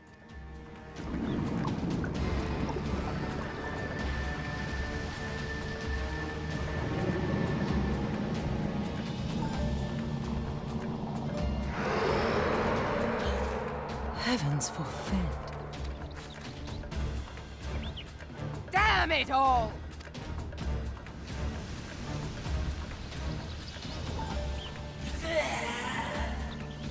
My being ebb the way. It should by right be infinite. Am I not immortal? Curse you, emissary! You promised me everlasting. And do me a favor and remember that one too. Both of those points are going to come up much later.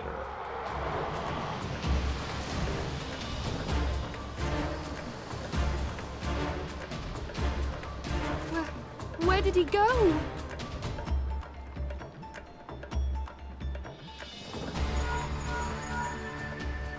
What say you? Nary a single ship? Hells take that sea demon. Gather the survivors and get to shore. Leave the wrecks for the pirates.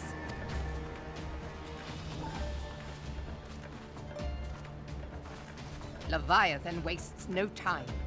The diversionary squadron is lost. For a mercy, 'twould seem the Primal now makes for open sea.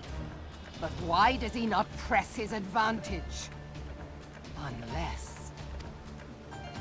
God save us. He means to unleash a tidal wave.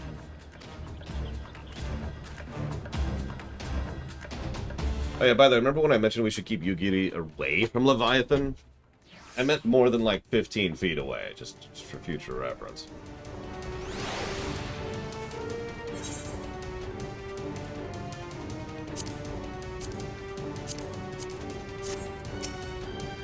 Understand, I speak of no normal wall of water. That which Leviathan makes ready to conjure carries more destructive power than aught seen in nature. And normal tidal waves are terrifying too. Well, let's not get into that right now. I mean, tidal waves are enough to raise entire settlements if his last attempt is any guide. We cannot suffer history repeated. Yet how in the seven hells are we going to prevent it? So we have to do one more quest to set up the trap here. So, we need a plan. Plan.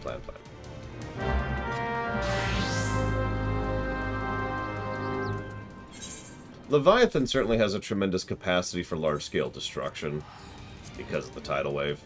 Probably only really matched by Bahamut, who of course is just stupid. But... yeah. Let's see here. Oh, right. That's a good question, Umbral Magnus. How would we even know? Yeah, Bahamut, he's his own thing over there.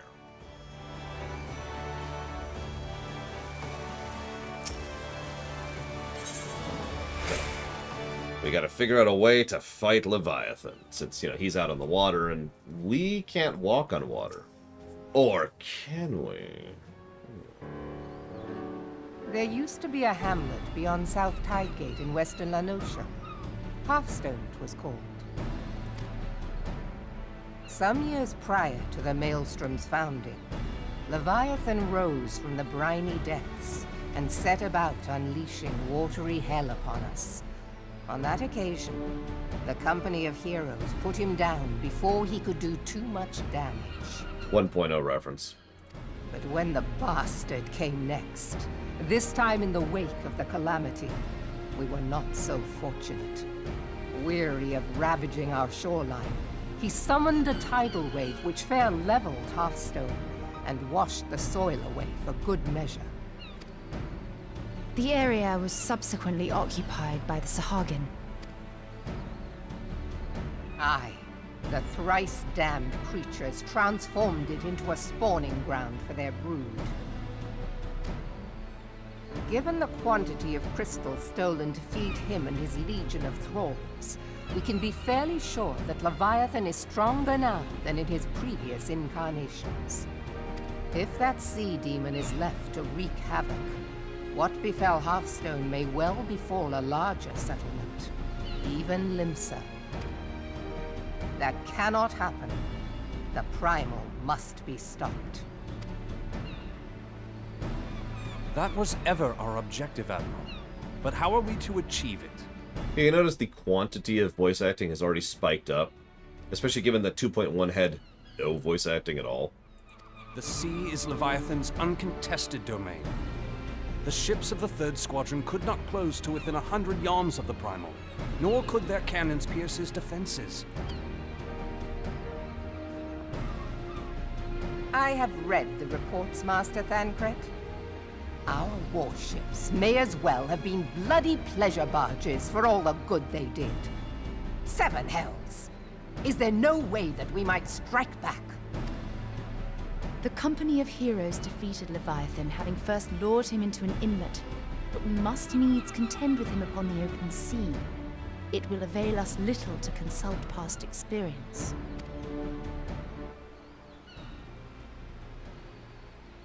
Admiral, if I may. Speak freely, Marshal. By all accounts, Leviathan's most formidable weapon is the very sea itself. Waves and whirlpools, tides and currents, all these things are his to command. The key to victory, I believe, lies in disarming our foe. This, in effect, is what the Company of Heroes achieved with their ruse. We cannot lure Leviathan from the sea a second time. But what if we could weaken his hold upon the element of water? I have heard of devices capable of such wonders. They draw upon the power of corrupted crystals, I am told.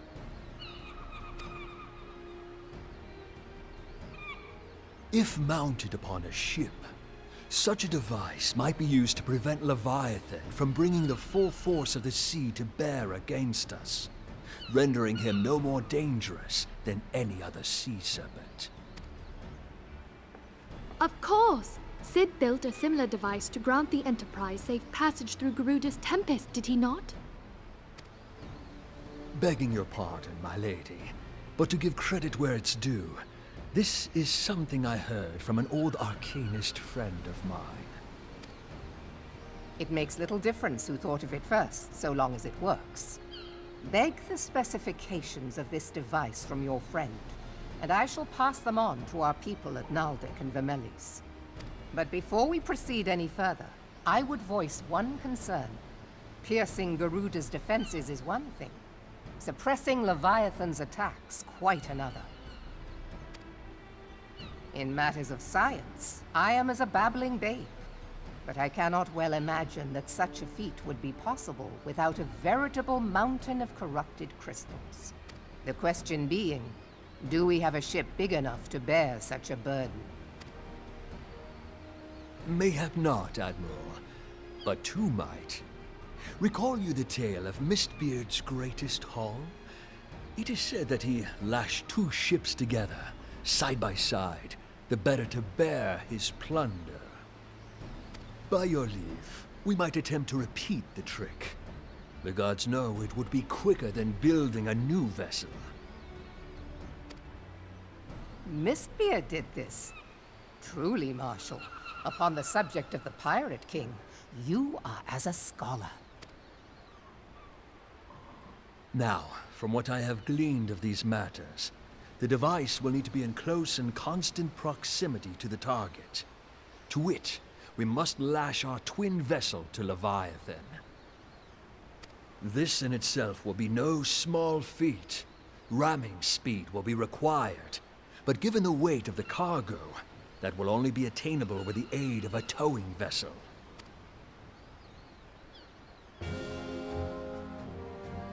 And that's me, apparently. Just get out there.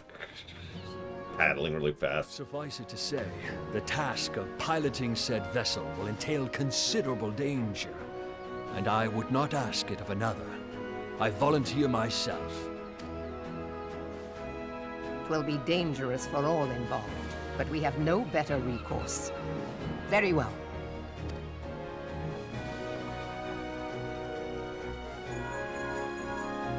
Commodore, assemble the remnants of the fleet at Morabee Bay.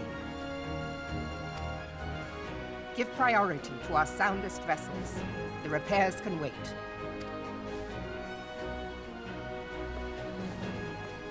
Storm Marshal Slafierson, command of the operation is yours. I want that twin vessel ready to sail post-haste. At once, Admiral.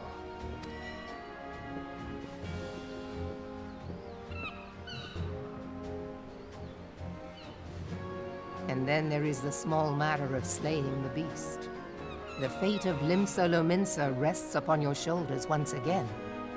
Go well, warrior of light.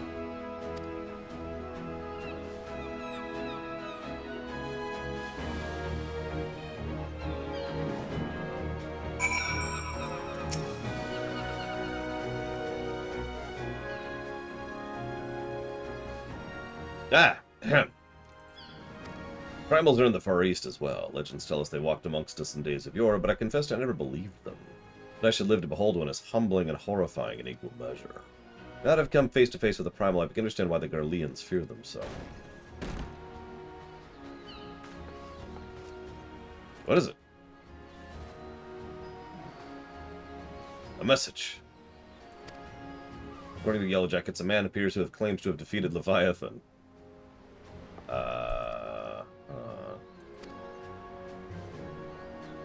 I am disinclined to put any store on this claim, but even if it's true, let's see what he has to say, shall we?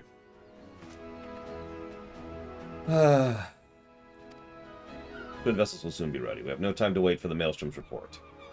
Lore, seek him out and kill him. Yeah, okay. I will kill him horribly, while you set up the ability to actually kill Leviathan. By you, I mean, you know.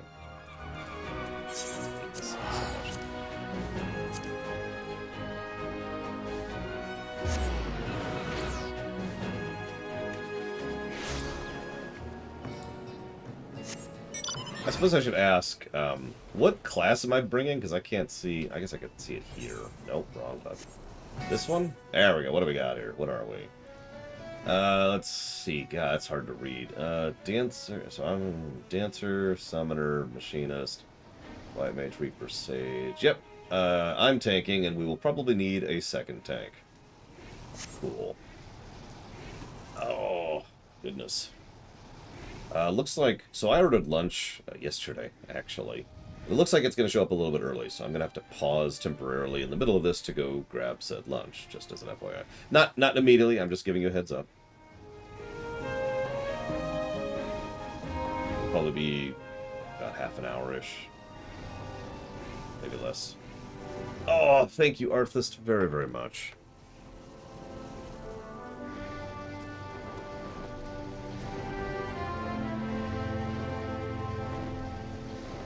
I am always appreciative of your support. Thank you very much.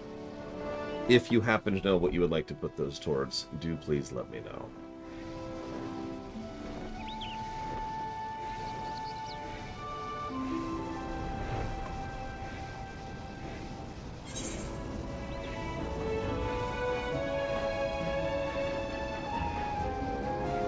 Okay, it looks like Reggie and Cashel are both tanking, which means I get to deeps. Whoa, whoa, whoa, whoa. Overshot. Alright, well, the good news is it's not this jackass again. Hey, look here. You have your bloody story right after you carry those sacks of grain over to the mill. But, sir, that's what you said about when I picked those oranges for you. And mucked out the chocobo tails, and rolled the millstone to the mill, and...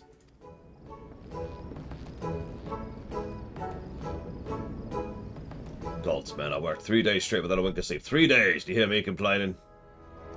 I suppose some of us are just made of rougher stuff. Alright, I'll give you one. Never said an old Tracham isn't a generous soul. Now pick up your ears, because I won't be repeating myself. Too modest, say. Besides, there's only so much epicness one man can take in one sit, Ken. The tale of Trichtum's epic victory over the dread primal Leviabetus. Whoops. Shoot. Now, Leviabetus is huge, make no mistake. To give an idea of how big, each of his scales is about as wide across as my member's arm, and that's no mean feat, let me tell you. When I fought him, I could barely see for all the brine he was pelting me with. Must have been the lagoon's worth, at least. He even knocked me axe out of my hands at one stage. Of course, that proved a grave mistake. What happened next? I grabbed him by his tail and tied him up in knots. Not wanting to take all the glory for myself, I let my mates in the company of heroes handle the rest. Like I said, I'm modest as well as heroic. Maybe too modest. Now, there's some say you can never truly beat Leviabetus. You've got to learn to live with him, make the best of a bad situation. Not the company, though. Hi. It's you! I'm sorry, I didn't mean it. I just enjoyed the attention is all. I take back everything I said. I was never part of the company heroes. I'm no marauder. I'm actually a coward. I'm nothing. I'm Chocobo Dung. The maggots you find wriggling in Chocobo Dung. I have to lie to women to tumble them, and that doesn't happen much. My member's tiny. It's pathetic. TMI. I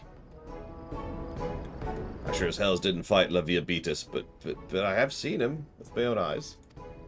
It was a fair few years back. I was working as a baker's hand. I was shirking my duties, loitering on the harbor when I saw it. A great massive sea serpent some malms off the coast, with a fleet of galleons making straight for it, cannons firing. I was so bloody scared I sold myself right then and there. Oh, gods. Just remembering that day made me sold myself all over again. Do you have that little of bowel control? That's actually terrifying, considering how little clothing you're wearing in your lower quarters. Wait, if you're here asking about Leviabetus, it means you're planning to fight him, ain't you? Take care, he's terrible. Dreadful, I tell you. If you're not careful, you end up in his gullet or at bottom of the sea. Don't worry. I got this. Why, you worthless lying horse, and I can't believe you made me handle Chocobo Dung.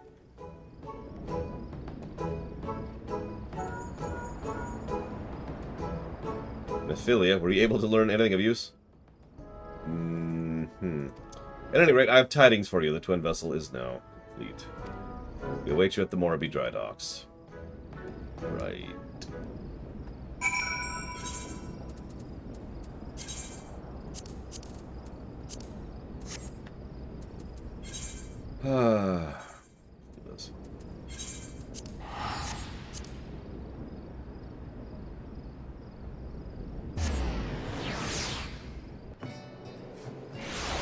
I do like the fact that I just show up. I don't even say anything. I just walk in the room and he immediately just... Oh god, I'm sorry.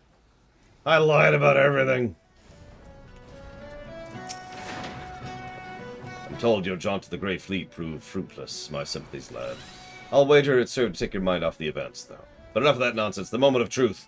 The twin vessel, the Horror-Leader, as I like to call it, is complete, and she surpasses all my expectations. In addition to prodigious tonnage, she's been fitted with a platform, so you can fight the fight.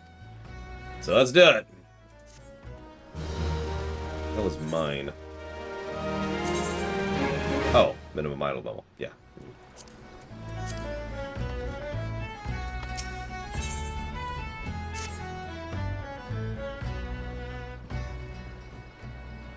I know that look. You're ready. Yep.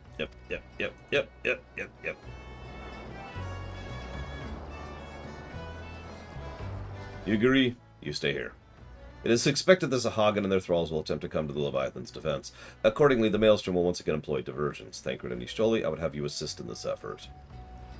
If it is to fulfill its purpose, your diversionary force must not want for numbers. By your leave, I would like to be far, far away from Leviathan. We would welcome it, having seen you fight in Saspa. I dare say the fishbacks would find your presence highly diverting. Correct. We won't have to worry about the guardrails. That's extreme, I'm pretty sure. But what words have I for the man who made a sport of slaying gods? Only these. Go warily, for the sea is an unforgiving place to wage war. I would echo the Admiral's sentiment, and add a few more words of my own. Know that we have the utmost faith in you. It's actually funny, the big, the...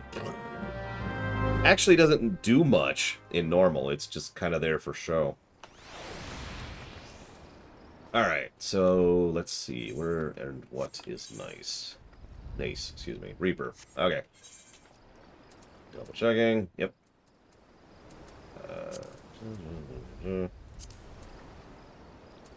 Horror Leader Extreme. No. Double checking. Yep, nope, I believe that's everything.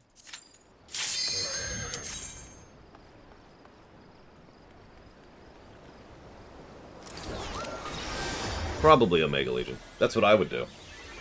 I've actually said that several times before. The way I have designed and would design is you design hard mode first, and then you pull it down from there.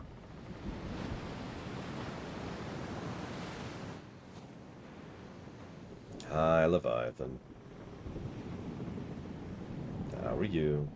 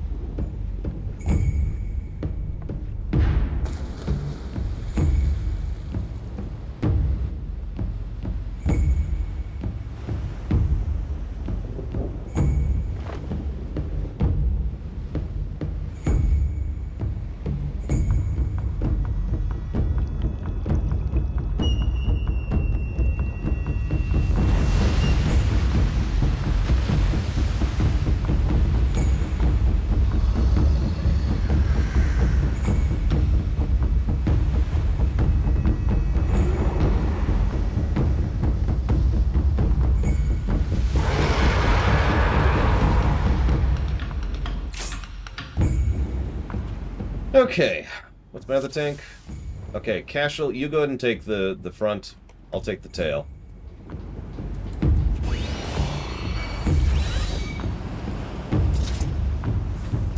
wanna go?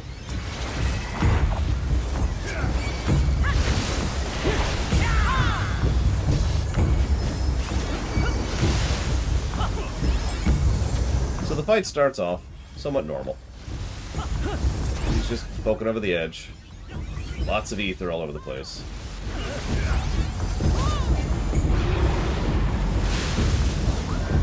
So what you do in the EX mode is you watch for that. Hang on. Then he does this. It knocks you towards the direction in question, see? Then you split up the tanks. One person takes the tail, one person takes the front. Now the tail takes less reflects damage from magic attacks, and the front reflects damage from something else, I forget what. Ranged attacks. Melee can hit whichever. Ads will show up. We're splitting this up. Actually, I accidentally took the other one. I didn't mean to do that. That's my bad.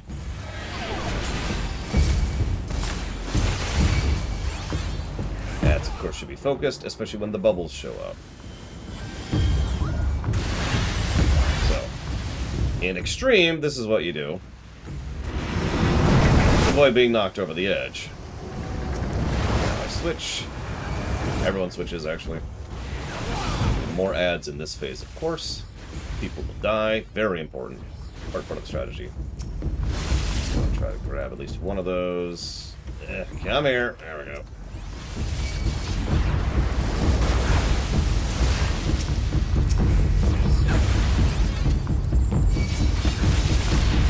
As usual, ads take priority.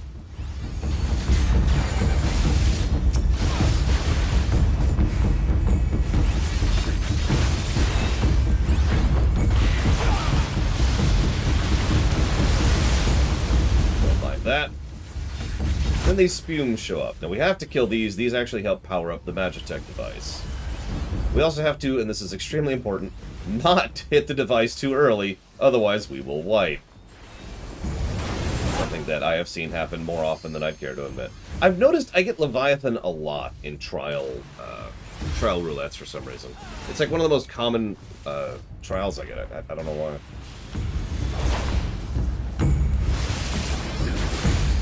Living for a minute.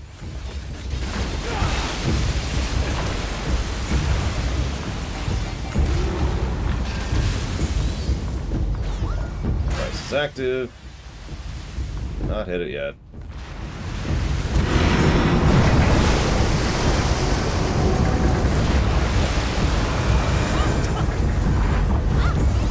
In that phase yet.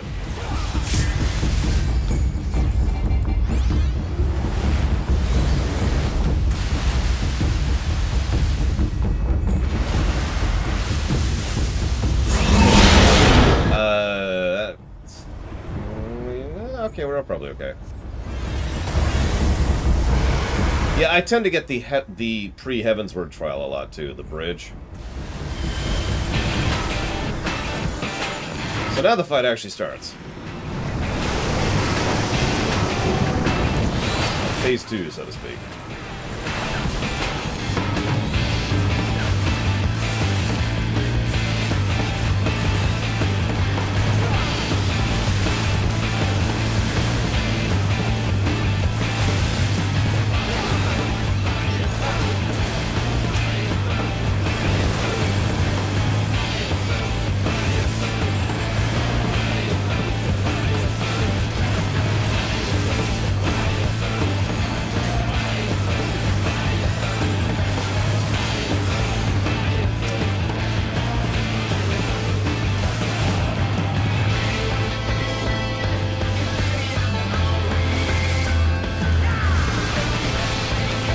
Extraordinarily bad placement for that hysteria field. There we go. Jesus.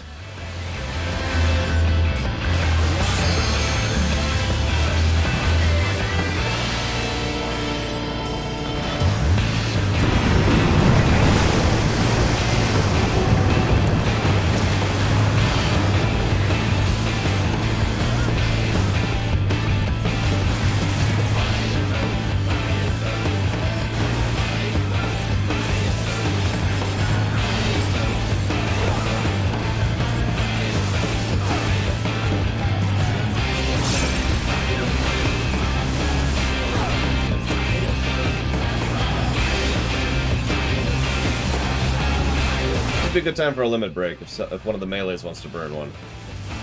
And by one of the melees, I mean the only melee we have.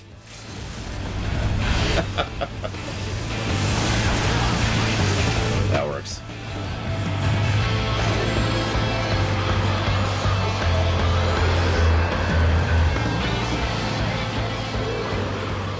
And that's Leviathan. It's actually a relatively simple fight, but it has a lot of moving pieces. And it's easy for it to snowball if you don't keep up, which I actually like. Good job, everyone.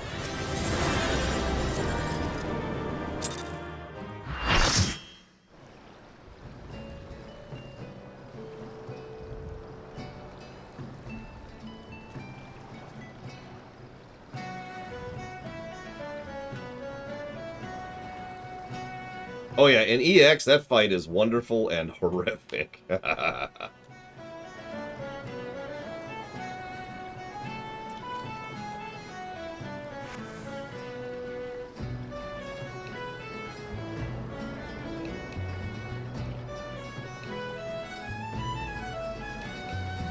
Sorry. typing up my reasoning for the plus to gameplay there. We did it! Now I slash bow.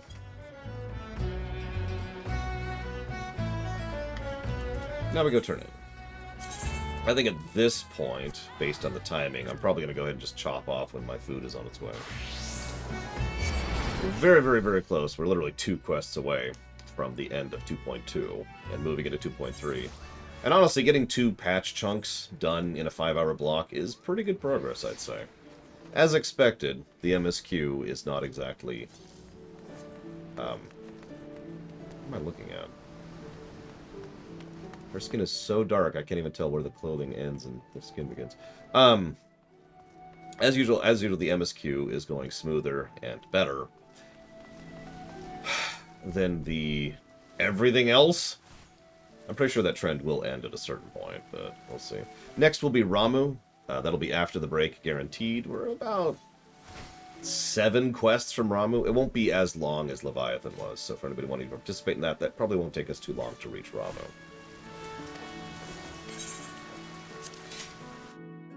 We are going to have a little bit of politics, and then we're going to go deal with Ramu. That's how this quest works. Yo-yo, back and forth between the two.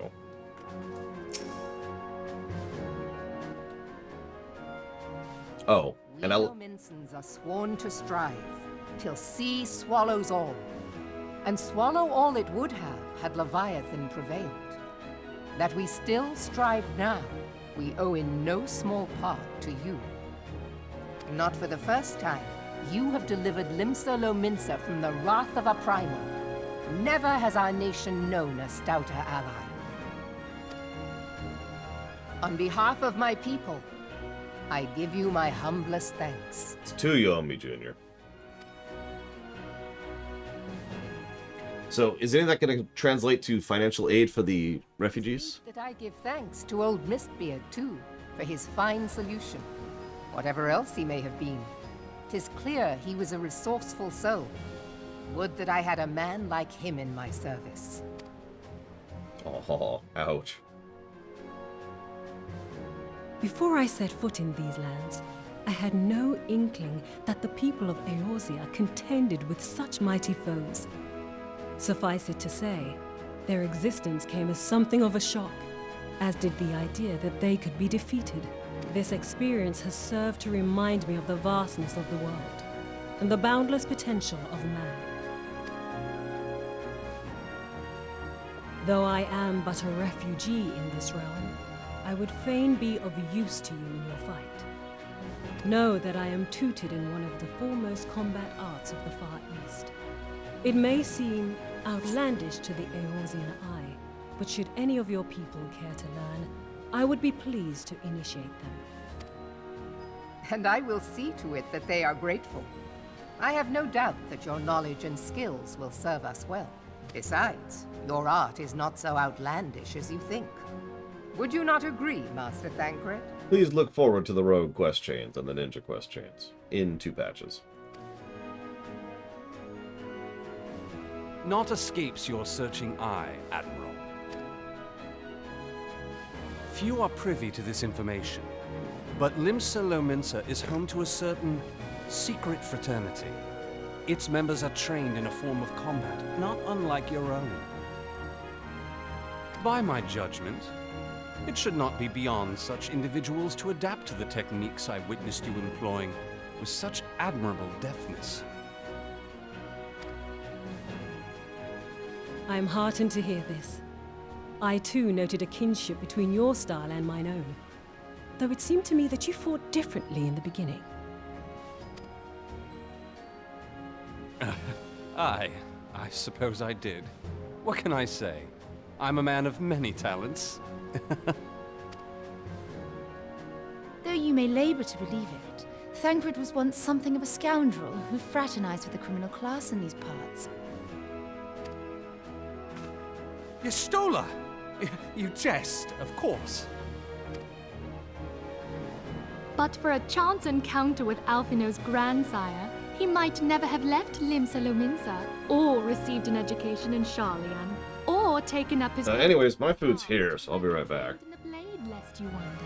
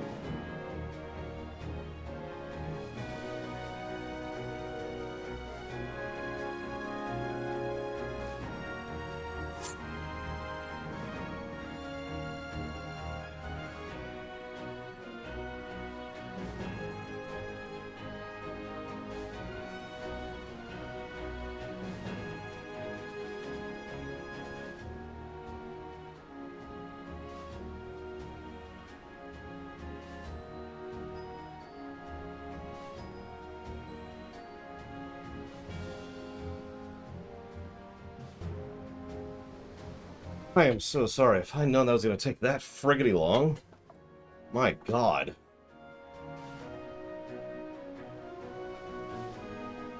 I had to talk to the guy. He was like, hey, I'm here. He wasn't here. He was nowhere near here. So I had to talk. I had to go, alright, turn left. Yep. Then you go to this one section. Uh-huh. You're gonna see this on your right. You want to go past that. And I had to talk him through the whole thing.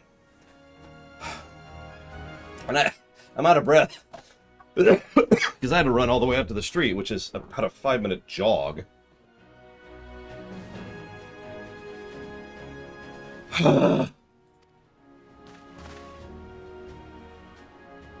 Minfilia, please!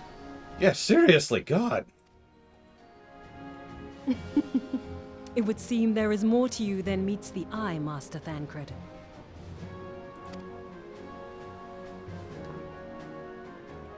Lady Yugiri, I am told that you and yours came to Eorzea seeking permanent resettlement, and that many domins have since been engaged as frontier hands at Revenant's Toll.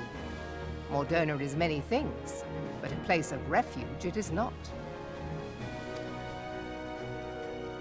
Know that I would like nothing better than to furnish your people with a new home here on Lominsan soil. Alas, racked by instability as we are, our nation is in no fit state to take you in. I like that. No explanation. No discussion. Just, no, piss off. Even though Lominsa is probably in the best position to accept new people right now. Yet I'll not have it said that we turned a blind eye to your suffering. Until such time as we can do more, I pledge to send provisions. Ironically, in terms of pure food production, Lominsa is probably in the best position overall. Gridania you'd think would be, but Gridania has to rely on the pleasure of the elementals, so they can only pull so much. Whereas Lominsa has the sea. We are in your debt, Admiral. I realize that it scarce qualifies as repayment. But if it please you, I shall set about sharing my martial knowledge with your people at once.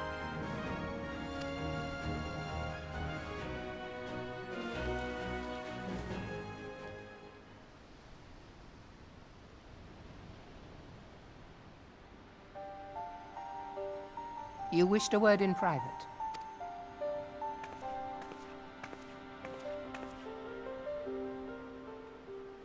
The better not to spoil the festive mood. History repeats itself, Admiral. As the kobolds did before them, the Sahagin resorted to summoning their god over a territorial feud. They acted in self-preservation. It may be that the Sahagin initiated this particular clash, but how it begins does not interest me so much as how it ends.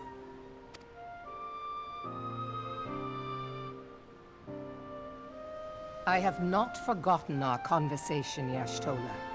I am aware that man bears part of the blame for the Primal's existence. Nor am I ignorant of the Sahagin's reason for acting. They sought to secure a place to breed and multiply that their kind might survive. Self-preservation, as you say. But we have as much right to live and thrive as they. If our own survival is threatened, are we to lay down our arms and welcome oblivion? Nay. By the way, while she has a degree of a point here, I want to stress that what she's saying here is, and I quote, we need breathing room. And so you kill, that you might live. Yet if living is a right, then that right belongs to all peoples, be they men or beastmen.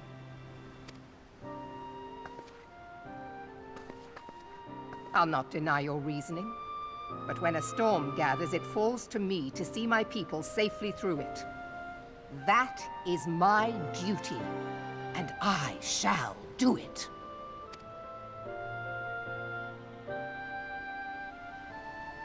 As must we all, Admiral. Stay the course then, but know that it will lead to no good end. I'm only bringing this up because I have talked up Lominsa as the best of the city-states several times. But best doesn't mean good. In this case, it means least bad. Man has ever put himself first and foremost. To justify his actions, he clads himself in the armor of righteousness, though it be a fancy of his own making.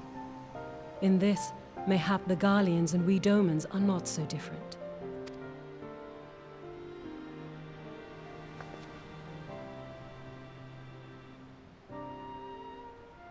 Eorzea has become as a raging sea. If we are to keep our heads above the waves, we cannot scruple to drown the man next to us. When hopes of coexistence founder, strength must determine who has the greater right to live.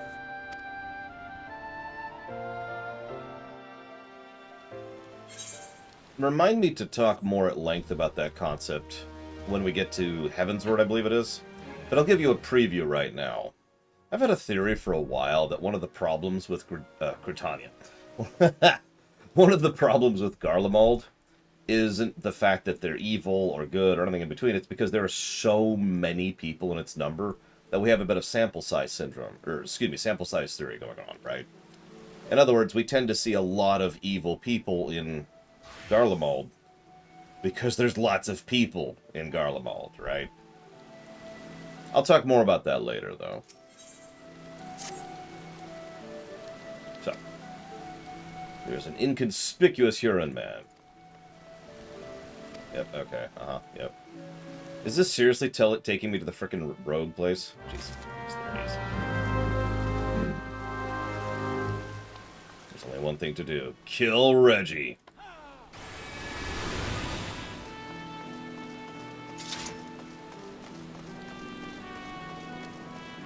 That being said, I agree with Omega Legion. I see no reason, based on my own knowledge and understanding of their, politics, economics, and infrastructure, that the Laminsons couldn't reach a compromise with both the Kobolds and the Sahagin. I think that's entirely within...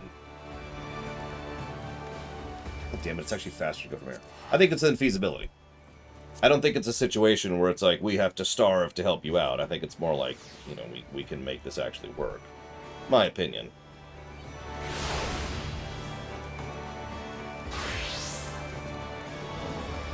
No, yeah, they straight up don't want to. They don't even have a good excuse. Unlike the Uldans, who have the excuse of the 0.1% who actually pull the strings. Or the Gridanians, who have the excuse of the Elementals, who are dicks. The Laminsons don't have an excuse, they're just this way.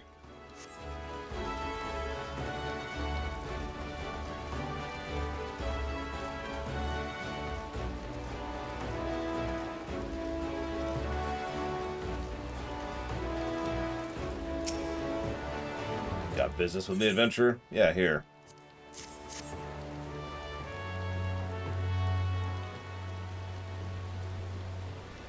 So you're the man the Admiral sent word of. I was hoping I might catch a glimpse of Thancred too. Been a while since I saw him. But what with all the doe-eyed wenches about, I expect he's got his hands full. Yeah, admittedly, the Kobolds have, as an organization, have absolutely no desire to compromise. And the Sahagin vary a little bit. We actually saw more of that in the Beast Tribe stuff, which I showed off a few days ago. So yeah, it's rogue dude and rogue quests. You get it. Uh-huh. Yep.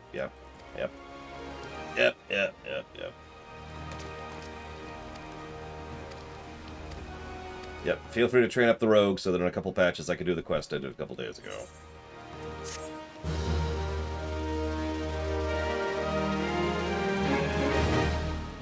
Then I must kill you, Blade Traval. There we go.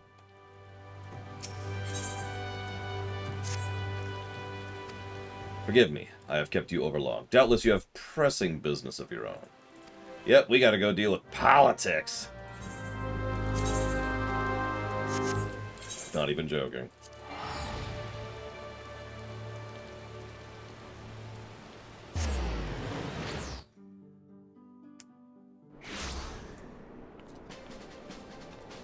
Oh, sorry, I should actually address you rather than just poking fun. It could be argued that the Admiral's hands are tied in a similar way, rather than by the nobility or by the elementals, simply by her people.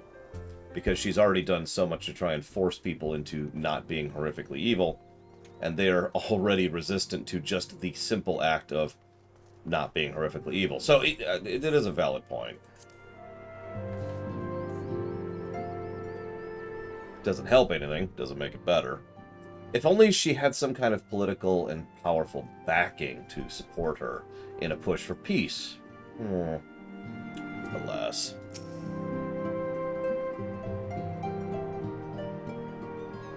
I have been reflecting upon the events which took place during our visit to Vilbrand. If you have a moment, I would share my conclusions with you. Please, bear with me. The good solution is the Empire takes over. My Empire, not Garlemald. When the Sahagin Elder summoned Leviathan, he employed the power we have come to know as the Echo. Though I cannot well explain the how of it, it would seem he became immortal in so doing. When the Admiral subsequently slew him, his spirit emerged from his lifeless flesh, a consciousness shorn of physical form. Thus transfigured, he took up residence in the body of his minion with the ease of a man donning a favorite glove. Long have I known that the Echo allows one to pass through the walls of a man's soul, but never did I imagine that it could free us from our own flesh, nor less that our souls could then occupy the next corporeal vessel to take our fancy. It was of this that Elidibeth spoke, an existence which knows neither cessation nor oblivion. And yet, though the Sahagin had mastered his gift and thereby become immortal, he was by no means invulnerable. As we both bore witness, he was ultimately absorbed into Leviathan. And the import of this observation? If the Ascians' mode of existence is indeed the same, it can be inferred that they too are not invulnerable, that they can be destroyed. There exists a legend which tells of souls who are reborn upon the cusp of each umbral calamity, that they might stay the encroaching darkness. To most, it is but a fairy tale, yet recent events have given me cause to wonder. Could the legend in fact refer to the Echo? Much and more yet remains unknown, but I am confident that all will become clear in time. For the present, however, what matters is that the key to defeating the Ascians may at last be within sight. With Urianger's aid, it is my hope that I shall fathom this matter ere long.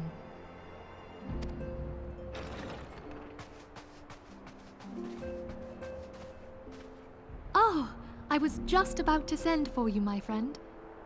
Is Artemis? Grave tidings from the Sharlayan motherland, my lady. It doth concern our distant allies, the students of Baldessian. What of them? My lady, the Isle of Val, which for many years hath been the Order's home, is no more. No more? Whatever do you mean? Well, Exdeath showed up. I relate only that which hath been conveyed unto me by our agents. An etheric wave of the highest magnitude was recorded in the region. Soon thereafter, 'twas observed that the isle had ceased to be. 'Tis postulated that a magic was evoked, like in power to Ultima. 12 preserve. Yeah, that's Eureka, right? That's why Kryl is so involved with that. If there are no other matters, I move that today's meeting be adjourned.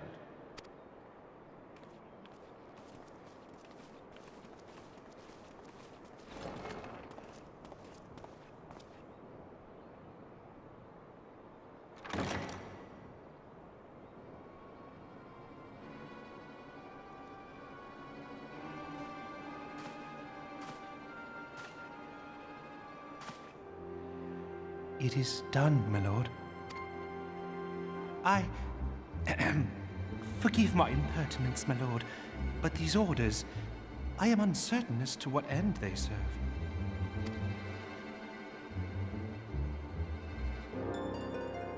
Revolution. Dun dun dun! And that is the end of patch 2.2. Okay. Sorry about the interruption there.